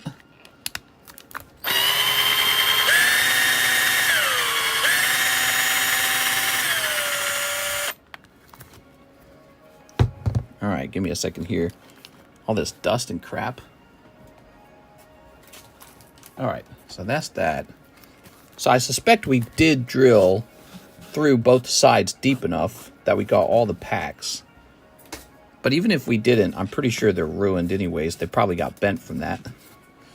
Oh, I don't have that vacuum, dude. You know, the problem is the vacuum, I don't know where the recharge cord is.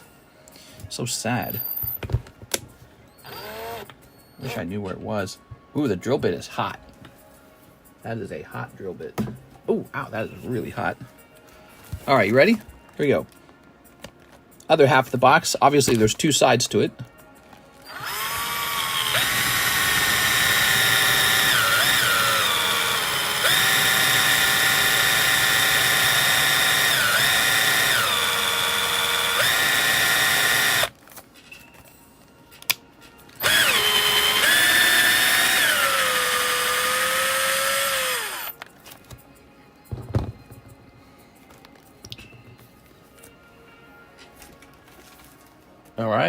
All right. One more side.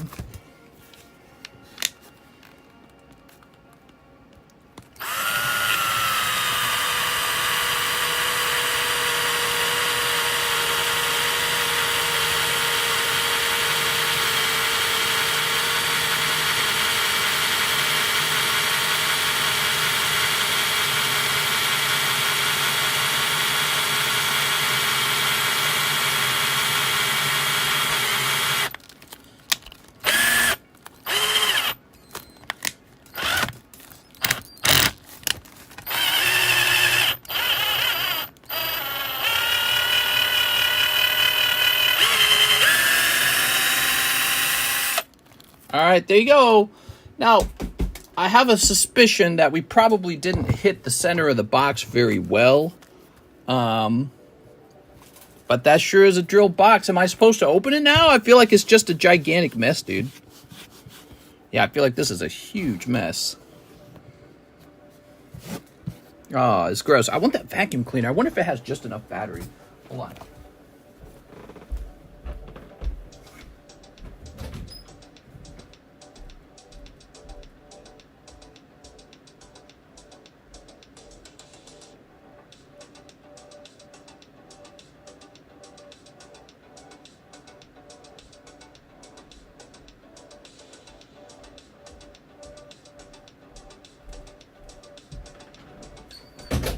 I'm going to buy a charger for this vacuum cleaner. I'm going to buy another charger just because I can't find it. Here, dying.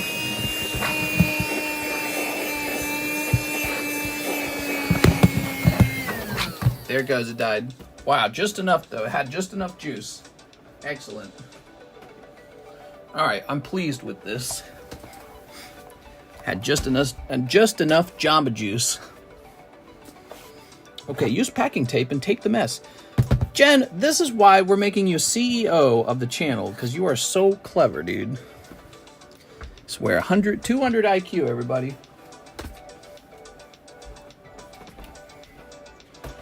Alright, there you go. What do I do with it? What do I do with the box? Ugh. Alright.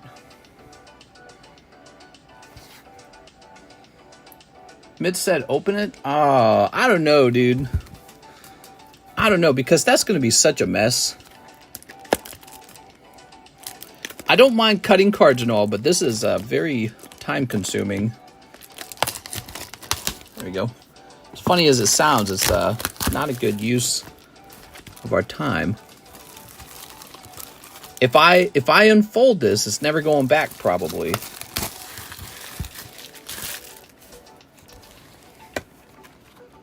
All right, let's see. He literally paint you. Yeah. No, I agree. It's very time-consuming and very dirty. Normally, people just cut 1 or 2 packs. I think the middle ones are safe. Some of them were safe. Some of them did not get hit. How many actually got hit? That one did, that one did, that one did. So this all the way up to here, and then what about on this side? That one started to get hit, but this one actually got hit. So it looks like 3 packs are still alive. And then on this side,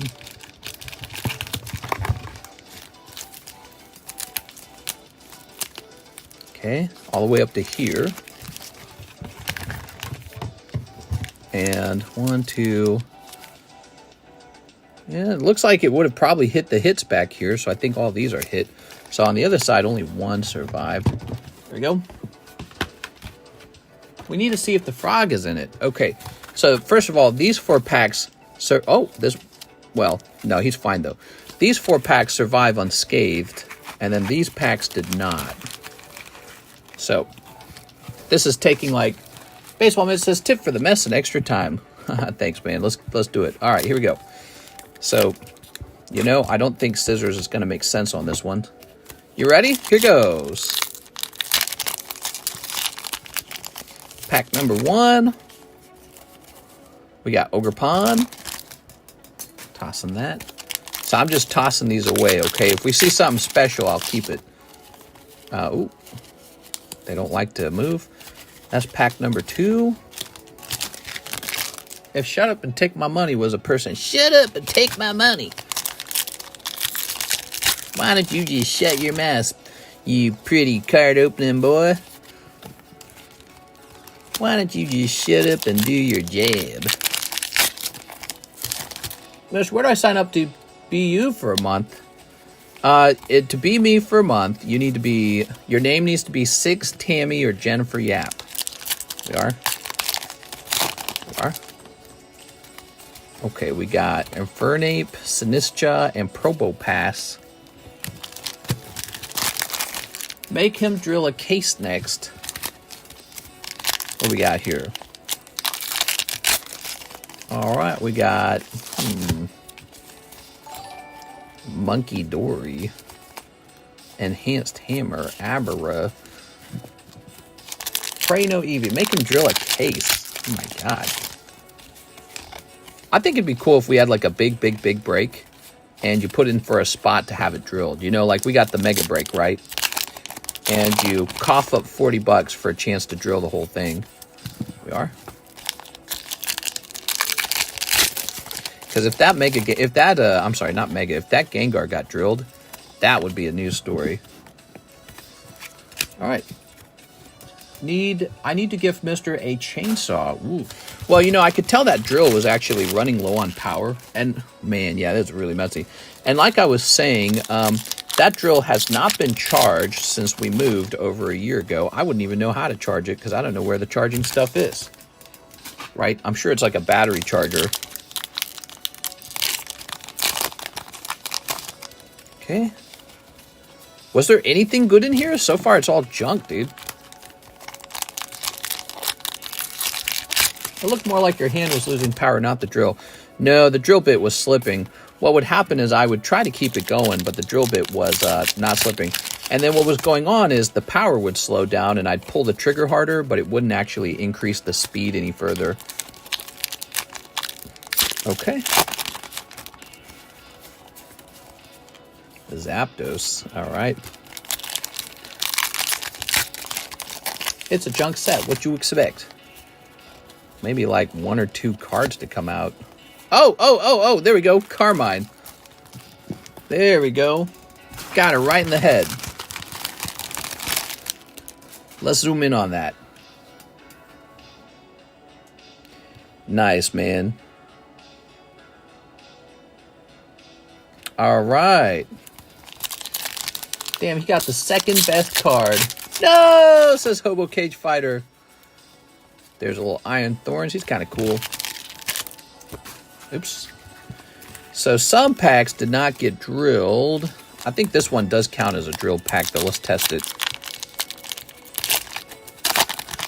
Did it go deep enough to hurt the good card?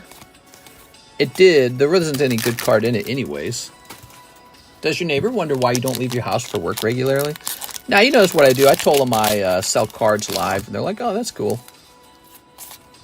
Now, remember, all these neighbors out here own lake houses, too. They're not exactly poor. And they're a bit older, and nothing seems to surprise them. They're like, oh, yeah, you sell cards online. Okay. I'm like, yep, bought this house with Pokemon cards. That's why I tell them. They go, oh, yeah, okay. My son collects Pokemon cards. That's what they say. Ogre Pond. They're like, oh, nothing seems to faze them. All right, I need to go golfing. Bye. That's kind of how they are. They are. Some of them are kind of keeping to themselves a little bit. All right. Apparently, I learned this year because we had a neighbor over watching us shoot fireworks with Alexis and her husband. And this neighbor comes over and he's like, you missed the fireworks at the golfing club. Did you guys know this neighborhood is part of a big golf club? It's actually got a golf course in the neighborhood. You can ride your bike over to the golf club. Anyways, so they host a big 4th of July thing, and I did not know that. And I could just, since I'm in the neighborhood, I can just drive over to it and watch. So next year, if we're still living here, next year I'm going to do that. More Petco. Does Alexis still work for Mystery? Yeah, Alexis is still here. She will be gone. She's going to California for a little while. Yes, this did get the drill. There's a little layer on. She'll be going to California to visit her mom. She'll be going there, I think on the 24th is when it starts. So I'll be doing all the shipping by myself for a little while. Carmine to 6, Tyranitar to Troy. I don't know if Troy has a bag. Here we are. She used to live 10 minutes away from me. I don't know why they didn't do a special illustration of that Tyranitar. Because Pokemon likes to make bad sets.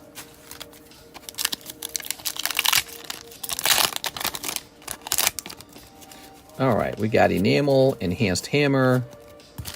It's Enhanced Hammer, my booty cheeks. How was this, guys? Was it fun? Did you like watching the box get drilled? It's kind of like fireworks. Trump in 4. Trump in 4. What are you saying? Okay, some cold ones here. I only want Alexis to ship my cards. She sprays perfume on all the packages. She doesn't actually spray perfume, does she? Here's a little Mad Cargo. Toss that over here. That would be very interesting. All right. So these 4 packs remain unscathed. Tell me what you think about them, Mr. Steven Mitz, if you'd like me to cut them up or if you'd like them to remain safe.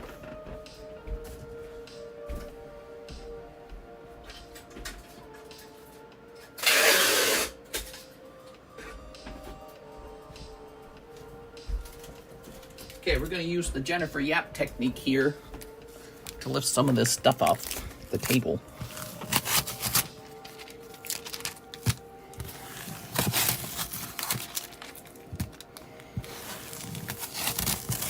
Yeah, I'd say that worked.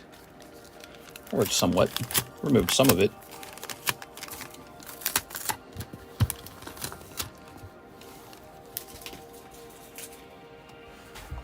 Okay. He says, give the 4 packs to Troy, so he has a bag for the Tyranitar. Okay, so this is for Troy Malice. Let's see what you got, Troy. This is The Boy Who Lived, Twilight Masquerade, coming with Carmine. Wow. Instantly a pull. Oh. Best idea ever. Here is some hollows. And okay, you get a Mac Cargo as well. And why do people not use scissors to open packs? Scissors are so efficient. And Alakazam. I had a guy accuse me that the reason I use scissors is because they're like scam packs. It's so annoying, dude. There you go. Toss this over here. What are you talking about? Yeah, why use scissors? To scam people. This little Iron Thorns. Mitts is mean, but nice. Was it the TheCardconomist? Yeah. I think I saw the TheCardconomist go by. There we go. All right. And we'll grab this. How much you will charge me for you to eat the Carmine? To eat the card. I mean, listen, I think the card is probably full of cancer. I'm not really interested in eating cancer. There's probably a price where it'd be stupid not to, but you don't have that kind of money, I promise. All right. Because I'd be like, nah. 7.24. There you go. Now, what are we doing with the rest of these? Troy will go into the coveted TR box. She's mine. Only scam I experience is all the air in my bag of chips. Wait, name a price. Well, I don't know. To actually eat a card, like fully digested and all. What are these cards made out of? Metal and ink, right?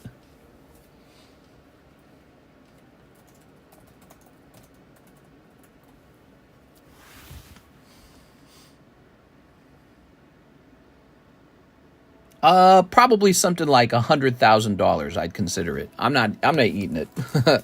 So some absurd price. Here we go. Even that sounds almost not worth it. Like, I'll make $100,000 over the course of my life. I don't need to eat a card for that. I mean, look at this. I'm pretty sure the ink's made out of cancer, right? And the foil can't be good either. It's got to be made out of metal. Can't be good. Aren't those cards toxic? They gotta be toxic. They gotta be. The Carmine to 6. All right, you got it. 6y Wixie. Gotta be toxic. 6, you did it. Yay! But the content.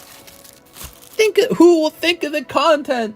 All right, let me make this for Mr. Mike's side now.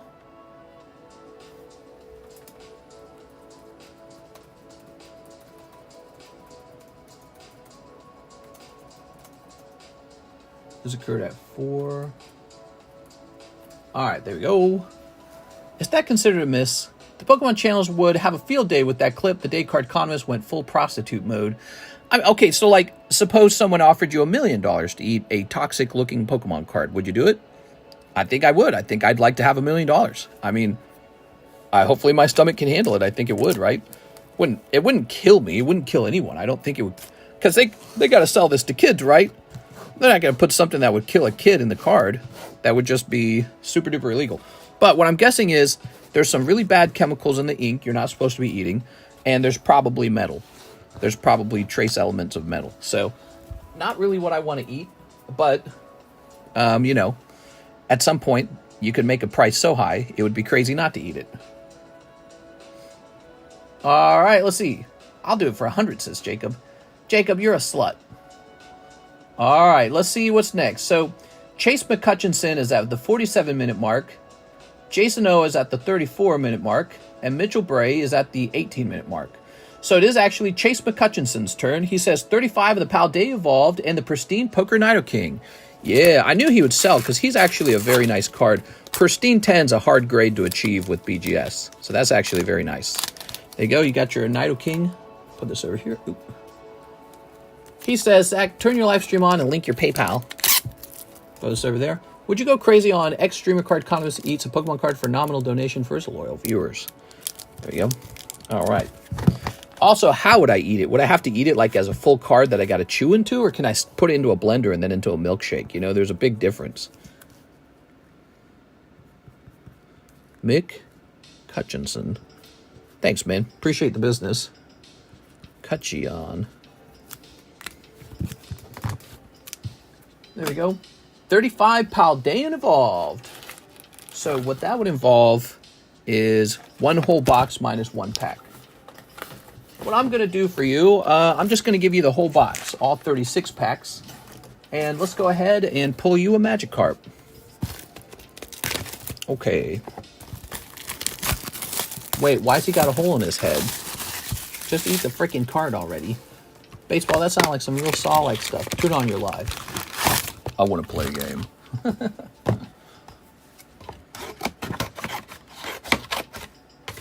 Let's do it again. Ready? You can always do a colon cleanse. I don't know about that, dude. That sounds even worse. First, you can eat this garbage, and then you can clean your butthole out. It'll be fun. All right, ready? Yeah, I'm doing a colon cleanse. I just finished eating this toxic Pokemon card for $100.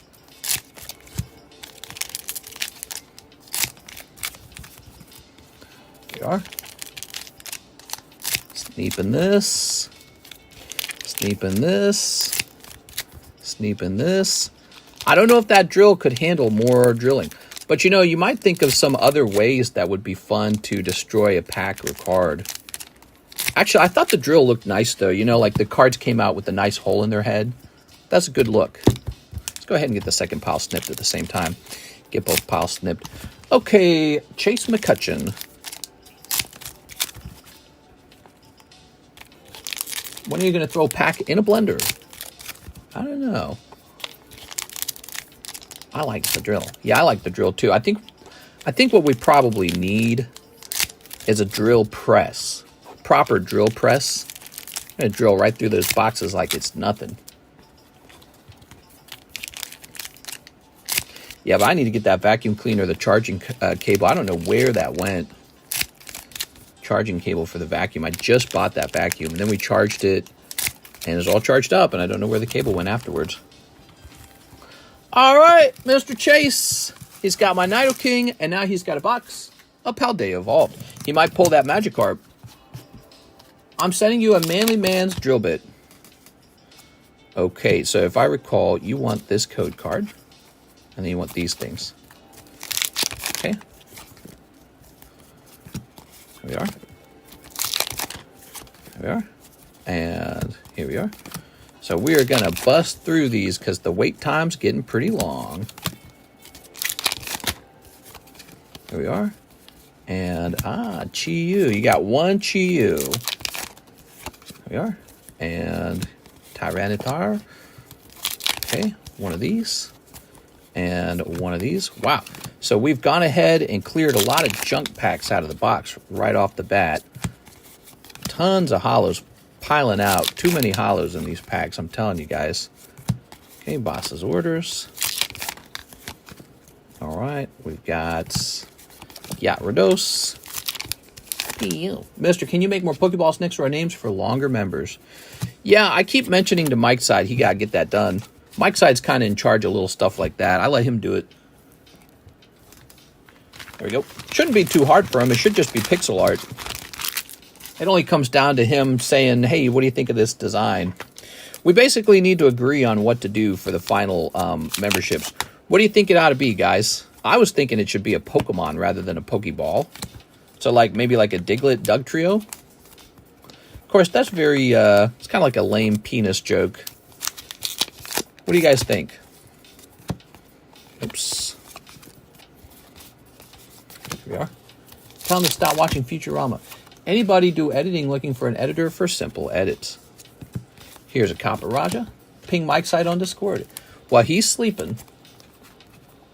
Okay, let's see. Oops. Sorry, I was looking at your comments.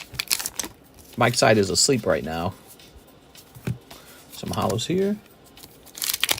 Do Diglets for boys and Cloisters for girls. Yeah, but you can't pick and choose between your membership badges. There we go.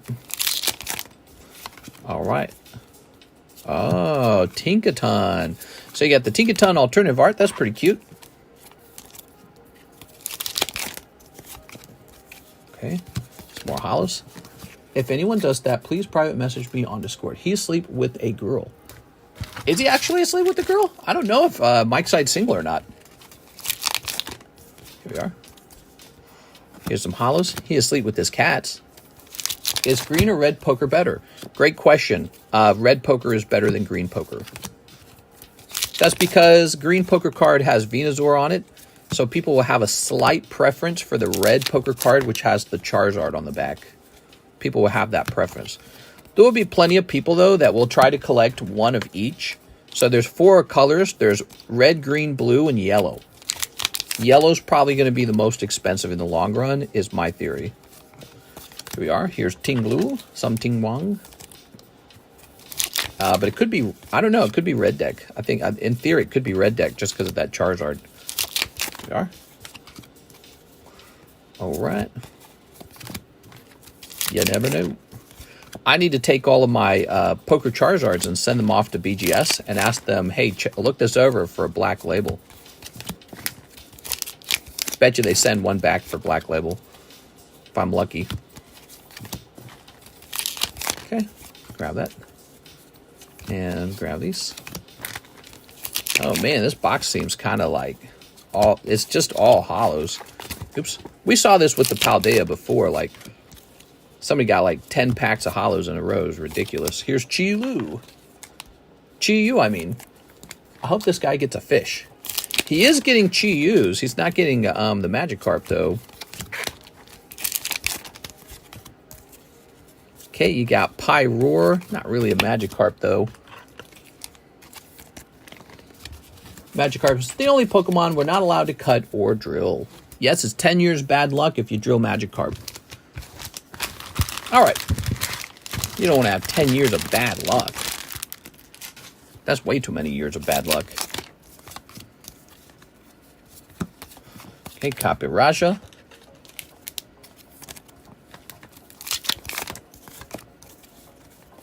Okay, Pincurchin, Pikachu. Saguaro. I don't like this, man. I don't like this massive pile here. There it is. I don't know about code cards in the future. I might be like, no code cards. How much are these code cards worth? Do we know? Are they worth like 5 cents? Let me take a look.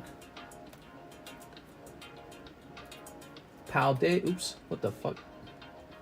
Paldea Evolved 100 code cards. How do people normally sell these?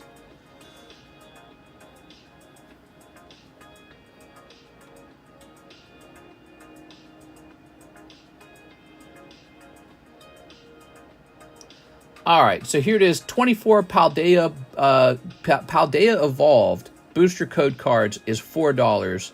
So in the future, I can't do that for you anymore. No more code cards. Code cards are considered junk. There's multiple reasons why we wouldn't want to do that. You know, if you're going to lose $4 on, you know, a whole bunch of code cards, it's not enough for me. That would suggest that they're worth very, very, very little. And I don't sell them. I just get rid of them. This is too much bulk, man. It's too much bulk. Here we are. It's not worth it to ship even, because as the weight of your package increases, the cost of shipping actually goes up. So I know I do a flat rate with you guys when I ship, but that flat rate is not flat for me. The heavier your bag is, the more I pay. Here we are. Yeah, it's not worth it. Let's grab this. Not for the money. It's for playing the game, I think he mentioned. I think he mentioned it's for playing the game. Is that right? I support that. I think that's cool. It's just I'm thinking, you know, I don't want to turn into a bulk channel. Like, it's an interesting thing because it's similar to me if you asked me to save you the energy card from each pack, and I might say no. I might actually go, we don't want to save the energy card. It's too much like bulk. All right, let's see. Chase. Code cards important for players. Can I charge my 2 live customs for 8 holo shuffle? It's impossible to change live customs. So that's a very, very strict rule. We do not allow you to change out of live customs once you're locked in. Now, if you bought some other product, maybe. Live customs is an absolute no on that one. We're very, very strict about that one. All right, let's see. So that was for our friend, Mr. Chase. We have to be that way because the live customs are sort of like this product where you're trying to predict where the hit is, and you're just not allowed to back out of them. Just charge a little more for shipping. Can I change my 2 live customs for 8 holo shuffle? I think it gives you a pack in the game. Code card is important for players. I think if I had to pull the code card out of every single future pack of Modern, I would increase the pack price to compensate for this. So to keep the pack price at $4 or $5 per pack, we got to ask you to drop the bulk. All right, Chase. Let's see. Let's see. I mean, unless you're open-minded to that, but then what would be the point?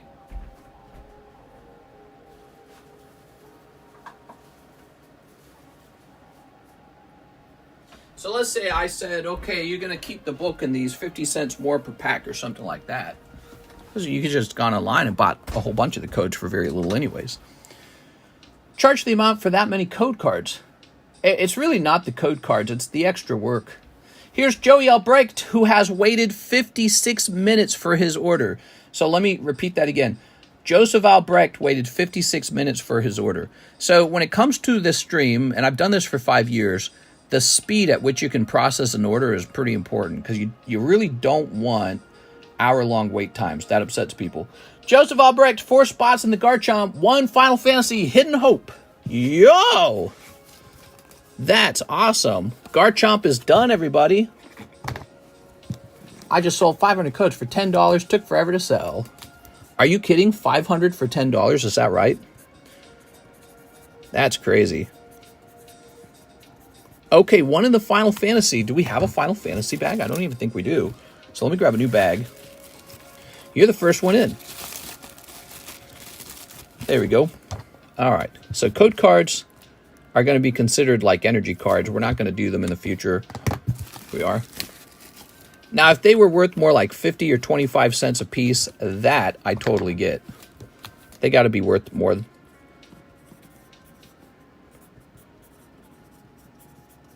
Joseph Albrecht. I hate to say it.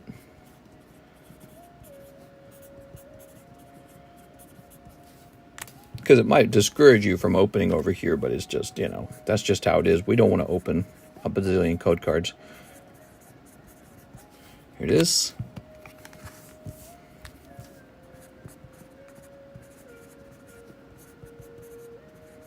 Maybe I should sell the, I don't know. Get them that Charmeleon break. The code cards are priceless if you play the game online and worthless otherwise. There you go. Well, what I recommend doing is buying like a round of 100 code cards or something like that. Okay, so this should count up to 18 now. We got or gambling addicts who open the packs online. 1, 2, 3, 4, 5, 6, 7, 8, 9, 10, 11, 12, 13, 14, 15, 16, 17, 18, 19, 20. Oh, so we might have been miscounted on the Garchomp. Let's take a quick look at that Garchomp. So the Garchomp only allows 18 spots. Joseph Albrecht, you get 2 spots back. 1, 2, 3, 4, 5, 6, 7, 8, 9, 10, 11, 12, 13, 14, 15, 16, 17, 18. Okay. Joey Albrecht, you've got $40 now. Sorry about that, man. All right. This is going to be 40. There it is. Aha. So you got $40 left over. I'll set this here for the moment. If you resell cards, it's good to know the game baseball. Ah, my back hurts. All right. Let's see. Oh, we need these cards over here. Oh, my God. Okay, got these over here. Let's pick these up. He's like, oh, they're very slippery. Slipped right out of my hands. There's too many to hold. Yeah, 1, 2, 3, 4, 5, 6, 7, 8, 9, 10, 11, 12, 13. Going to pre-releases is fun. We got 1, 2, 3, 4, 5, 6, 7, 8, 9, 10, 11, 12, 13. Wait. 13, we need 18. I'm so funny. 13, 14, 15, 16, 17, 18. You know, the number 3 and the number 8 look very similar to each other.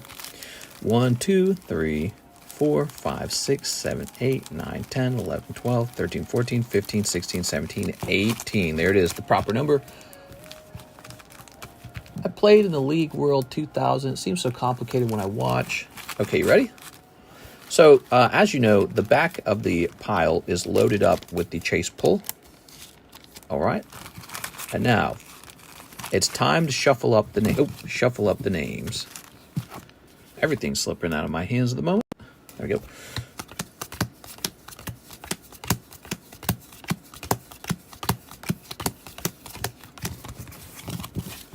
I played a Troll Magikarp Gyarados discard deck. It was hilarious. Most people left.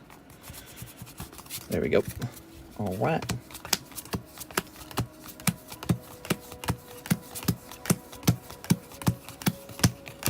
Very good. Pokemon is probably the easiest TCG out there of the big ones. Bind the Collide so I can get some dopamine, bro. You said it, man, so I can get some dopamine. You're funny. All right, give me a number. I'm ready for a number.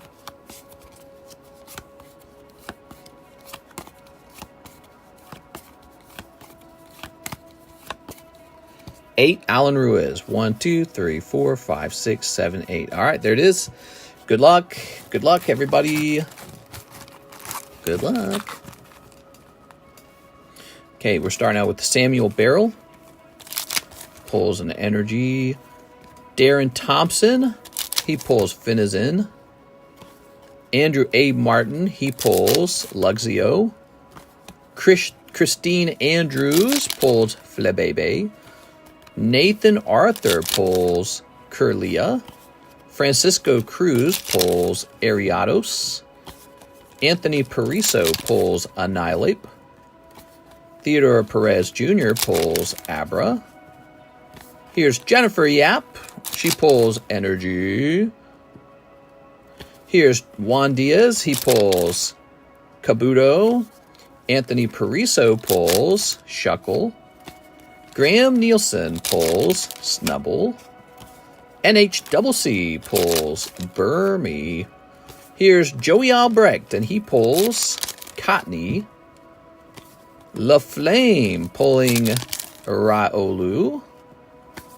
Bill Barron pulling Gothita. Joey Albrecht, I think I know who just pulled it. Jennifer Yap, I told her she had a chance. I gotta send her a picture of this.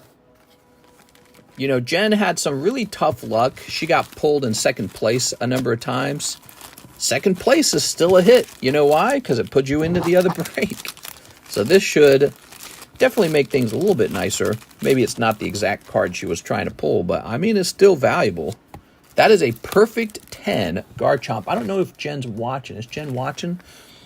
So where's my cell phone? I'm gonna send her this picture. She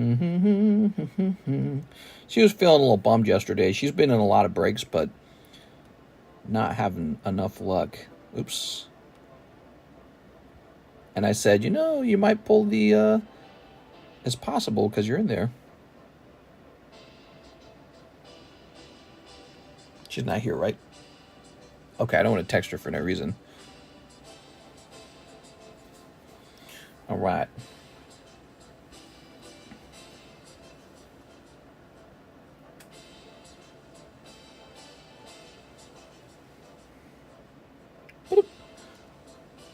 All right, there we go. Ta-da! So done with that. Whew. This goes back over here. And we toss this in here. Don't give up on that star card, man. All right, lovely. You never know. It's possible. It's not over till it's over. All right. Oh. No way. She says no way.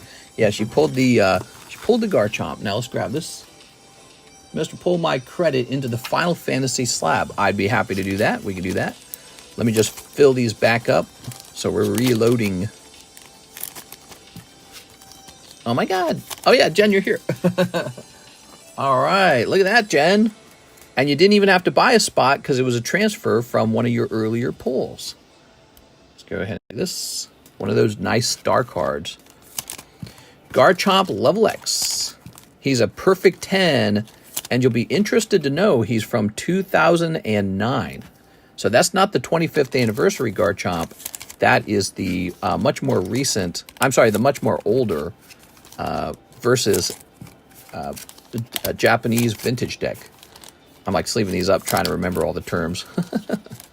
There we go. All right. You know what you need to do now? You need to cross it with BGS, see if BGS will turn it into a black label. That'd be big. Or, you know, you could hold it and just see if CGC ever brings their perfect grade back. And if they do, they'll probably allow people to upgrade their old slab to the new slab. All right, I'm happy. Second place luck. That's a little bit of second place luck. Yeah, I mean, your odds for that card to be pulled was like 1 in 18. So it still came back. There we go. All right. Ta-da! And this goes back over here. I knew it was you because I hadn't seen that card pulled yet. So I was like, I think this is going to Jen. Now, what's next? So here are the current breaks.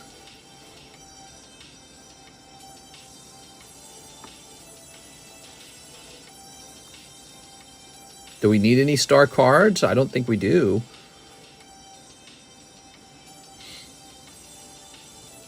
I think this guy's fine. This guy's the mega. He's going to take a long time. The large could be a star card, but that'd be a really fascinating star card. Raichu star card. How would it even work? And then there's Cloud. We're going to put Joey Albrecht in here twice. All right, Joey. Damn, Espeon finished fast. Oh, it was gone in like 2 seconds.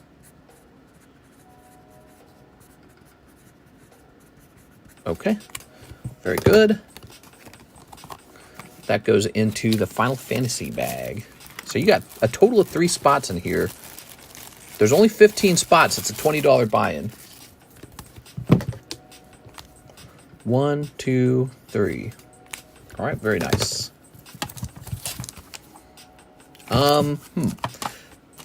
Let's make this the next star card. I don't know. What are we doing? So instead of saying $240, let's have it say $20. 1 in 12, because we got to have a star card. So this is that really cool vintage card. It's pretty neat looking. Star cards are not expected to move quickly because they might be a less popular Pokemon than, let's say, Charizard or Umbreon. Since everyone only wants Charizard and Umbreon. They go, where's Charizard and Umbreon? That's all they want. There you go. I've drawn a star. Look at that little star. So there's our new star card. And here are our other pulls. These are all really cool. Oh, wait. Dragonite's not one of them. Boop. Give Prune Juice Lady a spot on the star card. Yeah, she deserves a spot. Dude, we should give a spot on the star card to Alexis. There we go. She's new. She needs a card collection. She really does. She doesn't have one. I think that if she had a card collection, she'd be more excited. All right, I'm looking at the oldest order now. We're looking for the oldest order. 1 Hidden Hope for Joey Albrecht. Let's get that Hidden Hope opened. Joey Albrecht's order is not complete. I apologize. There is a little bit of a wait time currently. We're just doing all these things that take a while.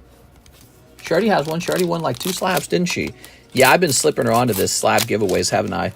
Only when she shows up, though. She has to pop into the stream and say hi. Those are the rules. Now we got knocked. Oh, okay. And the little Zach card. Well, you know, she's working here. There should be some perks of working over here. Here's knocked. Don't you think? There should be perks. Who here doesn't think there should be perks? I think there should be perks. I just hope she keeps them. I hope she doesn't sell them. I want her to keep them and kind of build up a little collection for herself. All right. Joseph Albrecht. Grab this. Perks like Percocet. Wait, did he say I need a new bag? He didn't say I need a new bag, right? All you can eat sardines. Yeah. I wonder if she likes sardines. She says she really likes seafood. She talks about it like she's a seafood fanatic, which is very relatable. As I know, all of you guys like stinky fish. He needs a new bag, doesn't he? Mister, if you had a child today, what would be your screen time and social media rules? Oh, none at all, man. I'd tell them, connect your brain to the internet, ruin yourself. All right, new bag. No, that's a good question, because if the child grows up with technology, perhaps they would grow up smarter somehow, you know, like in some ways technology makes me feel more connected, more aware, more news aware. But more importantly, I develop like a complex understanding of how content is made, you know, and this allows me to communicate like the way people communicate on the internet. So I don't know. It's an interesting thing. But, you know, I wouldn't want my kid going to a bunch of adult content websites or anything like that. That's for when they're 18. There you go. You can do what you want when you're 18. All right, cool. So everyone has been waiting a while at this point. Wozniak is next. 5 Raging Surf. Wozniak. 1, 2, 3, 4. Mr. Wozniak, are you here? Mr. Wozniak Sokolsky. Mr. Sokolsky. Is pork fried rice the best rice? Negative. Sardine fried rice is the best rice. Okay, here it is for Mr. Sokolsky. We've got Yveltal.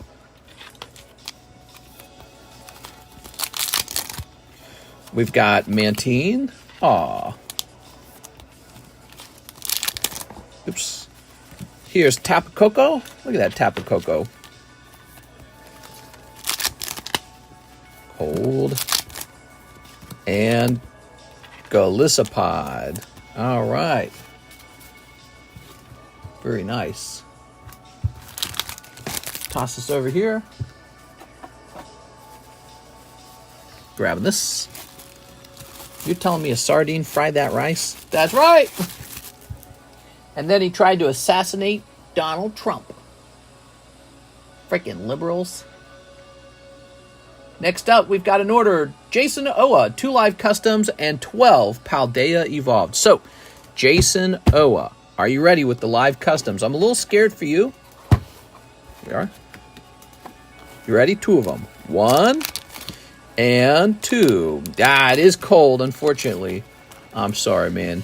Too cold. Live customs, Jason J. Owa. I'll give you a bonus card, okay? Can we give you a bonus card? What can we give you? How about Classic Collection Ivysaur? That's nice. 12 Paldea evolved. Are you ready? 1, 2, 3, 4, 5, 6, 7, 8, 9, 10, 11, 12. Yeah, live customs have very strict rules about them. Where once they're ordered, it's impossible to unorder them. It's not like a trick or anything. We do that because we don't want people trying to decide how hot or cold the box is. We are. It's a sort of committed purchase. We are. I would have liked it if you pulled a slab out there, though. Carddass, you're smart. Fix inflation. Yeah, inflation's a pretty tough one. It's unfortunately, it's a complicated thing. We are. I don't think I'm so smart that I could fix anything with a magic wand. But I would say number one thing we can do is cut back on government spending, wasteful spending. Wasteful spending is when the government spends money on something that doesn't make us any money. I actually agree with Donald Trump on reducing energy costs, perhaps at the cost of the environment even. But you know what? We got to get the energy independence. I think that's very important. But that includes working on things like building nuclear reactors and becoming more advanced in the fields of like green energy. So just keep working on that. But in the meantime, don't slow down production of oil in America, because in the end, we just end up buying it from foreign adversaries. So it's not like we've saved the environment. It just gets drilled and produced in a different country, and they pollute as much as we do. So why not let us be the polluters? You know, they're going to pollute over there, or we can pollute over here. It doesn't make a difference. We're still going to buy it. That's my point. So I would make sure that our oil costs are as cheap as possible, and then we would work on clean energy like nuclear and solar. I think solar is popular, isn't it? Whatever it is that's doing really well. But you know, when your energy costs come down, that actually plays a pretty good role in the cost of inflation. Here's Fortress and Skeledirge. The other thing I think I might do, as communist socialist as this sounds, look at this. Wow, dude. Skeledirge are looking great. I feel like this card gets pulled a lot, though. Here we are. I think I would start a government program where the government actually spends money building homes. So there would be no student loan paybacks, but there would be like government-produced monopoly houses. We would produce a whole bunch of monopoly houses on a bunch of cheap government land. And we do this in order to flood the housing market and basically ruin housing as an investment. We don't want housing to be an investment. Housing should be a tool for people to live in and have children in. It shouldn't be looked at as an investment. The stock market should be looked at as an investment. But houses, we might change the laws too. If I was in power, I'd probably change the laws too. I'd say corporations won't be allowed to buy single family homes. And you won't be, as a private citizen, you will have a limited amount of ability to buy private homes. So we would ruin the housing economy is what we would do. We'd make all the houses crash in value. And this might cause a big problem in the stock market and everything else for a little while. But ultimately, I think it's necessary to cause people to have children, because when you cannot afford a home, you're not going to have children. So houses cannot be used as a commodity anymore unless they're built by a corporation and the corporation's actually building new ones rather than just buying ones off the market that already exist. So that might be the rule, is you can build homes, but you can't buy them. And the government might literally build homes and sell them. All right. Need more farming and cattle ranchers and fishers and house builders, not apartment builders. You pulled it like 4 times. That's crazy. Like, it would make sense to go to a sushi restaurant and get udon or something. But steak? Yeah, but steak? Mamma mia! All right. What we got? I think housing's really, really, really important for the American dream. So I think that if the government spent a lot of money creating lots of houses, I think this would damage investments, which would really upset who? People who are already rich. It would upset the rich, wealthy, middle class, upper middle class, and elite. But at the same time, it would provide a chance for normal, poor Americans to own a home, which I think is probably the most essential need in life. Food, water, shelter are basic needs. And people they can't buy shelter. They have to rent from a landlord. It's terrible. So I'd be interested in flooding the market with cheap government-made homes. All right. Thank you, Jason. That was Jason J. Owa. Now we're moving on to the next oldest order. And it is this one, Matt Hansen, 10 Classic Collection 2, Pokemon Carddass. Please, I should have a box. You got it, Matt Hansen. Here we are, 1, 2. Shaboom! We got Clefairy and we've got Growlithe. Taxing people with rentals more is currently the solution, but we've all seen it doesn't work. Well, so taxing the wealthy who already own rentals, the reason that's not going to work very well, the person being taxed is probably just going to shift that extra cost onto the consumer in a way that raise the price of rent. That's different from building a new home. When you build a new home, you increase the supply. Now you're going to defeat the landlord. The landlord's not defeated if you just raise rent, but if you build way more homes, the landlord is defeated. You go, oh shoot, my land isn't rare anymore. My home isn't rare. They don't need to rent from me anymore. They can just buy a home. So yes, government printed homes. Government will take a big chunk of money and print a ton of homes. And that's sort of like a socialist handout. It is. It's a socialist handout to the working class. But at the same time, it gives a lot of work to construction workers, and the country is left in a better position for young people to have children, which I think is probably going to be one of the biggest dilemmas in the future is population collapse. All right, so 10 classics. You ready? Let's do it. 1, 2, 3, 4, 5, 6, 7, 8, 9, 10. Ta-da! Mister, is the problem that every president is always a rich person, so they will always look out for their own, question mark? There you go. Yeah, our rulers are never poor people. It's just how it works, man. Yeah, Electrode, Poneta, Articuno's hot, dude. And Hitmonlee and Drowsy. Great round for Matt Hansen. Take a look at that, Matt. Okay, Matt Hansen says, I've got a box. Let's go find it. I'm Matt Hansen. Have a seat right over there. What are you doing here?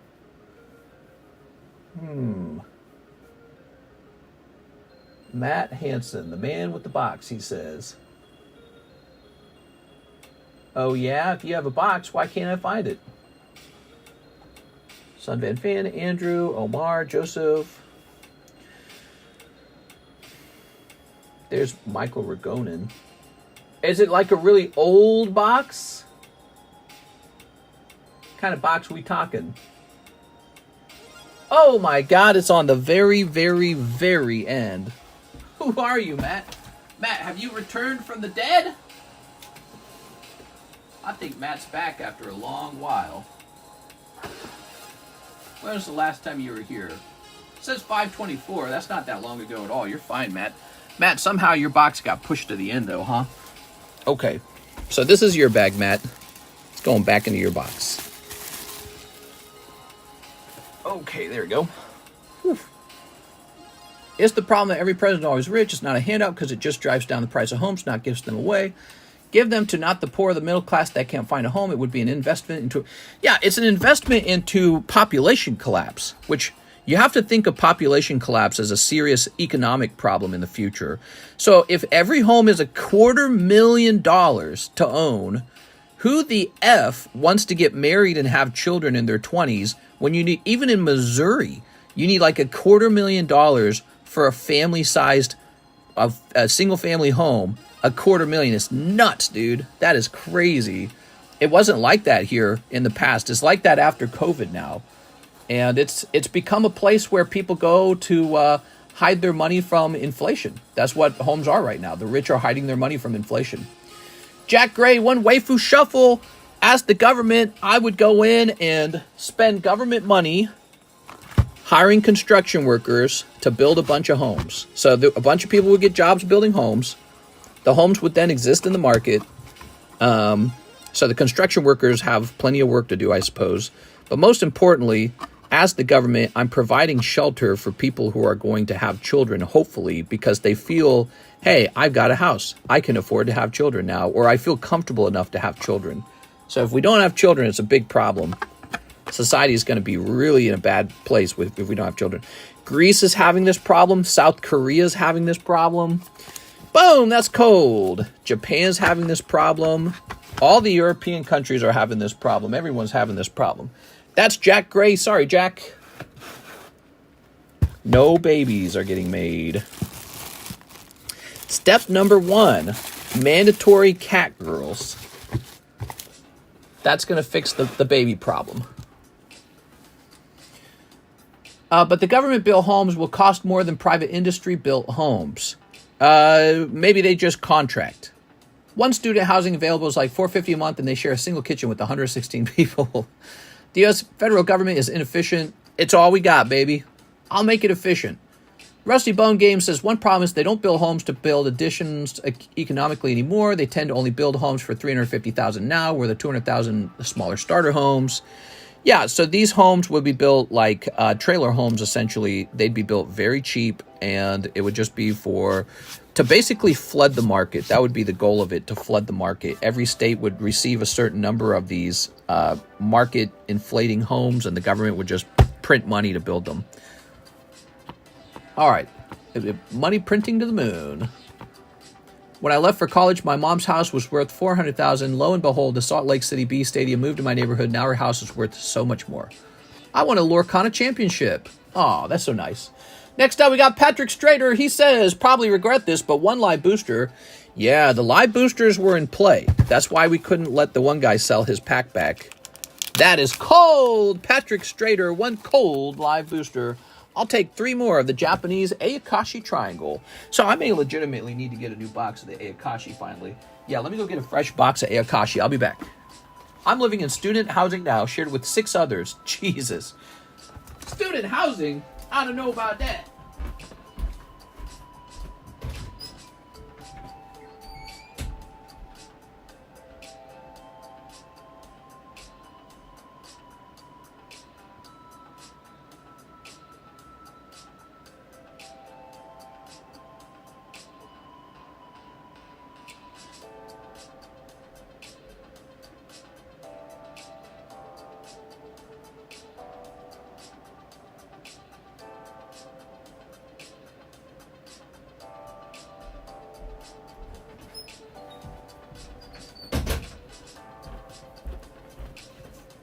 All right.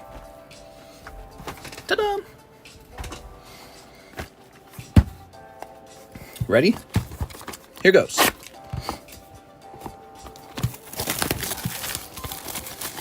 Whew. So the next thing I would do, I would end Social Security. Step number 2. Social Security would be, it wouldn't go bankrupt. That's not how it would work. There's a lot of people who depend on it right now. So they would still be taken care of.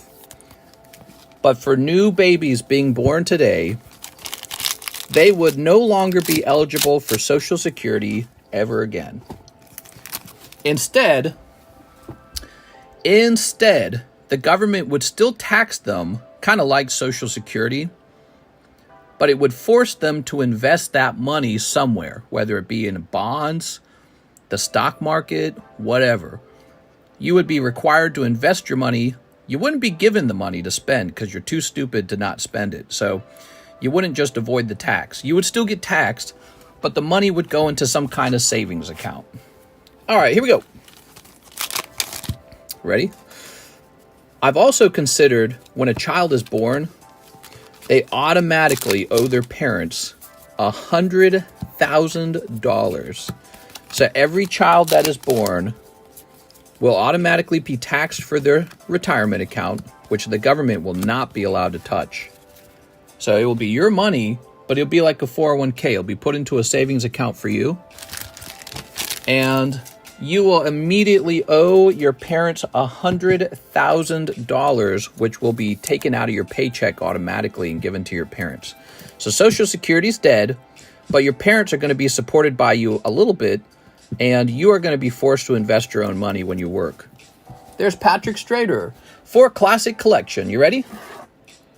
But people would just get millions of babies. That's the goal. That's the whole point. So if you have 3 children, you can expect to collect over time about $300,000 from them, unless they're all bums. But now you're really incentivized for them not to be bums, because your children need to be successful. Patrick Strader. All right, Patrick. You don't want your child to be a bum. It really matters that they get a job and pay you your $100,000 over time. It would be like they would scrape it out of your paycheck. You know, it'd be a small tax out of your paycheck. And so you would receive that money slowly over time. You wouldn't just take big chunks out of the paycheck. Cheap homes, you get $100,000 per baby you poop out. Social Security is dead, but the government still taxes you for Social Security, but you keep the money in your own savings account. You're just not allowed to touch it.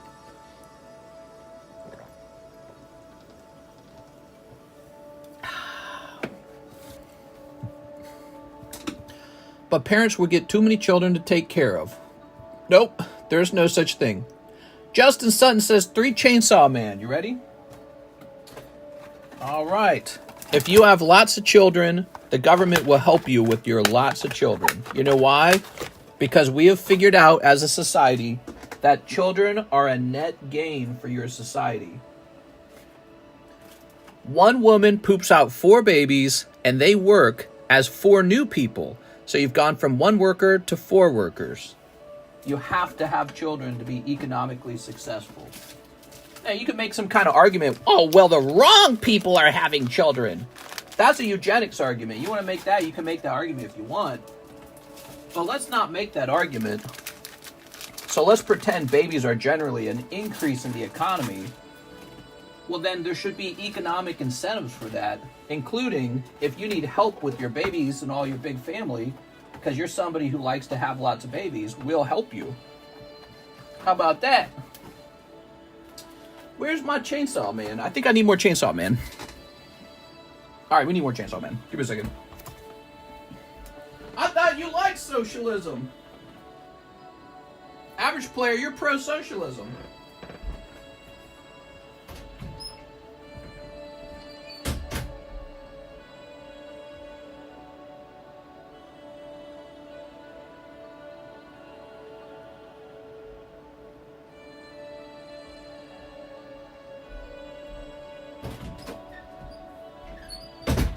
And then we'll do a total abortion ban and a ban on the abortion pill. It's the Handmaiden's Tale. Not the Handmaiden's Tale. There you go. And women will be locked up and forced to reproduce like breeding cows. What if children declare Emancipation Proclamation? That won't be allowed. You will pay your parent $100,000 if they squeezed you out of their vagina, even if you hate them. There you go. All right. And if you want, as a child, as a teenager, as a young adult, if you want to be paid $100,000, you better squeeze out some babies. If you want to go the route of, oh, I'm not going to have any babies. No $100,000 for you. There you go. All right, here goes. So, Justin Sutton needs a new bag. Justin Sutton. We are working on Justin Sutton. Are you still awake? Justin, this went longer than I thought it would. I'm sorry, man. Here's a hollow. Should be that when kids are 18, parents have to pay them $100 in assets or stocks. Nope, it'll be the other way around. You will pay your parents. You will pay your parents for having you. Totally different system. Now parents will be like, shoot, I gotta have babies. Having babies will become important in society. Instead of, right now, the society we live in, it's important not to have the baby. And guess what? It's causing economic decline. Right now, we have a system where you rely on Social Security to pay for your retirement, right? Well, you wouldn't need Social Security if you had a law that just said your own children pay for your retirement. There you go. Social Security is a very messed up system that relies on someone else's babies to take care of you. So imagine you're some waspy white girl that says, I'm never going to have children ever. I'll never have them. Okay, but are you going to collect a Social Security check? Oh, that's no good. How are you going to afford Social Security if you don't have lots of children paying into the Social Security system? So, if you're somebody who produces children, those children will work to pay for everyone else's Social Security. If you're someone who has no children, you just collect the money from everyone else's children. It's a bad system. It's a bad system. It incentivizes you to have no children. Financially, it does. So we need to have a system that says, now there's a connection between whether you have children and whether you have financial success. All right, we have Jennifer Yap, Charmeleon Spot Break. You got it, Jen! All right, there we go. The government has created a system where the incentives are to have no children. And as a result, every single first world country over time will experience population collapse until some kind of rule like the one I'm talking about gets implemented. Those rules will get implemented. You realize that. Or societies will just collapse, you know. Mr. I'd Pen Express, but it's the parents' fault to have us. There is one called Gumshoes. Mr. forgot what it's like to be a brokey. I spent 28 years broke. I did not forget. What if you have a crash and you're infertile? Then you have no children. You have no retirement coming from your children. You have to make your own retirement. Some people don't like their parents, mister. Some parents abuse. Hint, hint. Doesn't matter. If you gave birth to the child, your child will have to pay you $100,000. It will be taken from their paycheck without them having any input. Doesn't matter. We're in at least a dual economy, more than dual. There are a lot of us who are prospering like never before, and a lot who aren't. Oh, I agree with that, sure. That's also why we would get rid of public school, because it doesn't work very well. We would radically change public school to focus on entrepreneurship, manufacturing, a focus on technology, a focus on medicine, a focus on engineering, and we would heavily, heavily, heavily reduce anything that's too entertaining. History would be reduced, social studies would be reduced, useless subjects like English would be reduced. You will learn those all on the internet for free anyways. So we will reduce all of those and focus on money-making subjects, subjects that make you money. And children in their high school years will begin to work early, and they'll be forced to invest that money. Stephen Mitt says, Glitch wants 3 packs of SV-based English. Chat can vote to cut them or let him keep them. All right, guys, what do you think? Should we cut Glitch's packs or open them? Vote now. I don't like working while someone else gets their rent paid and food allowance and free healthcare. Jennifer Yap, 5 breakpoint packs. Wow, I like this, Jen. No more staying in school till you're like 25, man. People would start working sooner unless they were really academically proven. Here we are. Like, if you're some kid genius, sure, okay, you're meant for academia, but a lot of kids need to learn a trade and start working right away. All right, let's see what you guys say. Keep. Mister, you skipped me. Who's saying, what's your name? Open. Hey, that's a start, my guy. All right, I'm seeing more people say keep than cut. You ready? Here goes. For Mr. Glitch. Is that right? Here goes. I think children should start working at around the age 14 or 15 because they're smart enough for it. They should start working on software. They should start working in finance or whatever it is that they're skilled or passionate about. No more spending your whole life in school. It's such a waste of time. Here we are. You'll learn everything you need to learn on the internet now. It's all on the internet. That wasn't true when we developed our original idea behind school. Our school system looks more like something that would be useful in the 1990s. We have the internet now. Anything you want, you can just go read or listen to. There's a million teachers on the internet as well, so that the education would focus heavily on finding out who's an engineer, who's a doctor, who's a lawyer, and get them educated rapidly. People who aren't going to be those things, they need to move on to a job and start saving up for a home. All right, so that's for Glitch. Just because you don't deserve mean every child can. Love the extended streaming, selfishly working well with my schedule. It's Graham Nielsen. Is this Graham Nielsen? You got it. Mr. Graham. Free ones, Graham.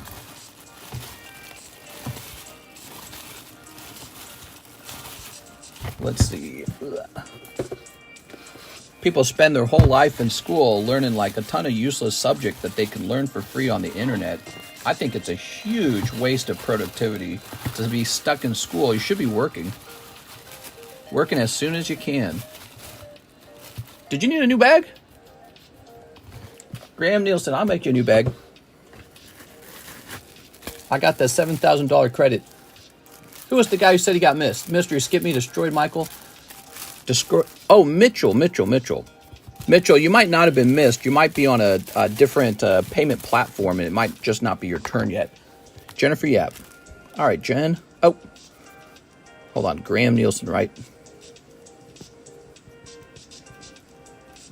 7.24.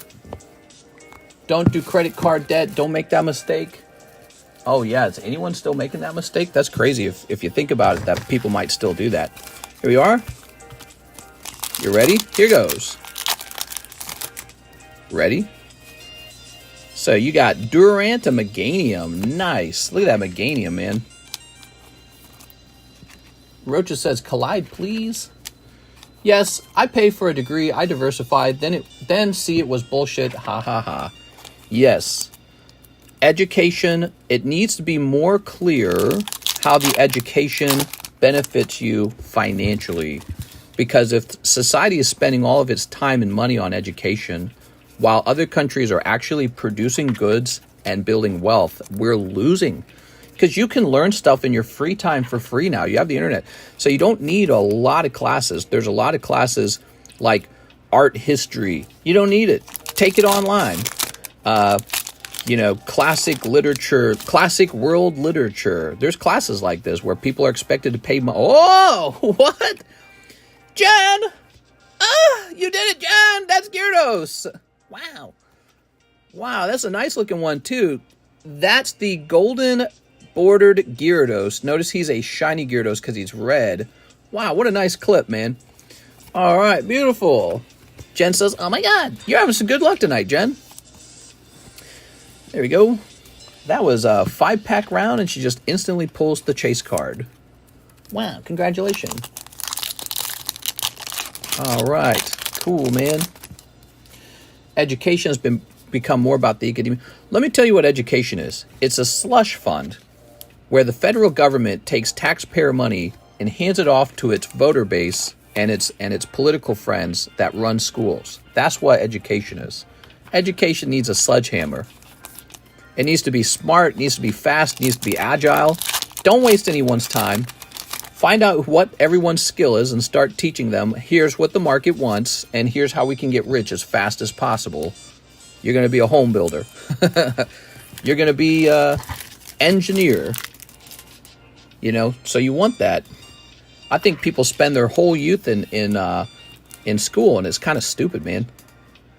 You should be out there learning a trade or a skill that can make you wealthy. Learning how to build a business or something useful. There we go. Ooh, yeah. All right, cool, man. There is still a need for traditional education for jobs such as engineering, lawyer, doctor. If you're not doing those, if you're going to school for business, you should just move on to working for a business, and there should be a government-sponsored job for you in the business where they're required to teach you concepts like, the manufacturing process, how items are designed in a computer software, how banks run, how insurance works, how how investment banking is working. They should seat you down next to professionals and require you to work with them. That should be your education, and you would learn very quickly. But you won't learn quickly in education. You just waste a lot of time there. Most people will waste a lot of time there. Some people will really enjoy it. Some people, they love reading, they love books. They're academic types, it's really meant for them. But not the whole society. It's not meant for the whole society. It's just wasting their time. Some people, it's a waste of time for them. Just a place for them to play like a popularity contest, have sex, do drugs maybe. I don't know. There we go. Okay, Jen, you got a very fat bag here. All right. Very nice. So now we have Mitchell Bray. I'll take 40 Japanese flame packs. You got it, man. Japanese black flame. Flame on! So I got a box of that right here. So he said 40. That's a box and 10 packs. Yeah, we would radically overthrow the education system. Okay. We'd get politics out of education fast, too. There'd be no politics. Huge waste of time. 1, 2, 3, 4, 5, 6, 7, 8, 9, 10. There we go. I think there is a bit of a fear that the education system is being used to basically push political ideas from one team or a different team. Here we are. There'd be none of that. All right, let's do it. The only propaganda that the children need to learn is that life's a competition to make money. And we're in a competition with the rest of the world, and we need to win. Here we go. Republican, Democrat. Who cares if you're rich? All right, here goes. Cold. Cold. Oh, lovely gloom. This gloom is drawn in the style of that magic card, by the way. Kindred to 12th, I wasn't taught I was put in a room by myself to look at a white wall all day. What? In theoretical high school, you can also choose 3 subjects outside of the general ones for yourself. They include everything from advanced physics to entrepreneurship. Nice. All right, what do we got? We got Pidgeot, little Umbreon back there. Okay, we got a little Umbreon. This is for Mitchell Bray. Mr. Bray, are you still here? We got Charizard Rare. Look at that Charizard. He's so skilly. He's starting to skill me. Here's a little Capsicum or whatever his name is. He's saying his teachers were lazy. All right, there we go. Lovely, man. Yeah, I would say the point of the school is to help children reach retirement as quickly as possible. That is the #1 goal of the school. Help children reach the retirement age younger and younger and younger. We need to be hitting retirement by like 35, you know? You need to be hitting retirement by 35 or 40 so you can actually live some life without having to work forever. That should be the goal of education. Teach somebody how to do that. That's actually valuable knowledge. People need to know how to retire as soon as possible. All right, here goes. Did you say you were homeschooled? Would you say it's a better idea than public or private? I was homeschooled and I learned nothing. My parents were terrible homeschoolers. I was forced to read a lot of Catholic propaganda. Well, it's not really propaganda, but it was almost like I was being trained to be a priest, essentially. It's not propaganda. One of my bigger parts of my education is I had to read all the writings of Pope John Paul II and do analysis on it. I had a lot of reading, writing courses. Actually, there was a test for homeschoolers that we took. It was hosted at some building, some giant school building. And when I tested, I just did okay in science and math. But my reading, writing skills were like at some high college level. And that was when I was younger. And it was like, you're scoring at a college level for reading, writing. So maybe it helped. I don't know. Because the Pope was really eloquent. He spoke very well. But that was most of my education. I didn't really learn algebra or any of that crap at all. My parents didn't teach me that. Which is ironic because when I went to school, I went to college for a computer science degree. And you needed to know a lot of math. There was tons and tons and tons of math.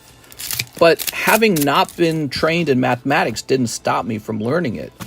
This is why I feel that you don't need to be trapped in high school your whole life, or whatever it is you're doing, elementary school, middle school. They trap you in those schools for your entire youth.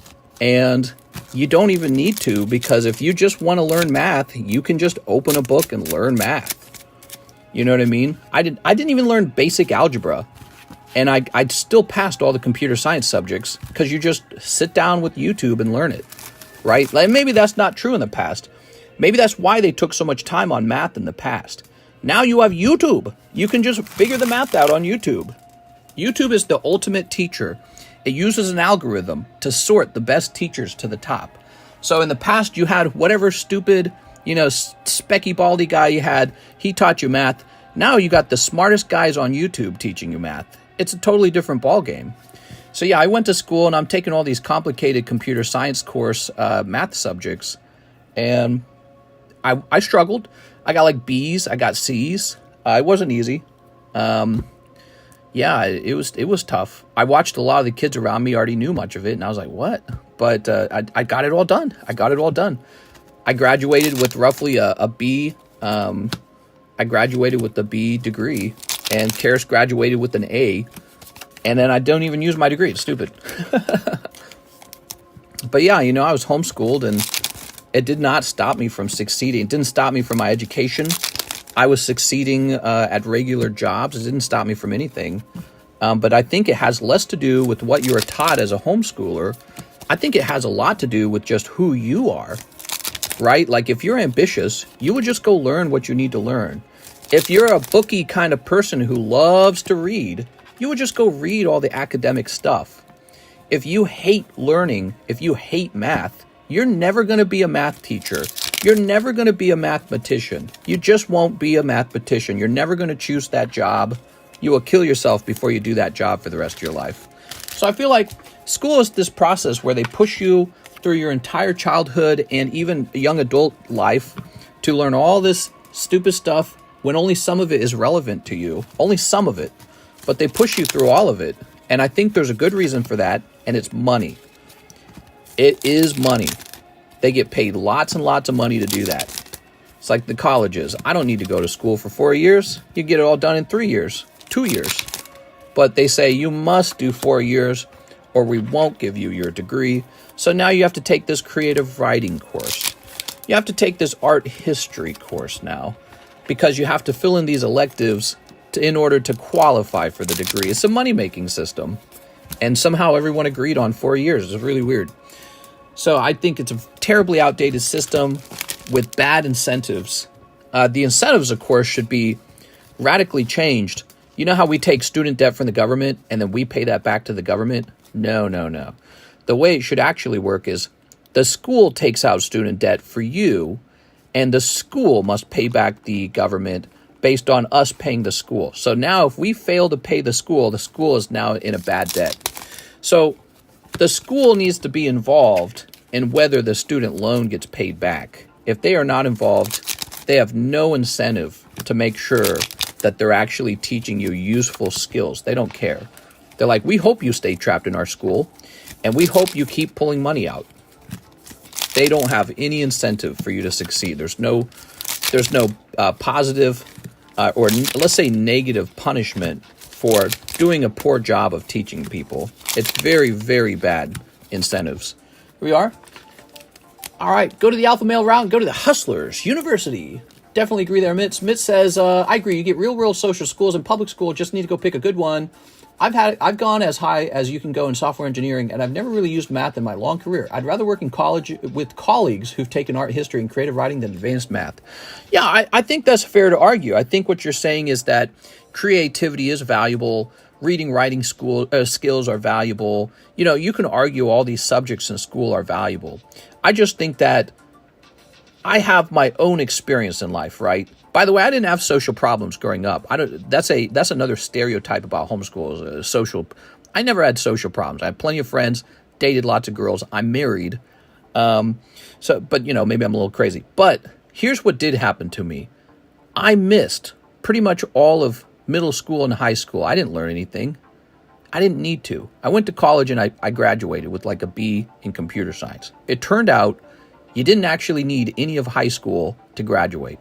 So I thought that in hindsight, I'm a fully grown adult now. In hindsight, that's kind of crazy to me how important we place an emphasis on high school when I didn't need any of it. I just graduated fine. On top of that, it's not like I didn't spend my time doing something when I was younger. I did do something. I ran my father's business, and that has resulted in becoming a successful entrepreneur in life. That changed my life. Running the business changed my life. He would go out of town for a week for his job, and I was in charge, fully in charge. There'd be these guys coming over to make like $500,000 deals, and I'd have to negotiate that with them. I'd have to understand inventory. I'd have to understand accounting. I'd understand how to make good product. I'd understand the internet, how to list, PayPal, refunds, shipping, international shipping. So all these skills that I got from working with my hands. And then I still went to school and learned all the abstract academic stuff. But what makes me wealthy is being an entrepreneur. That's the actual wealthy skill. You know what I mean? So I think that's very fascinating. High school wasn't necessary at all. It wasn't. But I did learn an important skill. I learned how to sell. I learned how to run a business. You know, working hands-on on that is really an important... You got Reveroom, dude. I don't know about that. Reveroom, what about this? You didn't pull the... yeah. All right, that is one Reveroom for you, mister. I like the gloom, though. You think people will appreciate the gloom later? All right, bit of a rough round. All right. So what I'm trying to tell you is if I had to do it all over again, and I had to choose what was more valuable, I could go to my local public school, and I did hang out with the public school kids. I hung out with them every day. There was no internet yet.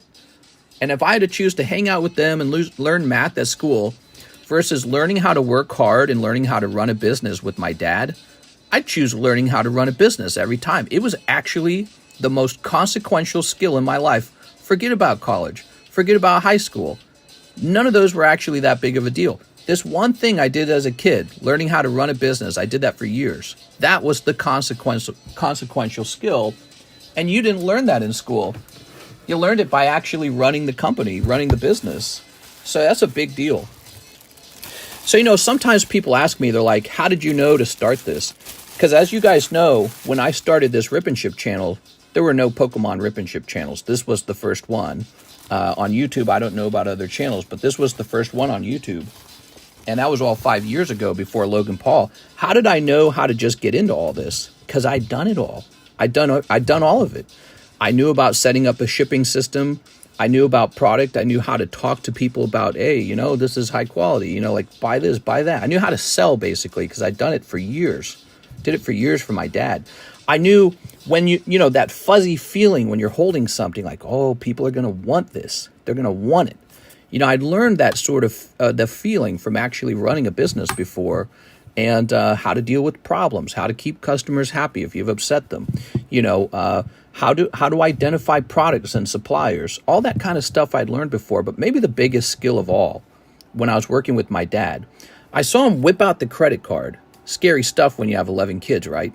And he would spend a couple $1,000s buying crates of product. So he would take this huge plunge into debt to buy up product, and then he'd sell through it all. And he did it by working like 12 to 15 hours. He just worked all day.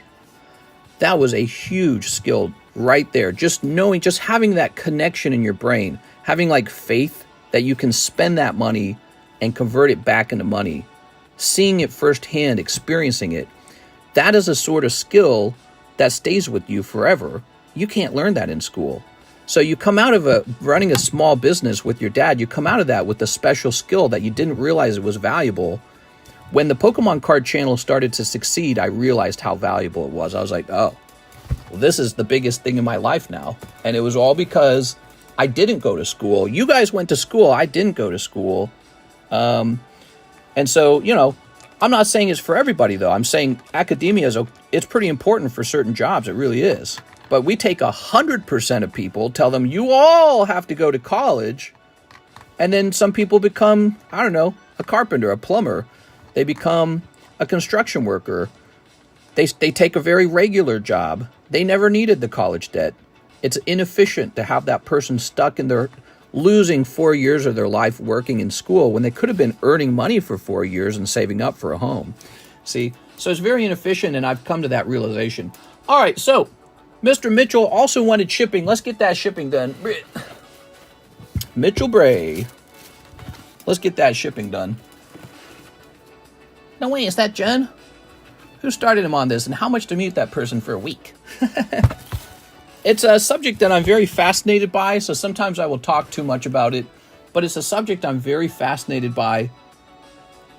I don't think a lot of people discuss this. You know, the conventional wisdom is everyone has to be doing school. They have to be trapped in school. Mitchell Bray, I need a shipping address. If you could email me the shipping address, that would work. Let's see if I got an email already. Maybe I did. No, okay, so I need an email from you with the shipping address. Okay, we'll set this here. Actually, no, I'll put it back up in the box so I don't lose it. All right, there we go. SB on VMAX, how much to buy in? It's already sold! No! It's already sold. I'm sorry. Okay, grab this. So, next up, Archie Yabut. He bought the Pikachu slab. Here you go, Archie Yabut. Wow, these Pikachu slabs always sell. There we go. Tell us more about what it was like having a dad growing up. Well, he wasn't a great person in the end, but he did teach me a lot. Here's Ice-Cube. He was a pretty bad person in the end, actually. Here's Rocket's Mewtwo, and here's Raikou. But you know what? I guess that's life, you know? It's part of life. I accept it. All right. He was not a super good person. Joshua Ramos for Carddass Yu-Gi-Oh! You got it. Mr. Reed, you have it. I have it? Maybe I spelled your name wrong in the address book. Hold on, let me try this.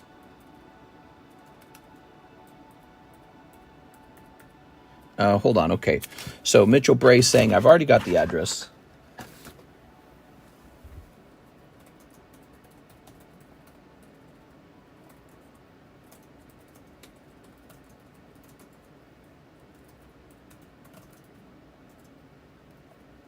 Oops. All right, so back over here. Oh, I see. You know what got me is the middle initial. All right, you are correct, sir. We do have that address. And I am printing you a label. Okay. All right.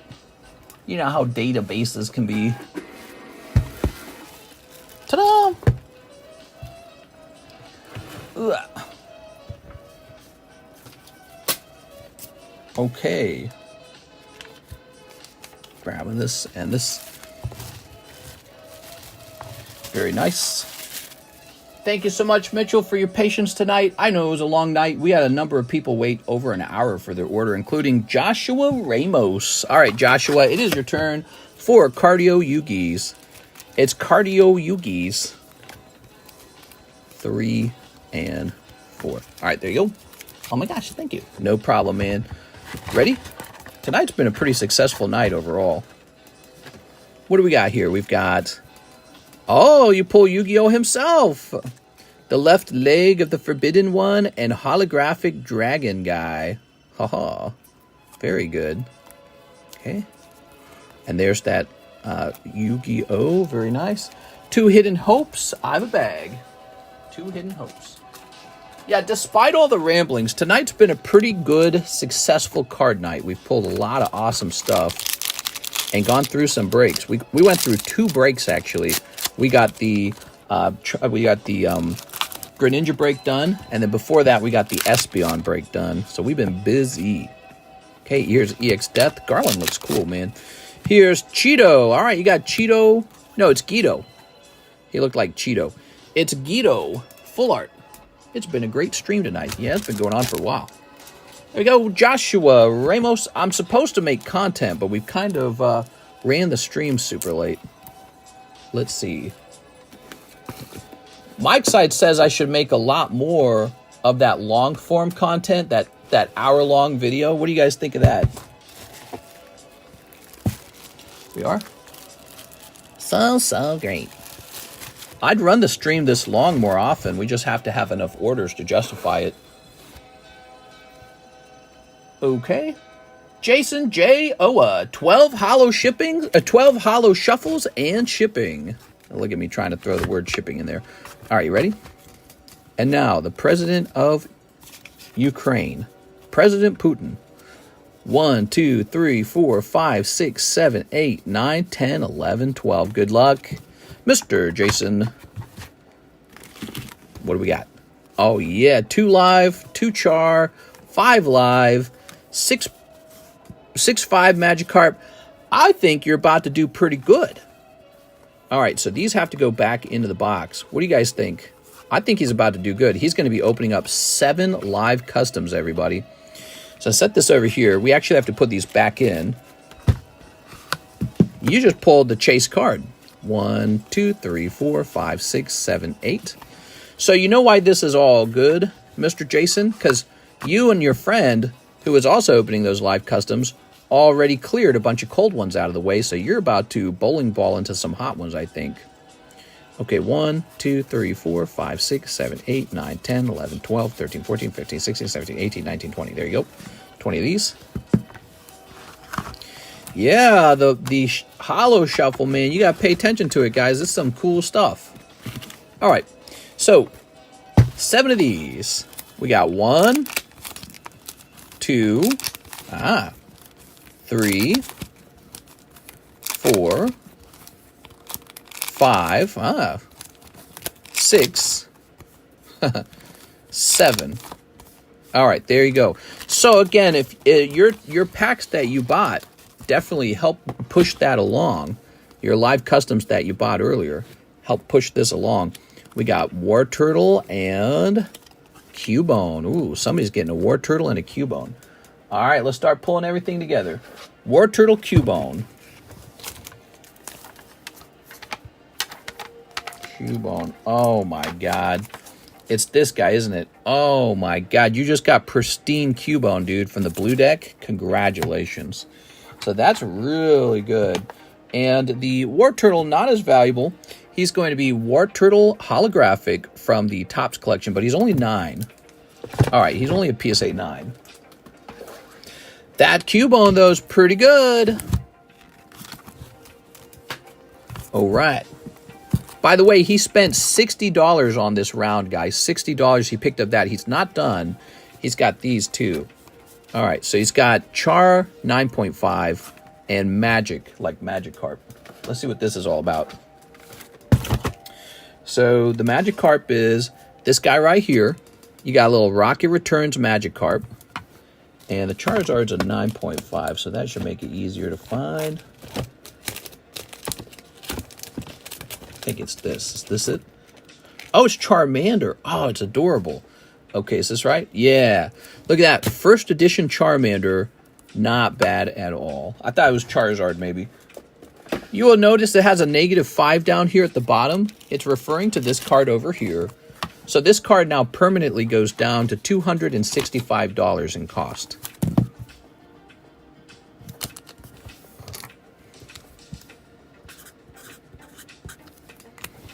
Okay.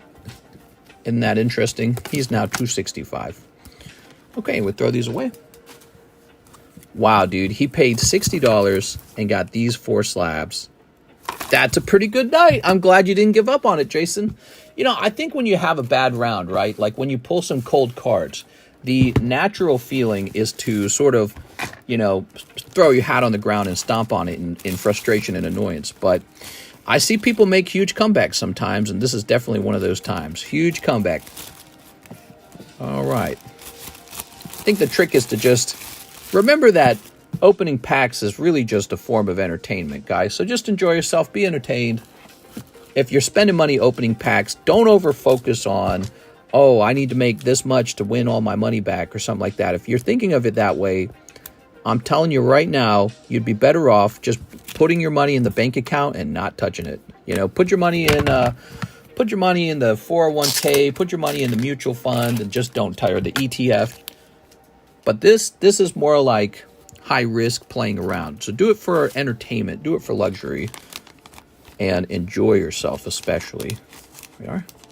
Apparently that used to be a Mr. Matthews card. Jason J. Owa.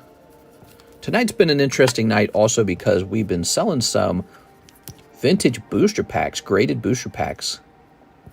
Okay. That slab sleeve has 100 stickers. Oh, yeah.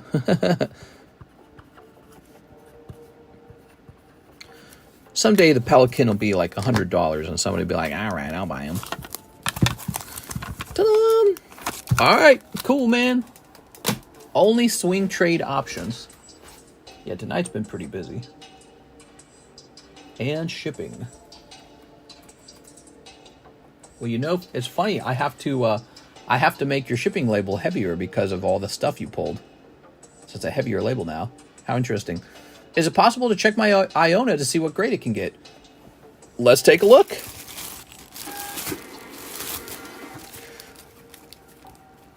I'm curious. All right. Centering's not bad. I feel like it's got little notches here and here, and also this corner's not perfectly formed. Yeah, so the oddest thing is that this corner is not perfectly rounded, and that could cause it to fail at a 9. In fact, if you grade it, tell us. But definitely do grade it with PSA and see if they sneak it by with the 10. If they do, tell us about that. Hey, mister, when you consider the XY era to be vintage, I mean... Whoa, I gotta be careful with that. I'm gonna cut myself. I mean, it's like 10 years old, you know. If you were 13 years old when it started, you're 23 now. If you were 15, you're 25 now. It's hard to say what vintage is. But, you know, a decade is a pretty good time period for somebody to go, oh, I remember that when I was a kid. That was 10 years ago. But, yeah, I mean, maybe more time is required for something to truly be vintage. But 10 years is a lot of time. Just wait until the next era comes out. After Scarlet Violet, then it'll really feel like it's vintage. Maybe it's about one generation away. But it's pretty close, you know. Ryan Shapiro, Pokemon Machine Break. Oh, yeah, okay, that's the star card break. Here we are. I wasn't ready for that. So we got this new break, guys. It's called Pokemon Machine. It's the star card break. And where's my star card bag? Here it is. So you might want to intentionally get onto this, but it is the star card, which means it'll move on its own either way. Here you go, Ryan. That's a pristine grade on that too, by the way. How nice is that? Okay, lovely. Surprise for real about Fate's not moving. Was planning to buy it. You're planning to buy this? This guy right here? You know what you could do? You could send him for 11 spots and see if Ryan snipes it from you. Don't do that. Don't listen to me. That's crazy. Now let's test my luck. Here we are. Jen, I guess what you could do is I could cancel it. You could buy all the spots out right now. Ryan might be upset with me, but he might find it in his heart to forgive me. Next up, we got Swoby. 1 Shining Star and 1 Chainsaw Man. Shiny Star. Do I sell Shiny Star? I don't think I sell Shiny Star. You're thinking the Shiny Star was Sword and Shield. Shiny Star V? You must mean Shiny Treasures, right? And if you do mean Shiny Treasures, are you asking for the Japanese version? I think he is based on the price. Haha, now let's test my luck. Grab this. And 1 Chainsaw Man. Konnichiwa. Alright, there it is. Chainsaw Man. Is this correct, Mr. Swoby? Shining Star. Chainsaw Man. What could he be referring to with Shining Star? He has to be referring to Shiny Treasures, correct? We don't even have Shining Star. Alright, he says yes, sir. Alright, snipping this. Very nice. Okay, are you ready? Here goes. We've got Pidgeot. Look at that Pidgeot. It's Pidgeot. Alright, and he's sniffing the bread. Cool, bro. Boop. Shiny Star V. Wait. Don't open that. Oh, that's the wrong one. I'll need a refund now. Wait. Grab this. Okay. You're gonna have to give me my money back. I actually wanted Shiny Star V. Okay.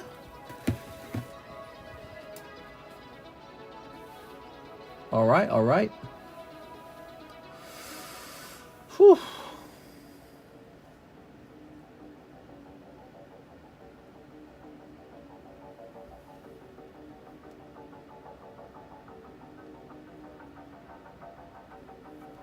Let's see.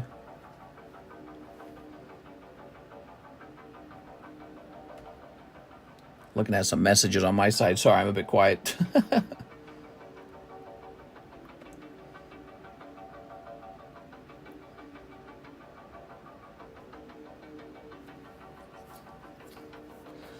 All right, all right.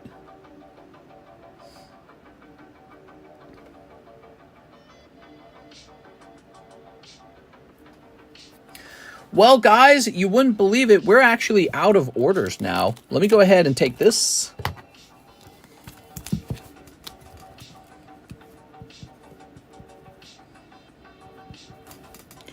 Okay, got some spots here.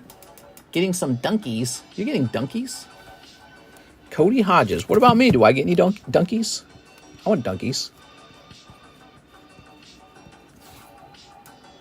Roll. Loopy Matcha. If you guys had a fun time tonight, don't forget to hit that bell button so you know when I go live. I just want to remind you, we do go live every single night. At all 7 days a week. Typically at night, but also sometimes in the daytime. Usually the weekdays we do the daytime. There we go. If you subscribe, we got a lot of fun shorts that we post. And Steven Mitz. All right, cool, man. I enjoyed all the fun. Thank you, Steven Mitz, for drilling this stuff. That was very interesting. And I look forward to the rest of these breaks going off. Seeing who pulls them. All right, guys. Have a nice night. How did I win? I don't know. It says, well, you won the giveaway. That's what it says. All right, guys, have a fun time. I'm hopping off. It's pretty late. I see the sun coming up. You can quite literally, you can see the sun. Look, that's no good. So we've been live much longer than usual, 5.5 hours. Thank you, everyone. Have a nice night. See you later, everybody.